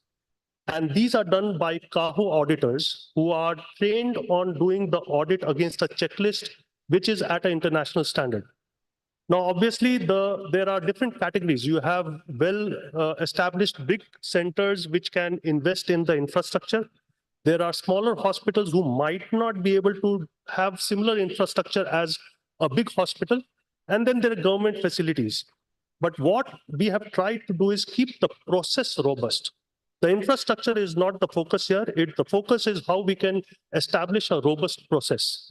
And that's what the auditors go and observe. They audit against a process checklist which is provided to them. And that's what has been implemented. Obviously, the score today is about 300 odd hospitals have gone through this program over the last 3 years. Can it be scaled up? Yes, it can be scaled up.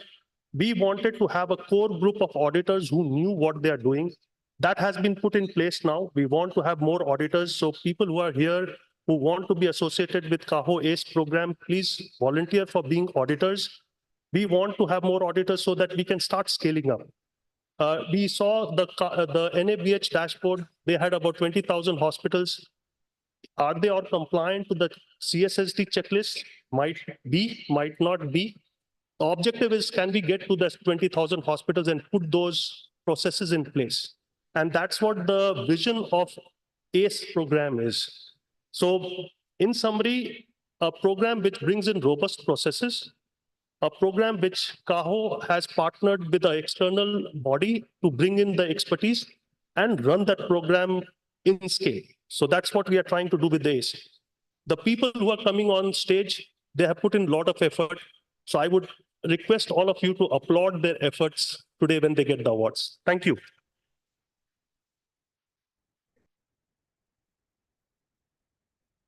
Thank you very much. So moving on, I just invite the guests and the guests to come to the front of the stage to award the ACE CSST winners. We move on from the categories of hospital, large, medium, small sized hospitals. Hospitals with more than 400 beds are considered as large, 100 to 400 are considered as medium, and let's say 100 as small. So we start with large healthcare organization. The North region, the winner is Mahatma Gandhi University of Medical Sciences and Technology. Do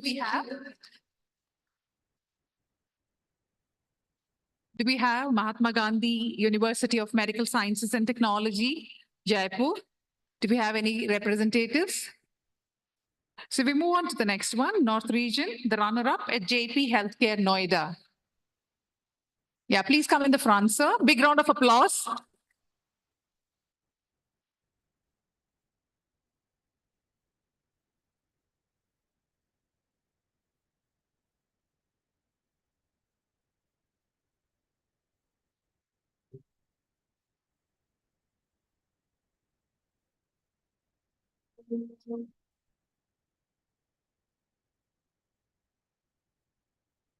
Mahatma Gandhi University of Medical Sciences and Technology, Jaipur. Are you here?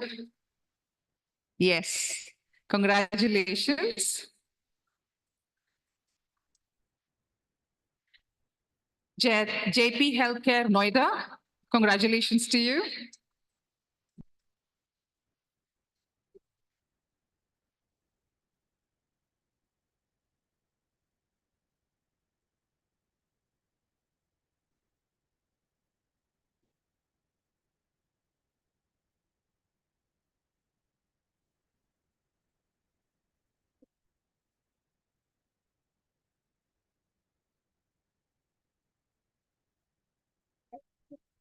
So JP Healthcare, Noida? Yes, done. Right. South region, large healthcare organization, winners. Apollo Hospitals, Bannerghatta Road, Bangalore. So Apollo Hospitals.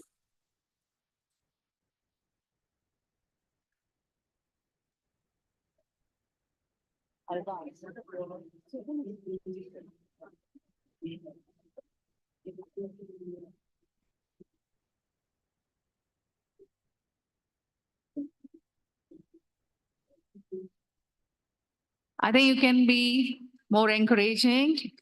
You can clap and applaud loud because they have achieved very difficult feat of getting the CSST with an excellence category of certification. Moving on to the South region, the large healthcare organization, Apollo Hospital, Bannerghatta Road, Bengaluru.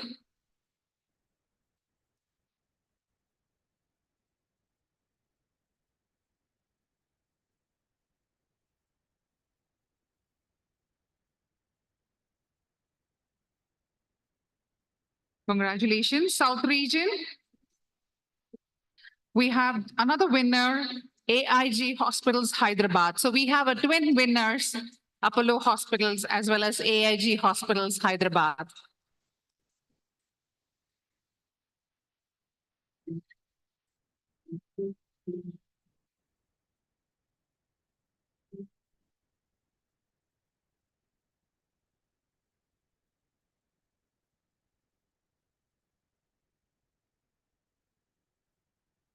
South region runner-up for the large healthcare organization, Krishna Institute of Medical Sciences and Limited, Secunderabad.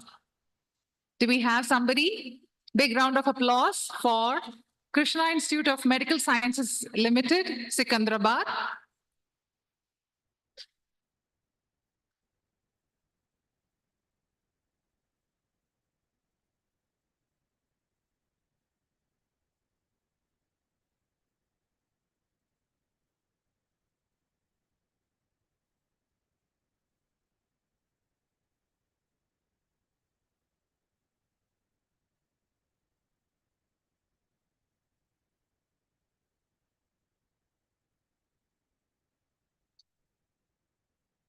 West, we have Dr. D.Y. Patil, Medical College, Hospitals and Research Center, Pune.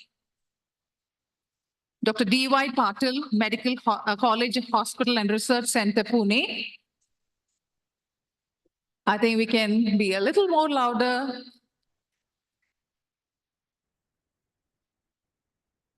These are larger healthcare facilities with excellence in CSST. The runner-up in the Western region is KIMS Kingsway Hospital, a unit of SPNAV MediSearch Private Limited, Nagpur.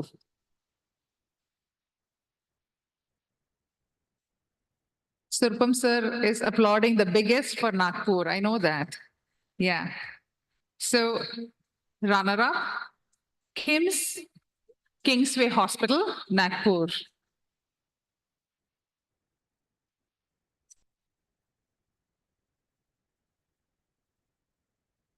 We move to the medium healthcare organization, hospitals with bed size less than 400, but more than 100.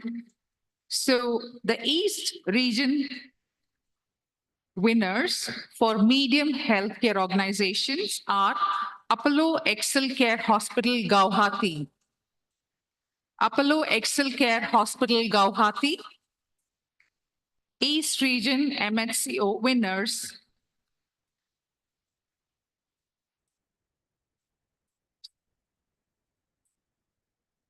Congratulations.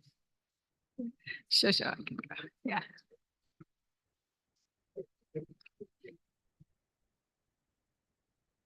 We have yet another winner in the MHCO category of the East region, BM Birla Hearts Research Center, Kolkata. So it's your, yeah. Congratulations, team. The home team. Home team, yes. BM Birla Heart Research Center, Kolkata.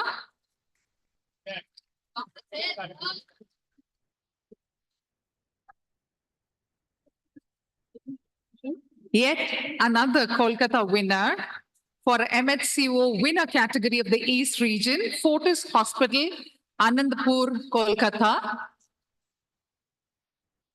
Fortis Hospital, Anandpur, Kolkata. Congratulations for being joint winners with Guwahati and BM Birla Hospital, Fortis Hospital, Kolkata.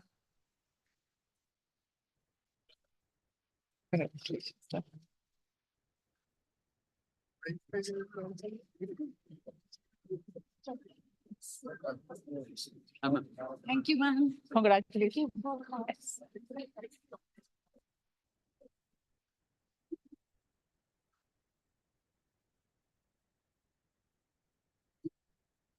South Region MHCO winners, Sri Kamachi Medical Center, Tanjavur.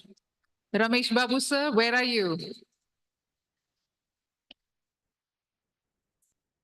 Southern Region Medium Healthcare Organization winners, Sri Kamachi Medical Center, Tanjavur.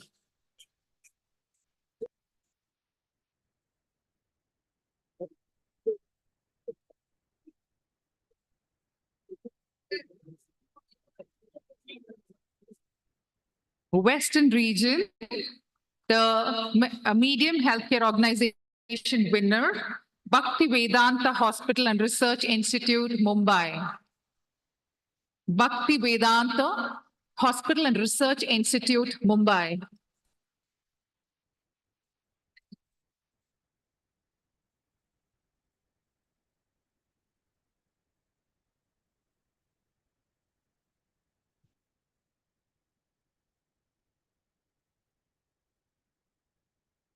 We move on to the Small Healthcare Organization Awards. Those are hospitals with less than 100 beds. North Region Small Healthcare Organization winners, Manipal Hospitals, Ghaziabad. Manipal Hospitals, Ghaziabad. North Region Small Healthcare Organization winners, Manipal Hospitals, Ghaziabad. I think we should not stop clapping because you will have to clap for next 10, 15 minutes. There are a lot of awardees and winners.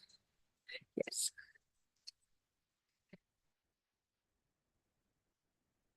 South Region Small Healthcare Organization winners, Healthcare Global Enterprises Limited, Bengaluru. Healthcare Global Enterprises Limited, Bengaluru is a SHCO that's winning from the South with less than 100 beds and excellence with more than 80%.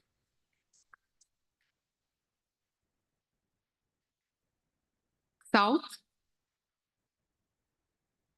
That's Healthcare Global Enterprises Limited, Bengaluru.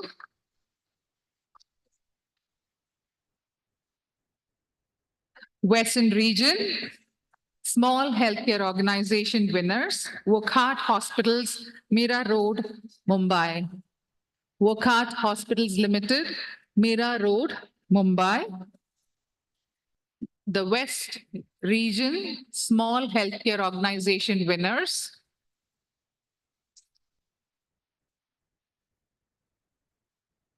Parag sir is joining the team. Congratulations to Wockhardt Hospitals.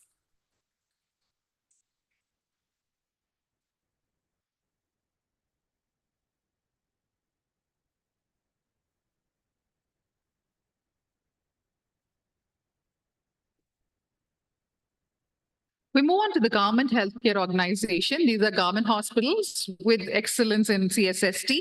The East Region winners are Central Hospital, GRC, Kolkata. Again, Kolkata, home ground. Oh, that's a lot of representation from Kolkata. It's very difficult to, because the checklist is the same. There is no difference in the way it has been assessed. So the government hospitals getting an 80% and above excellence is something really wonderful to appreciate. So please give a big round of applause for the government facilities, which are doing very well in quality. Yet another East Region winner, All India Institute of Medical Sciences, AIIMS Patna. So the joint winners with Central Hospital GRC Kolkata is AIIMS Patna. Do we have? Yes. Yeah, congratulations, sir. Yes. These are government hospitals. There is no change in the checklist, though.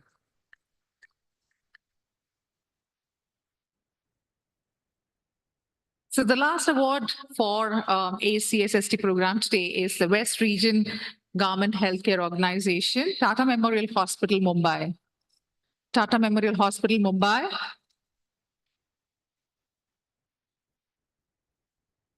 So do we have Tata?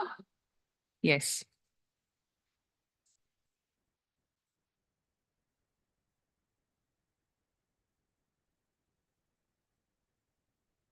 That's the last award of ACSST.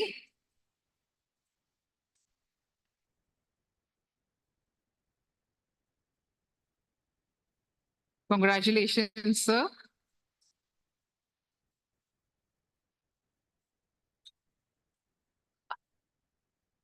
Thank you, dignitaries.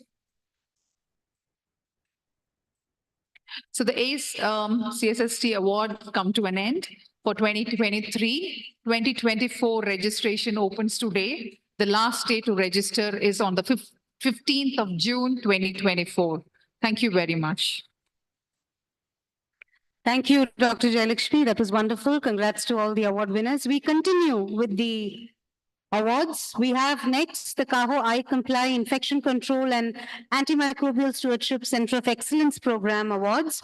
CAHO conducted audits in 11 hospitals across India to ensure implementation of the IPC and AMS, hand-holding them to ensure that the infection control antimicrobial stewardship standards are attained at an excellence level. We are proud to honor the 3 hospitals, those who have achieved the Excellence Awards.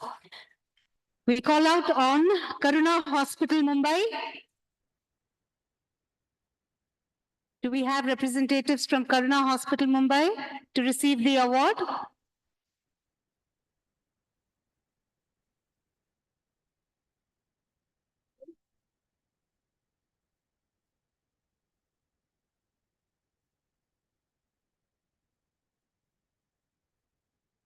Congratulations. Next, we have NGM Hospital and Research Center, Belapur. NGM Hospital and Research Center, Belapur.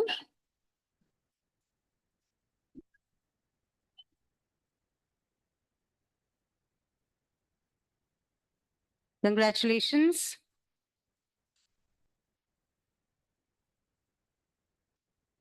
Please keep up the applause, ladies and gentlemen. And the third hospital being Life MedCity Hospital, Jabalpur, Madhya Pradesh.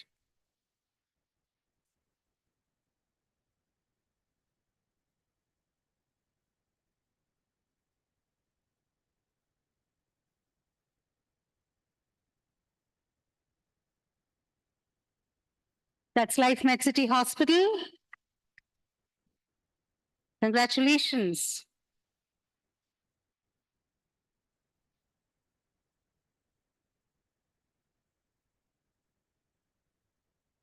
Moving on, we have the ISQA Southeast Asia Fellowship Award. Can we have Ms. Mukta Tiwari on stage? This award winner, Ms. Mukta Tiwari, congratulations.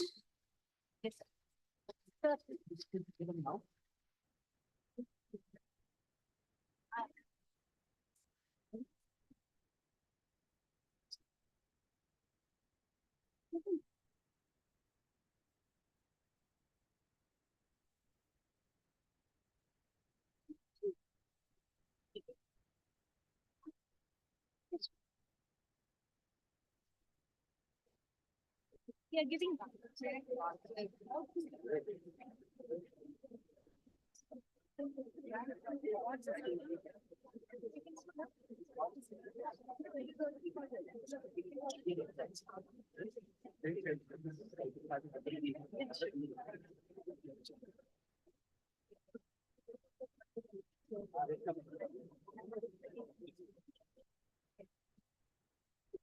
One for this.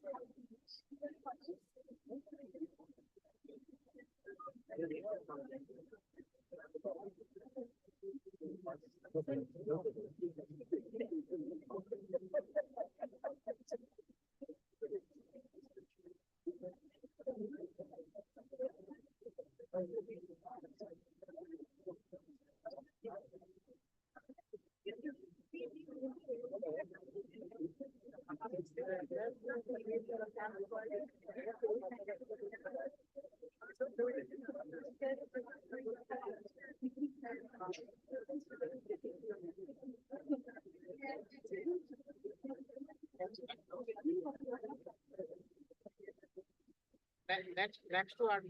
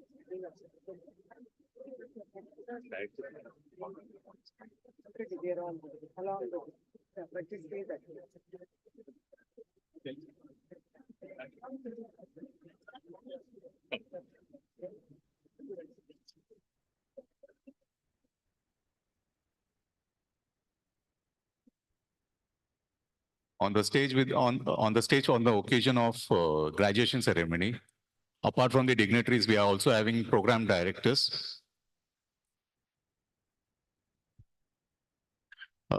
We'll begin with the certified infection control professional certificates, and there are two batches.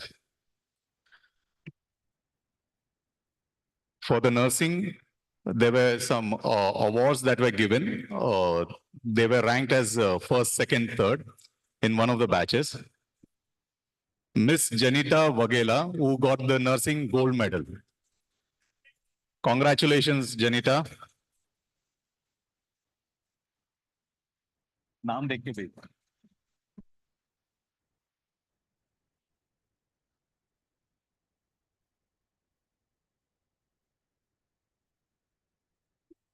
Mr. Jyotish Soman, who got the silver medal. Congratulations, Jyotish. Mrs. Jyoti, who got the bronze medal.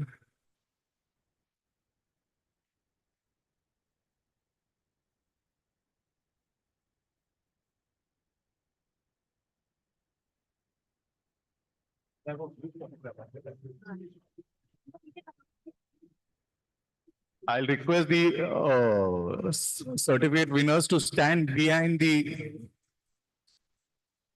dignitaries, behind the chair, because we'll have a group photograph at the end of the award ceremony.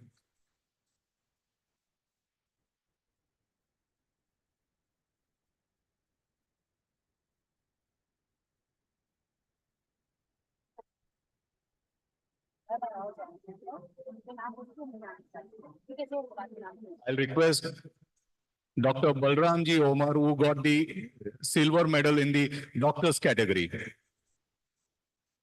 Congratulations, Dr. Balram.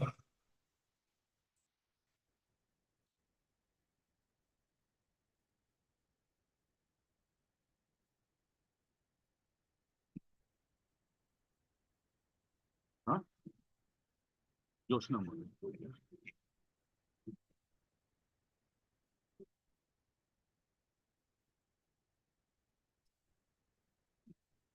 ये नहीं आया Then the next batch for nursing, Joshnamol George got the gold medal. Congratulations, Joshnamol.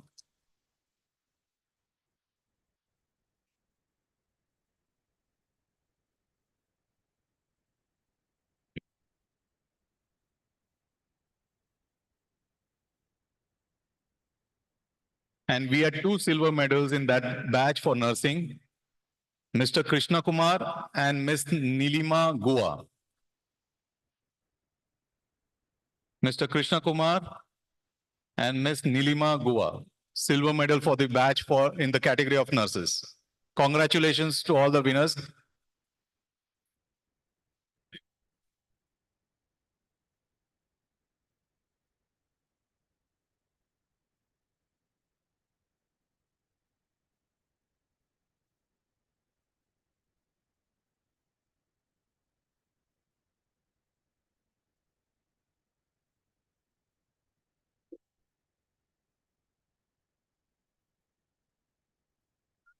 I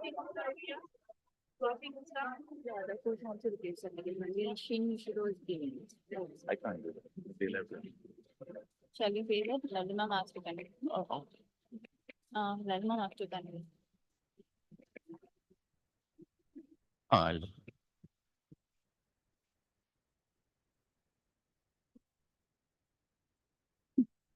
Thank you.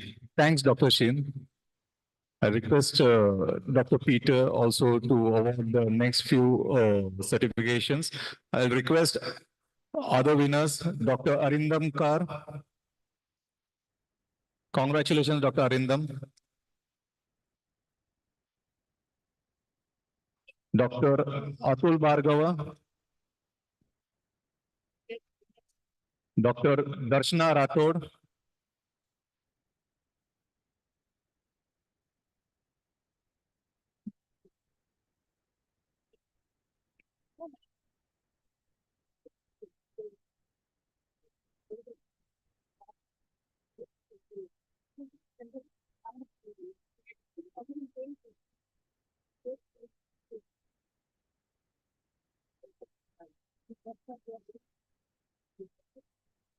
Dr. Darshana Rathod. Dr. Jyoti Chaudhary.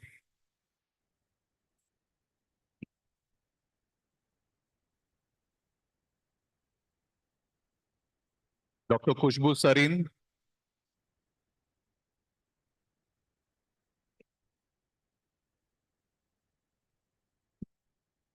Mrs. Sunanda Rodrigues.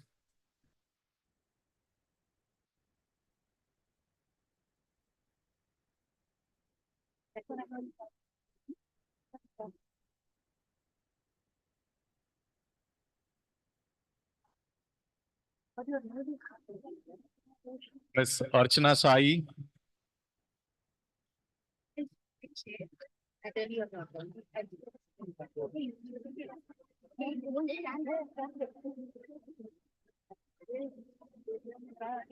Dr. Pratibha Sharma.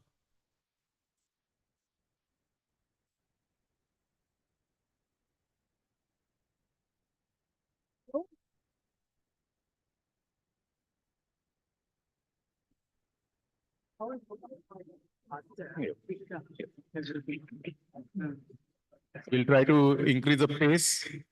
I'll request the dignitaries also award the certificates. Dr. Pratibha Sharma, Mrs. Manisha Santra. Only the medal winners benefit. Let's keep going. Certificates in the lot near them. Meenakshi, you hold.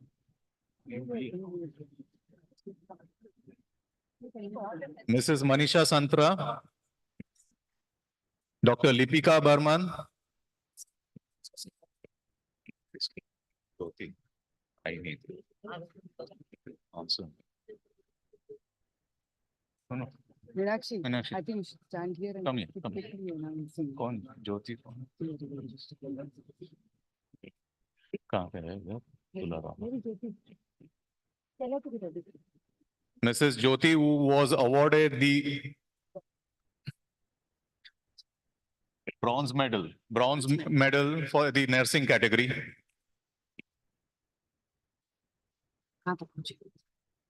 ये भूल गया doctor हो गया Mrs. Tila Gawati Vasudevan, Dr. Monica Arora,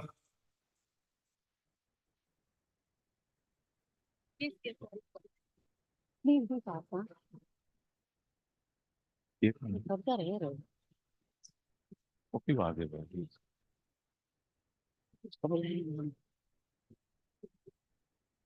Dr. Monica Arora, Ms. Saraswati Roy Sen Gupta,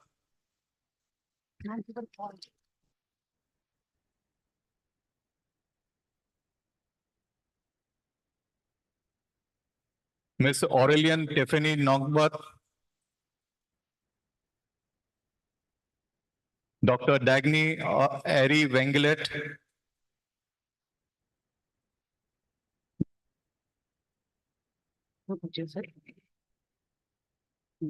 Mr. Saju Sebastian,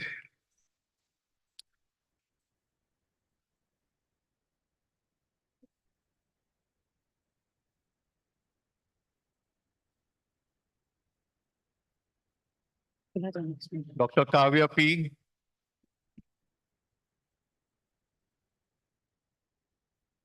Dr. Sanjeev Gogoi,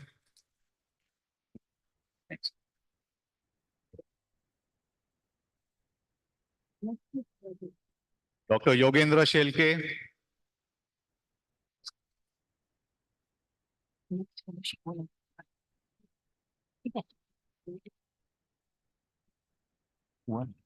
That is all. It's good fellowship. Only that's not all. Just want Dr. Pooja Sahai, Dr. Nishanti, Dr. Mohana Chakravarti, मुझसे तिवारी खाली बोला उसका fellowship में नहीं हुआ sir certificate लेके चली गई क्या बोलना इस लड़की को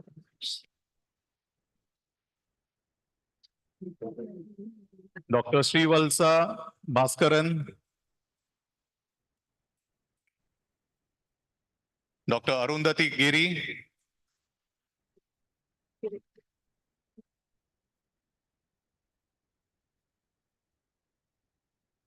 Dr. Aninda Chatterjee,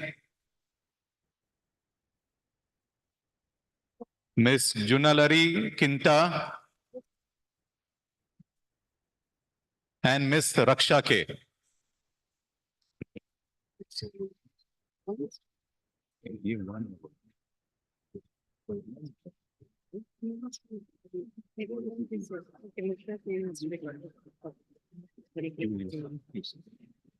What's the name?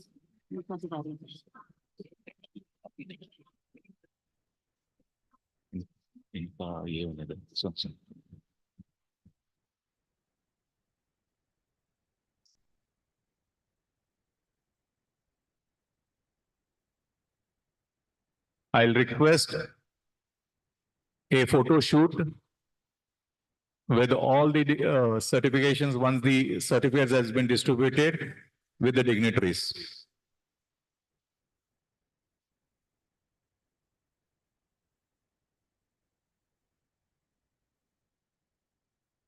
Raksha has to get the certificate.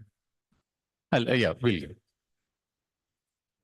I think I'll request the dignitaries to be seated so that we can have a photo shoot with the entire batch of CICP, the Certified Infection Control Professionals.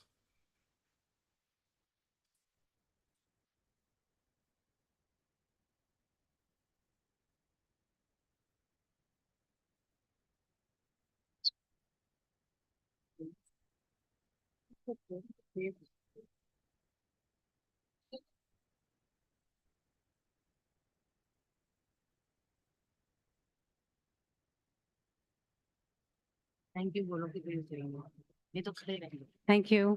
Thank you. Everyone. Next. Aja, waiting. Waiting.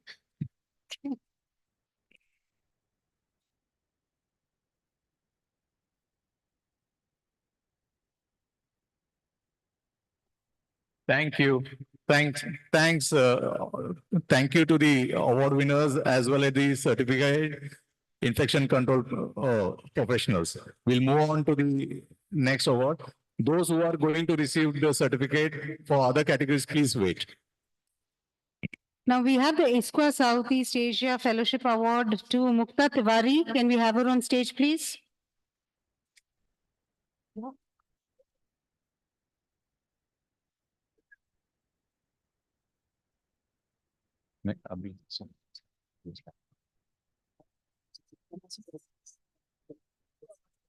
She wrote to give. I'll request. Advance CPT. Yeah, we'll. What's left? No. Advance. Yeah. Yeah, we'll do that. So keep swapping.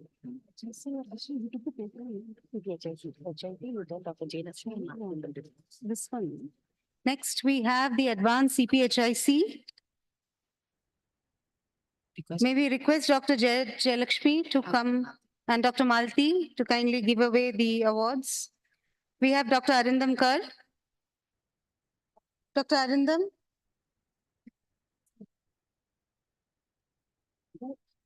Dr. Malti and Dr. Jayalakshmi. CPHIC advanced. Dr. Arindam Kar. Mrs. Jeba Shakila. Last chance. Mrs. Tapti Burman. Mrs. Jeba. Go on. Mrs. Tapti Burman.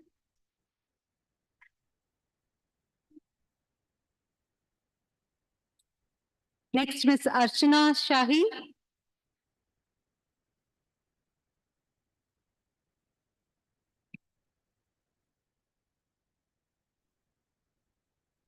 And Ms. Tilgavati Balm.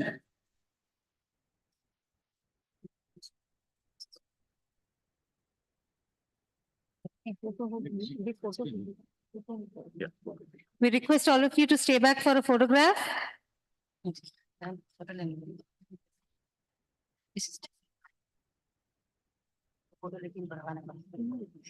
Sorry.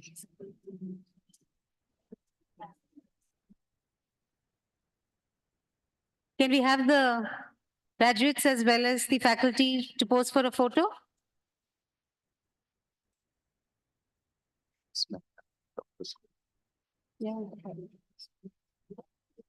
Please have a seat for a photograph. Graduates, please stand together, closer, quickly.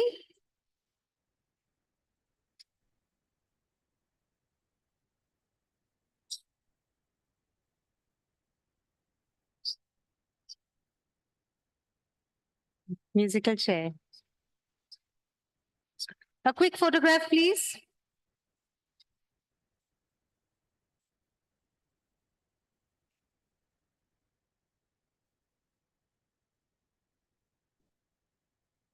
Thank you. Thank you all.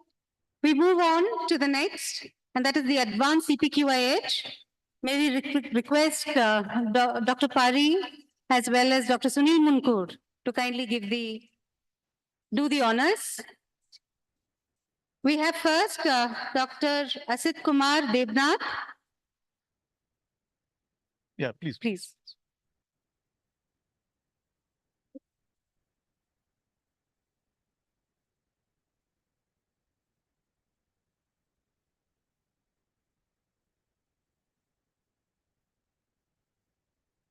Next, Dr. Anil Kumar.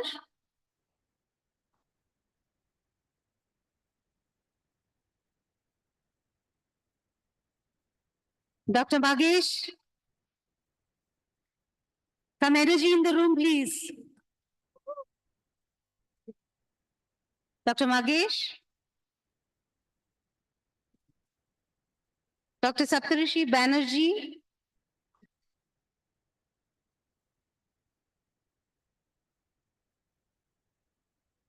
Mr. Bhujanura Kumara Reddy.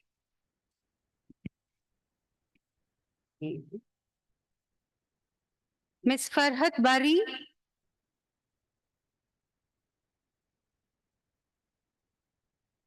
Ms. Farhad Bari, Ms. Indu Chandramenon,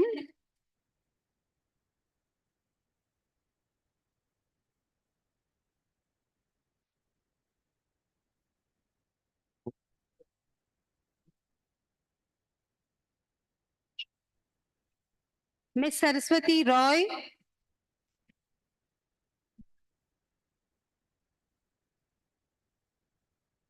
Dr. Sravanti Husa,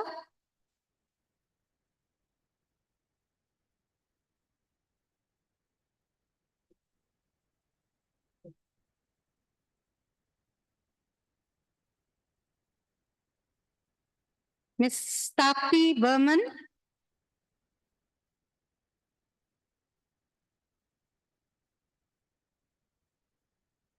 Ms. Tapti Burman,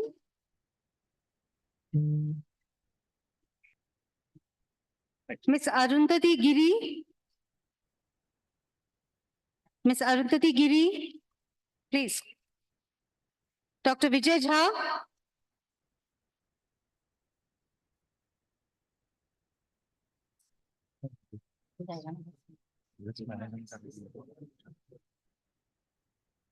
Dr. Vijay Jha, followed by Dr. Pradeep Thomas. Please go ahead. Please go.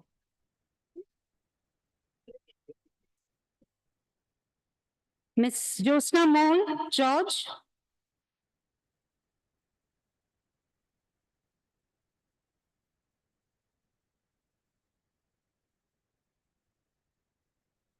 Dr. Darshana Rathod.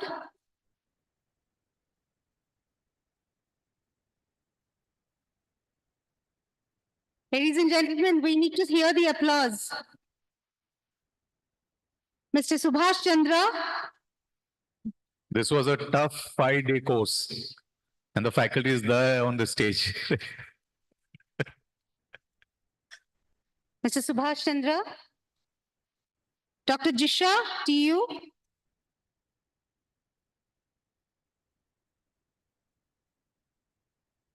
Dr. Jisha, followed by Dr. Vishrut.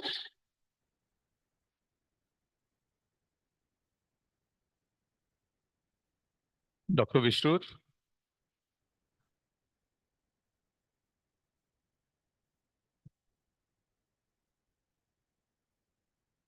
Then we have Dr. Arindam Kar.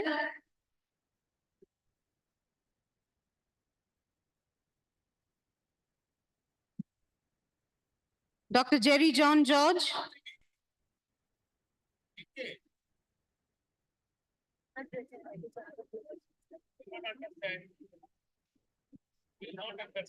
Dr. Jerry John George, followed by Dr. Purnima Viraj Purohit.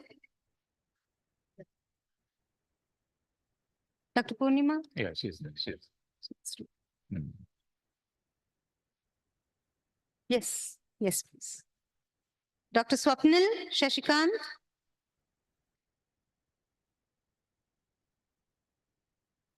Dr. Smita Moitra. Dr. Smita is Next. Dr. Rima Bairi.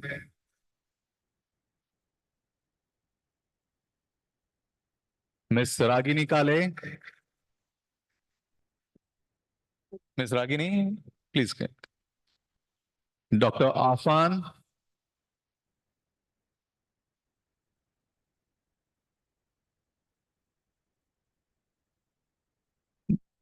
Dr. Santosh Dora.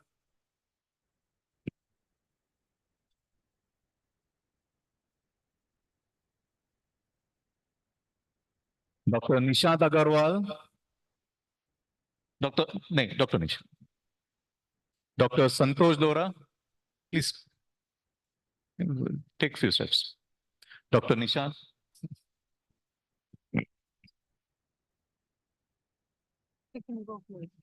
So you,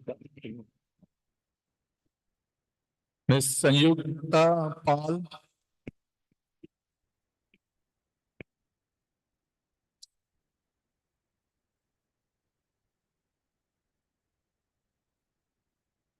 service management में लगी madam Satish Chandra का नाम बुलाना और Leeds में विजय अग्रवाल और Satish Chandra.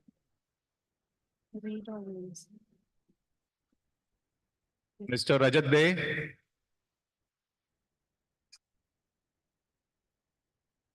Ms. Monali Gumre.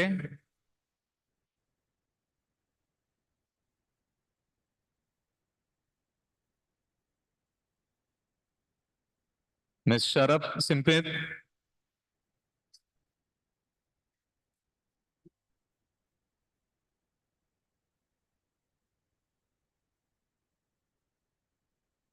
Ms. Sharaf. Mr. Samson Godson.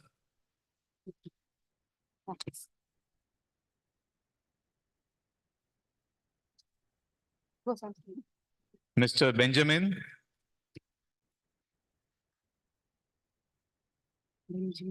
Biomedic.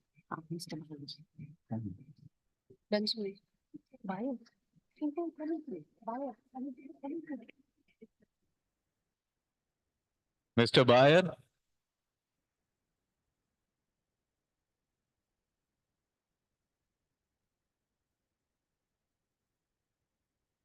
Dr. Amit Joshi.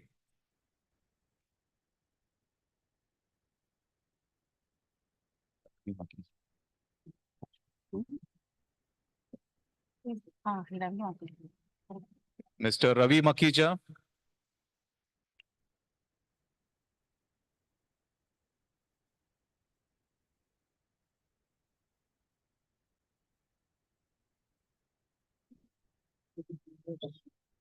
Dr. Disha Talang.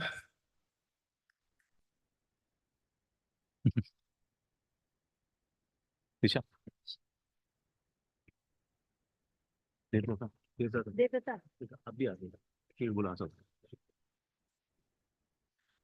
Devdatta Das.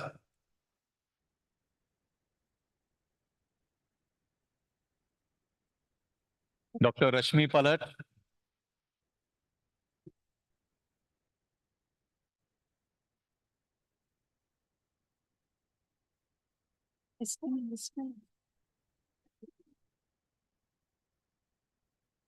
Dr. Preeti.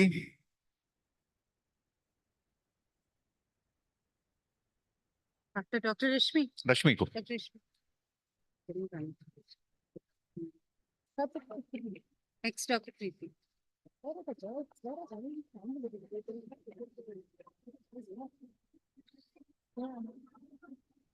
Dr. Preeti. Dr. Bhavisha Karnare.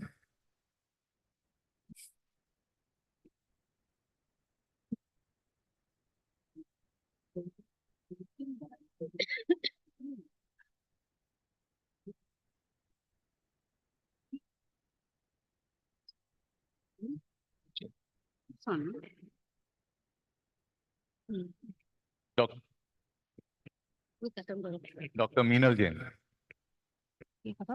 Leeds बने doctor वदीलता जी और Vijay Agarwal.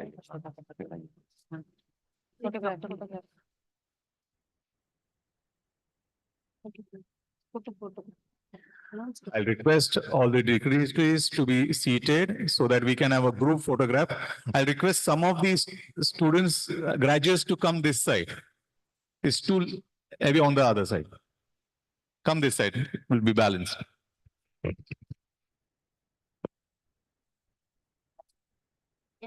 Only Dr. Madhulika ji.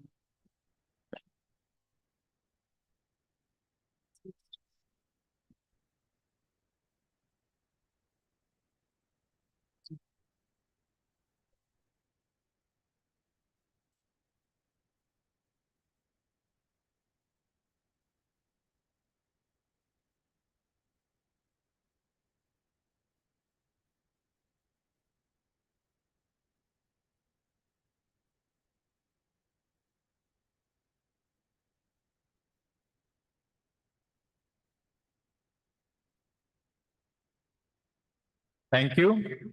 Thanks a lot. I'll request for the next category of awards on International Certification of Program in Leadership, LEADS. I'll request Dr. Vijay Agarwal, sir, and Dr. Shweta Prabhakaran to do the honors. We have the presence of Dr. Madhulika Jain, who completed our LEAD certificate program. A round applause to her.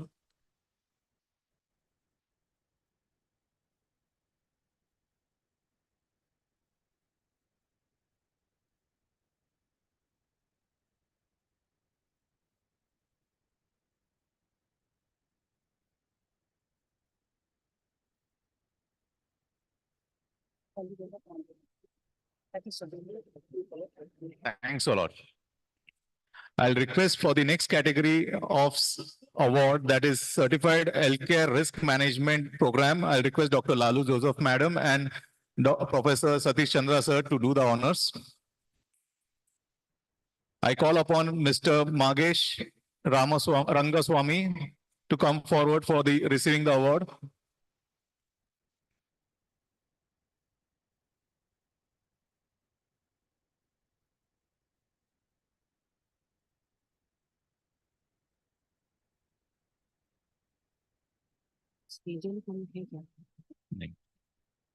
Dr. Sharbani Mukherjee.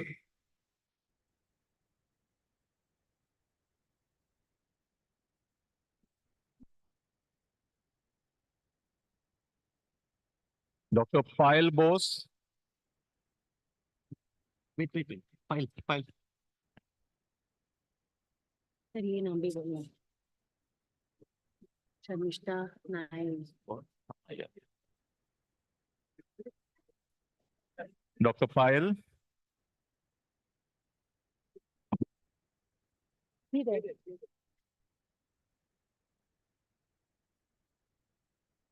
Mrs. Vandana CG.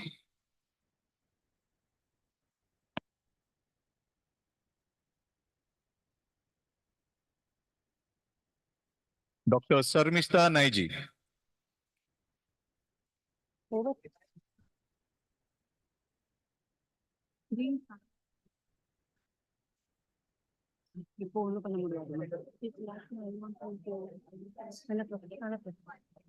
नाम बोलो सरला बुला दो कुछ degree वो गाड़ी मैं change कर दे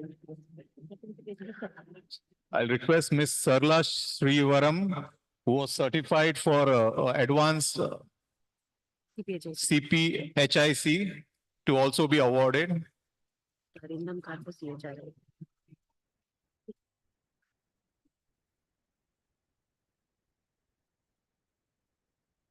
And finally, a dear friend, Dr. Arindam Kar, for Certified Healthcare Risk Management course.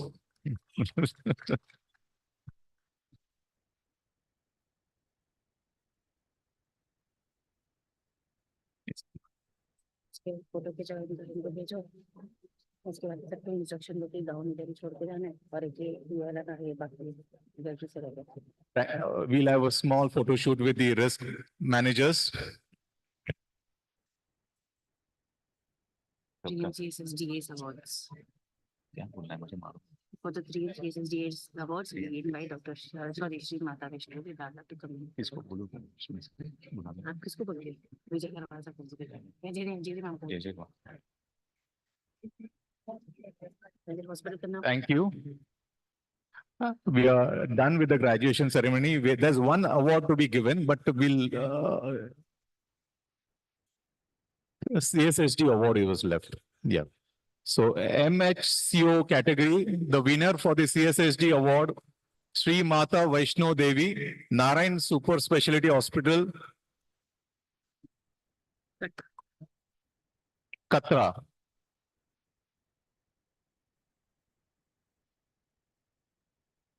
Congratulations, sir.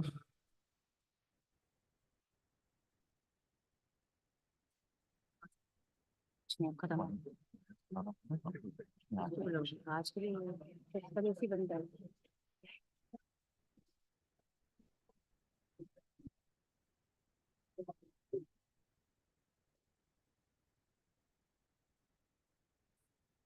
Evening. Are invited to stay back, and 8 o'clock tomorrow morning sharp we start with the platform presentations. And now you can play the CAHOCON anthem. Thanks everyone. Thanks for your time. It was a long cited, as well as the dignitaries on the dais. Thanks a lot. I request the gowns to be kept. The life members, cow life members, I'll request all the cow life members to be seated because we have to proceed with the next stage. That is the cow AGM, annual general body meeting to be conducted. I'll request all of you to be seated. And also tomorrow, sharp 8 o'clock, we begin with the platform sessions. I'll request all of you to be there in this particular auditorium for the platform sessions. Sharp 8 o'clock. Thanks. Good day.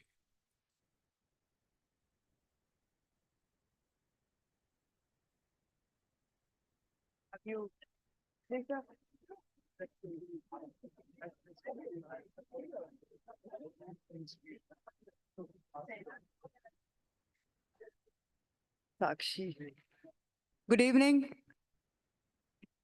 Just have to present the thing and invite Gyaniji to present the thing. Yeah.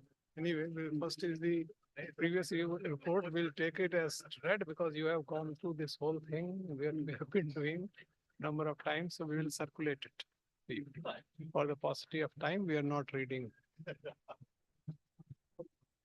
Where is there a? I need a slight change. Good evening and requesting all the life members and members of CAHO to please stay back for the annual general body meeting. We will start now. Come on the present. You can come and occupy the front seats. Request everybody to move forward. And after this, we will hand over to our election officer, Dr. Girdhar Gyani, to announce the governing committee members for 2024 to 26. Horizon of healthcare delivery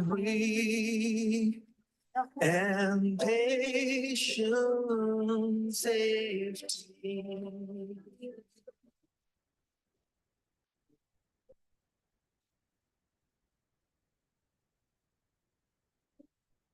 We have a goal, a noble drive. And step by step, we will try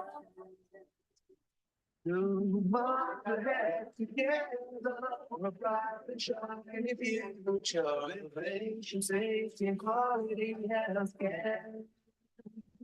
We are CAHOCON. Your healthcare companion. Standing right by your side.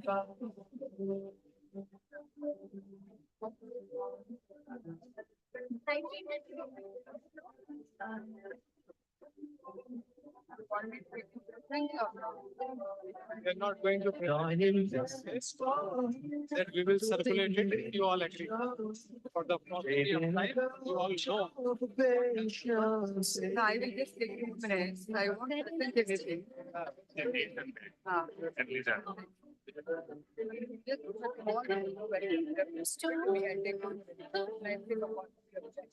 We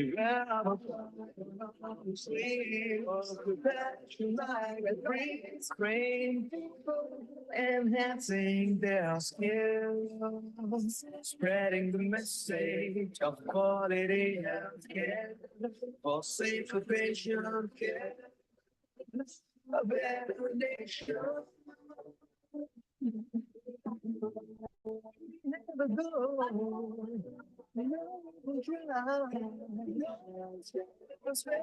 We will try.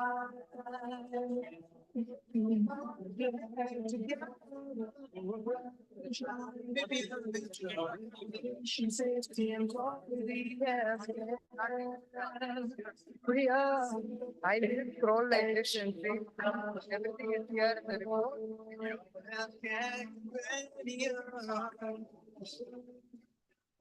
Standing right by your side.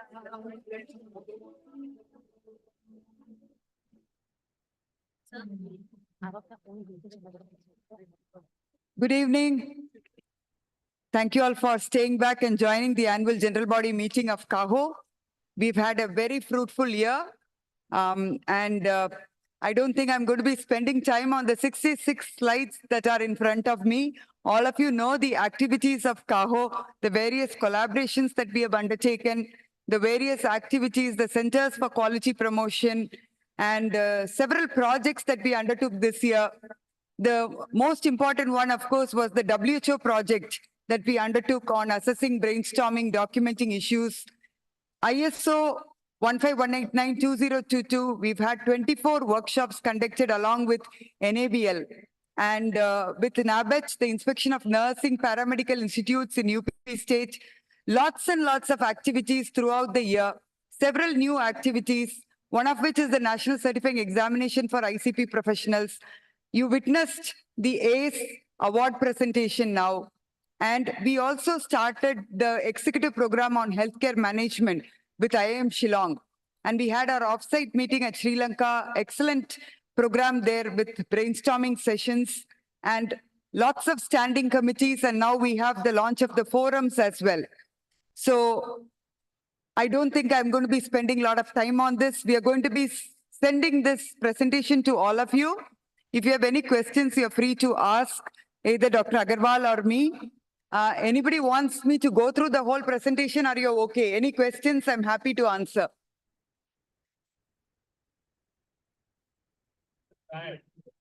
Go ahead.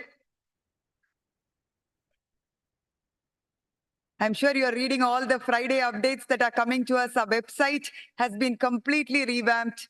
Lots and lots of activities of CAHO. Our finances are strong. The audited statement of account is in front of you. We will send all this to you. Thank you so much. I hand over to Dr. Agarwal. It's okay. So now we'll hand over to Dr. Giridhar Gyani to announce the governing committee for 2024 to 26. As sir announces, request everybody to come on stage. We will have to get a photography taken today.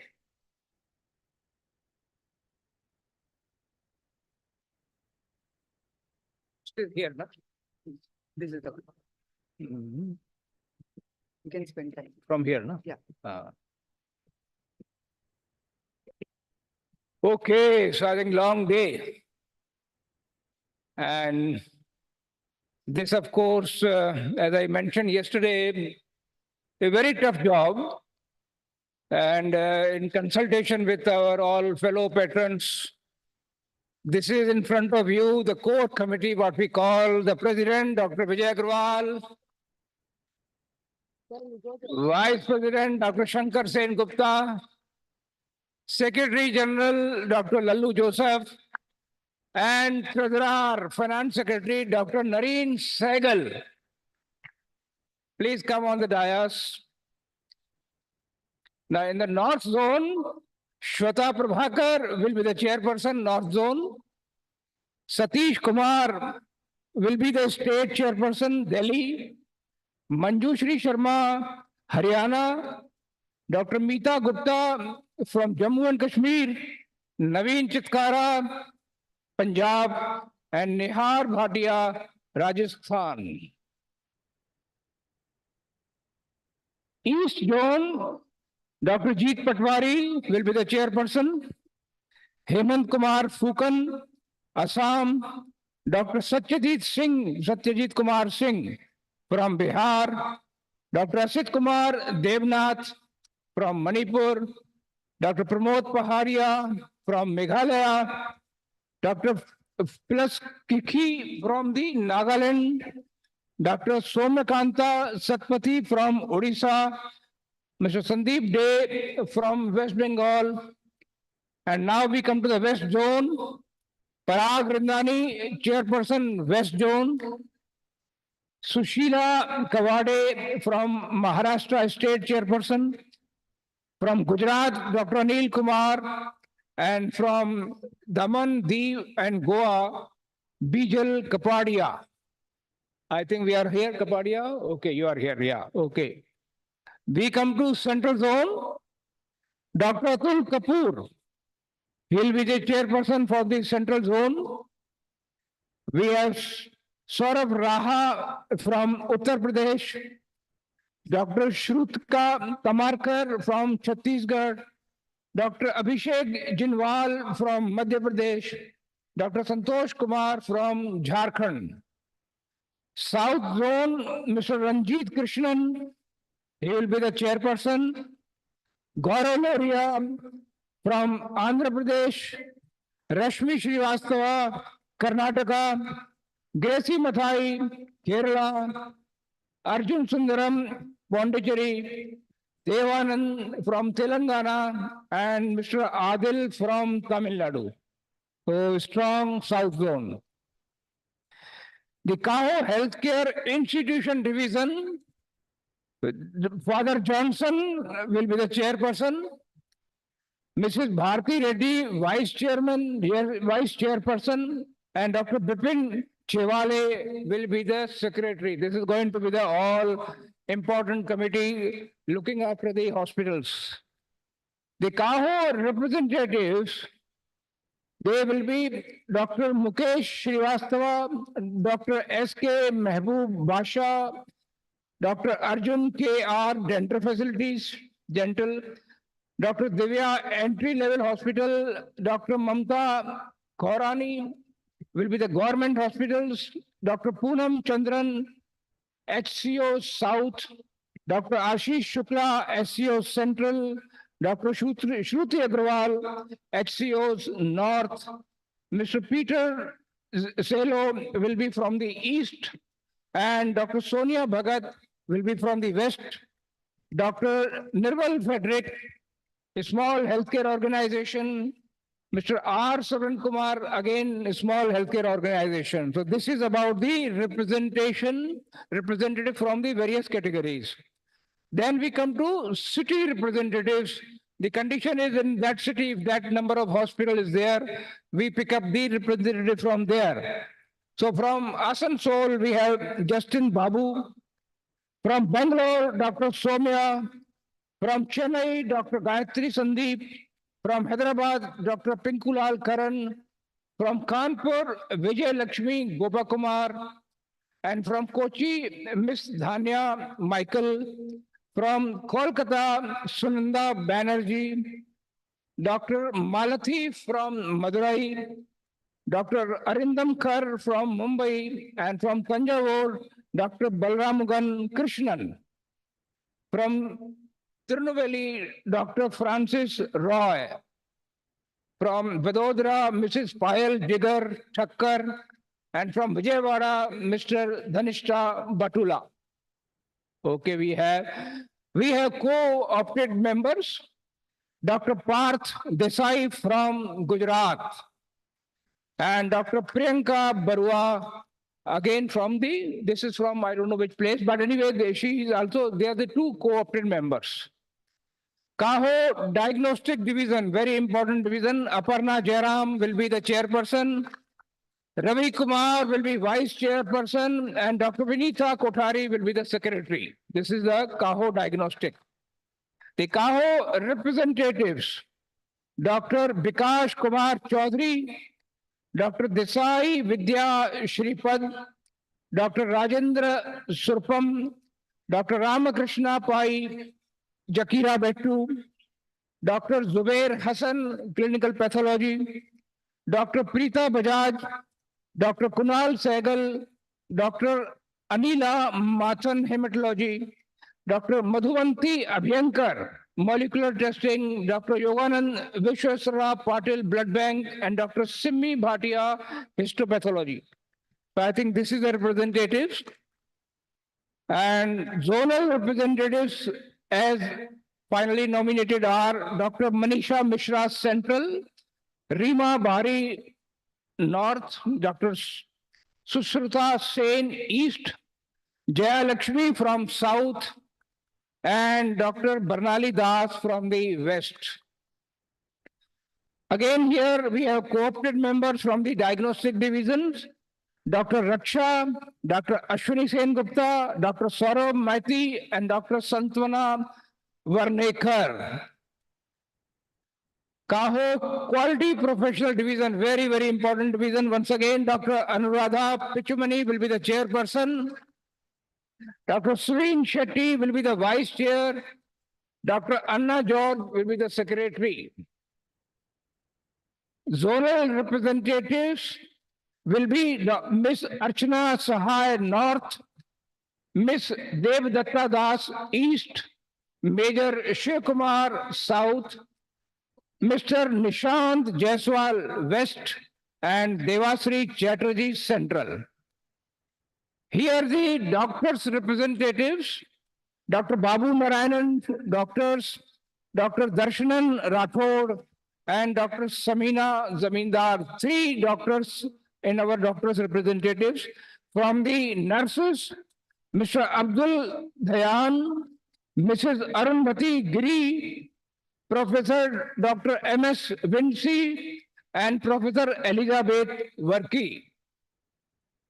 From paramedics, Manika Vasagam, paramedics, Avinash Biswaranjan Mahapatra, and Miss Manisha Chandrabhushan Pal. The representative from administrators, Dr. Geeta Fulari, Dr. Sudhisha Ganguly, Miss Vidya Mani, Mrs. Vandana, Miss Anusha. These are from the administration. Co-opted members from the Quality Professional Division, Mr. Arun, Mr. Ashok Raj, Mrs. Aisha Siddhika, Miss Rajni, and this is the whole governing council now. So I think you can see it has gone from strength to strength, number has increased. I think that is what is the CAHO all about. Thank you very much.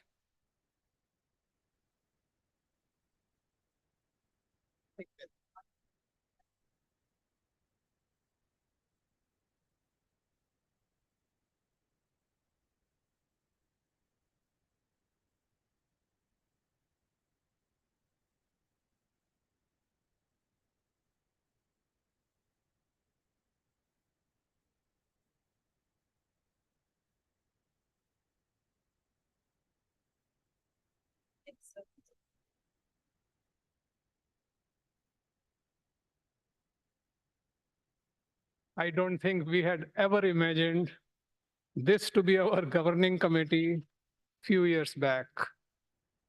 And we are extremely proud to lead this contingent. But then to lead it now, we have three vertical divisions, as you know, Father Johnson, sir, a very, I would say, in his capable hand, he is going to lead the healthcare institution division.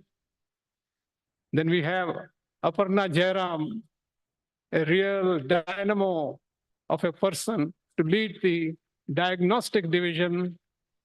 And then Anuradha Pichumani, who has already taken great initiatives. So I can say that another, I would say, notable presence is of Naren Sehgal. We will probably have a functioning finance secretary in CAHO after a long time. And of course, the new induction of Dr. Shankar Sen Gupta as our vice president. He will also bring huge amount of energy and is a very able replacement to our outgoing vice president, Samir Mehta, who is now the chair of the CAHO International.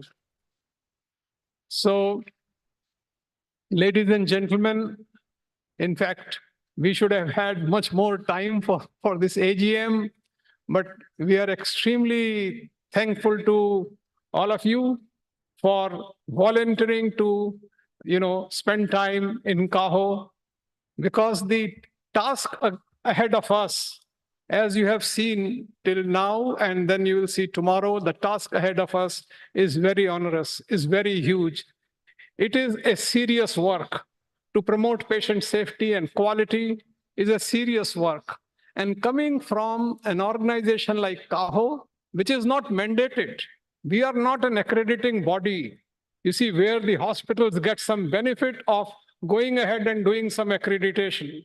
So I think the kind of love and affection that we have received from the hospitals, from the diagnostic centers, from the quality individuals in this country to this organization is a testimony to all of what you people have done to promote patient safety and quality. We have the pleasure, we have 6 of our very, very senior people as our patrons, of course, led by Dr. Girdhar Gyani. We are having Dr. Venkatesh Thuppil also still here, sir. Thank you very much. Dr. Pawan Kapoor has just left because he had to leave for this meeting. Dr. Alexander Thomas also was here and is left. Dr. Sahadullah has also been around. So 5 of the 6 patrons are present in our deliberations. So thank you very much. Dr. Nagendra Swami has recently taken over a very serious responsibility of being the president of MS Ramaya hospitals. So that's why he regretted. So friends, I think with this, me and Lalu Joseph will like to absolutely say thank you. Thank you for posing faith in us. And so we are continuing you will tolerate us, at least tolerate me for another 2 years, and then we'll talk about it. So thank you very much. We'll just take this picture, and after that, we disperse. We are already late. We'll probably join for dinner. Lanu. Yeah. We wish to invite the Secretariat team to kindly join us on stage with the governing committee. Request all of you to please join. Sakshi, Prakash, Anita, Meenakshi. Let's give them a big round of applause. We are nothing without them. They are the backbone of all the activities at CAHO. Request all of them to come and join, please. Where are the others? Bobisha, Jennifer. Come, Prakash. Call everybody down. Come. I think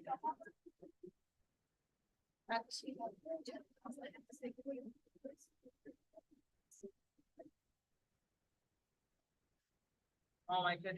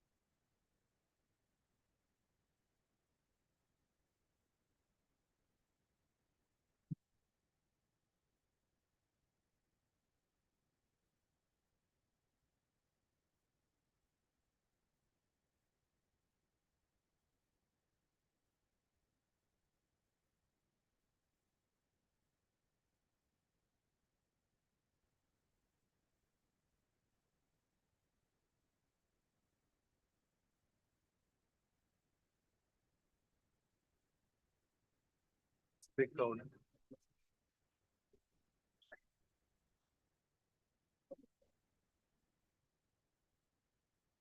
It can be seen from अरे चलता है यहाँ पे ठीक है vice chair अपन नया secretary के साथ टोपी है बगल में है मैं छोड़ा नहीं इसको जरिए कम ना इसके बाद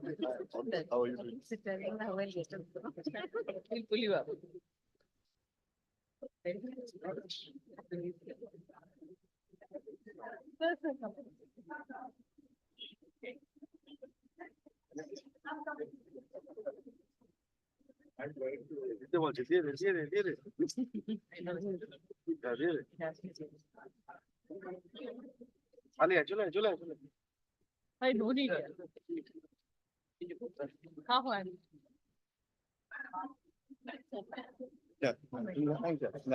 Can we please have the CAHO anthem?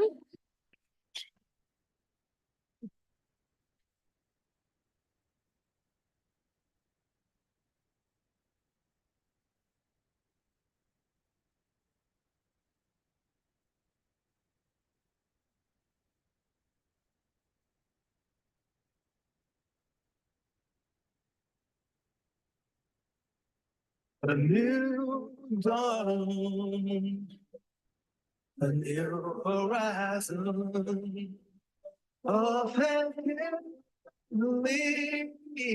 free and patient safety.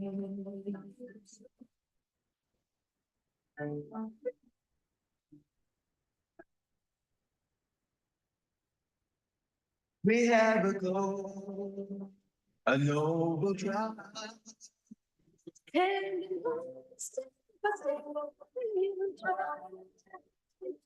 To march ahead together, a bright shining future, innovation, safety, quality, and we are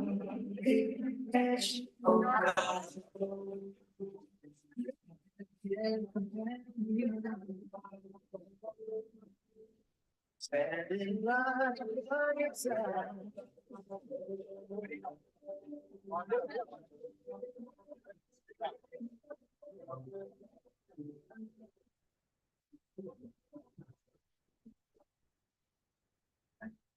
Joining hands through the nation, shaping the compilation,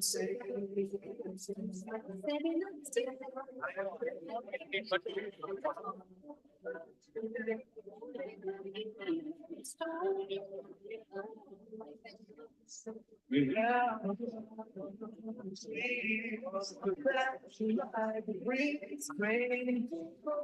enhancing their skills, spreading the message of quality healthcare for safe education of every nation.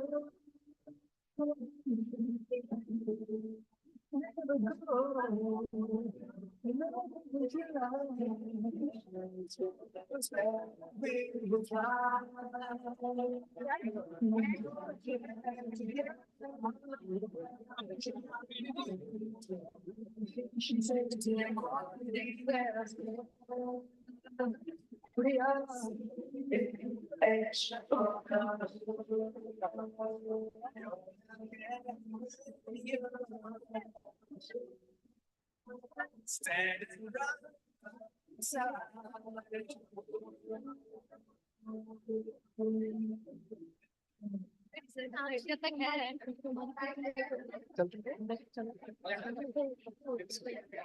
गाड़ी हम चलो देखते हैं क्या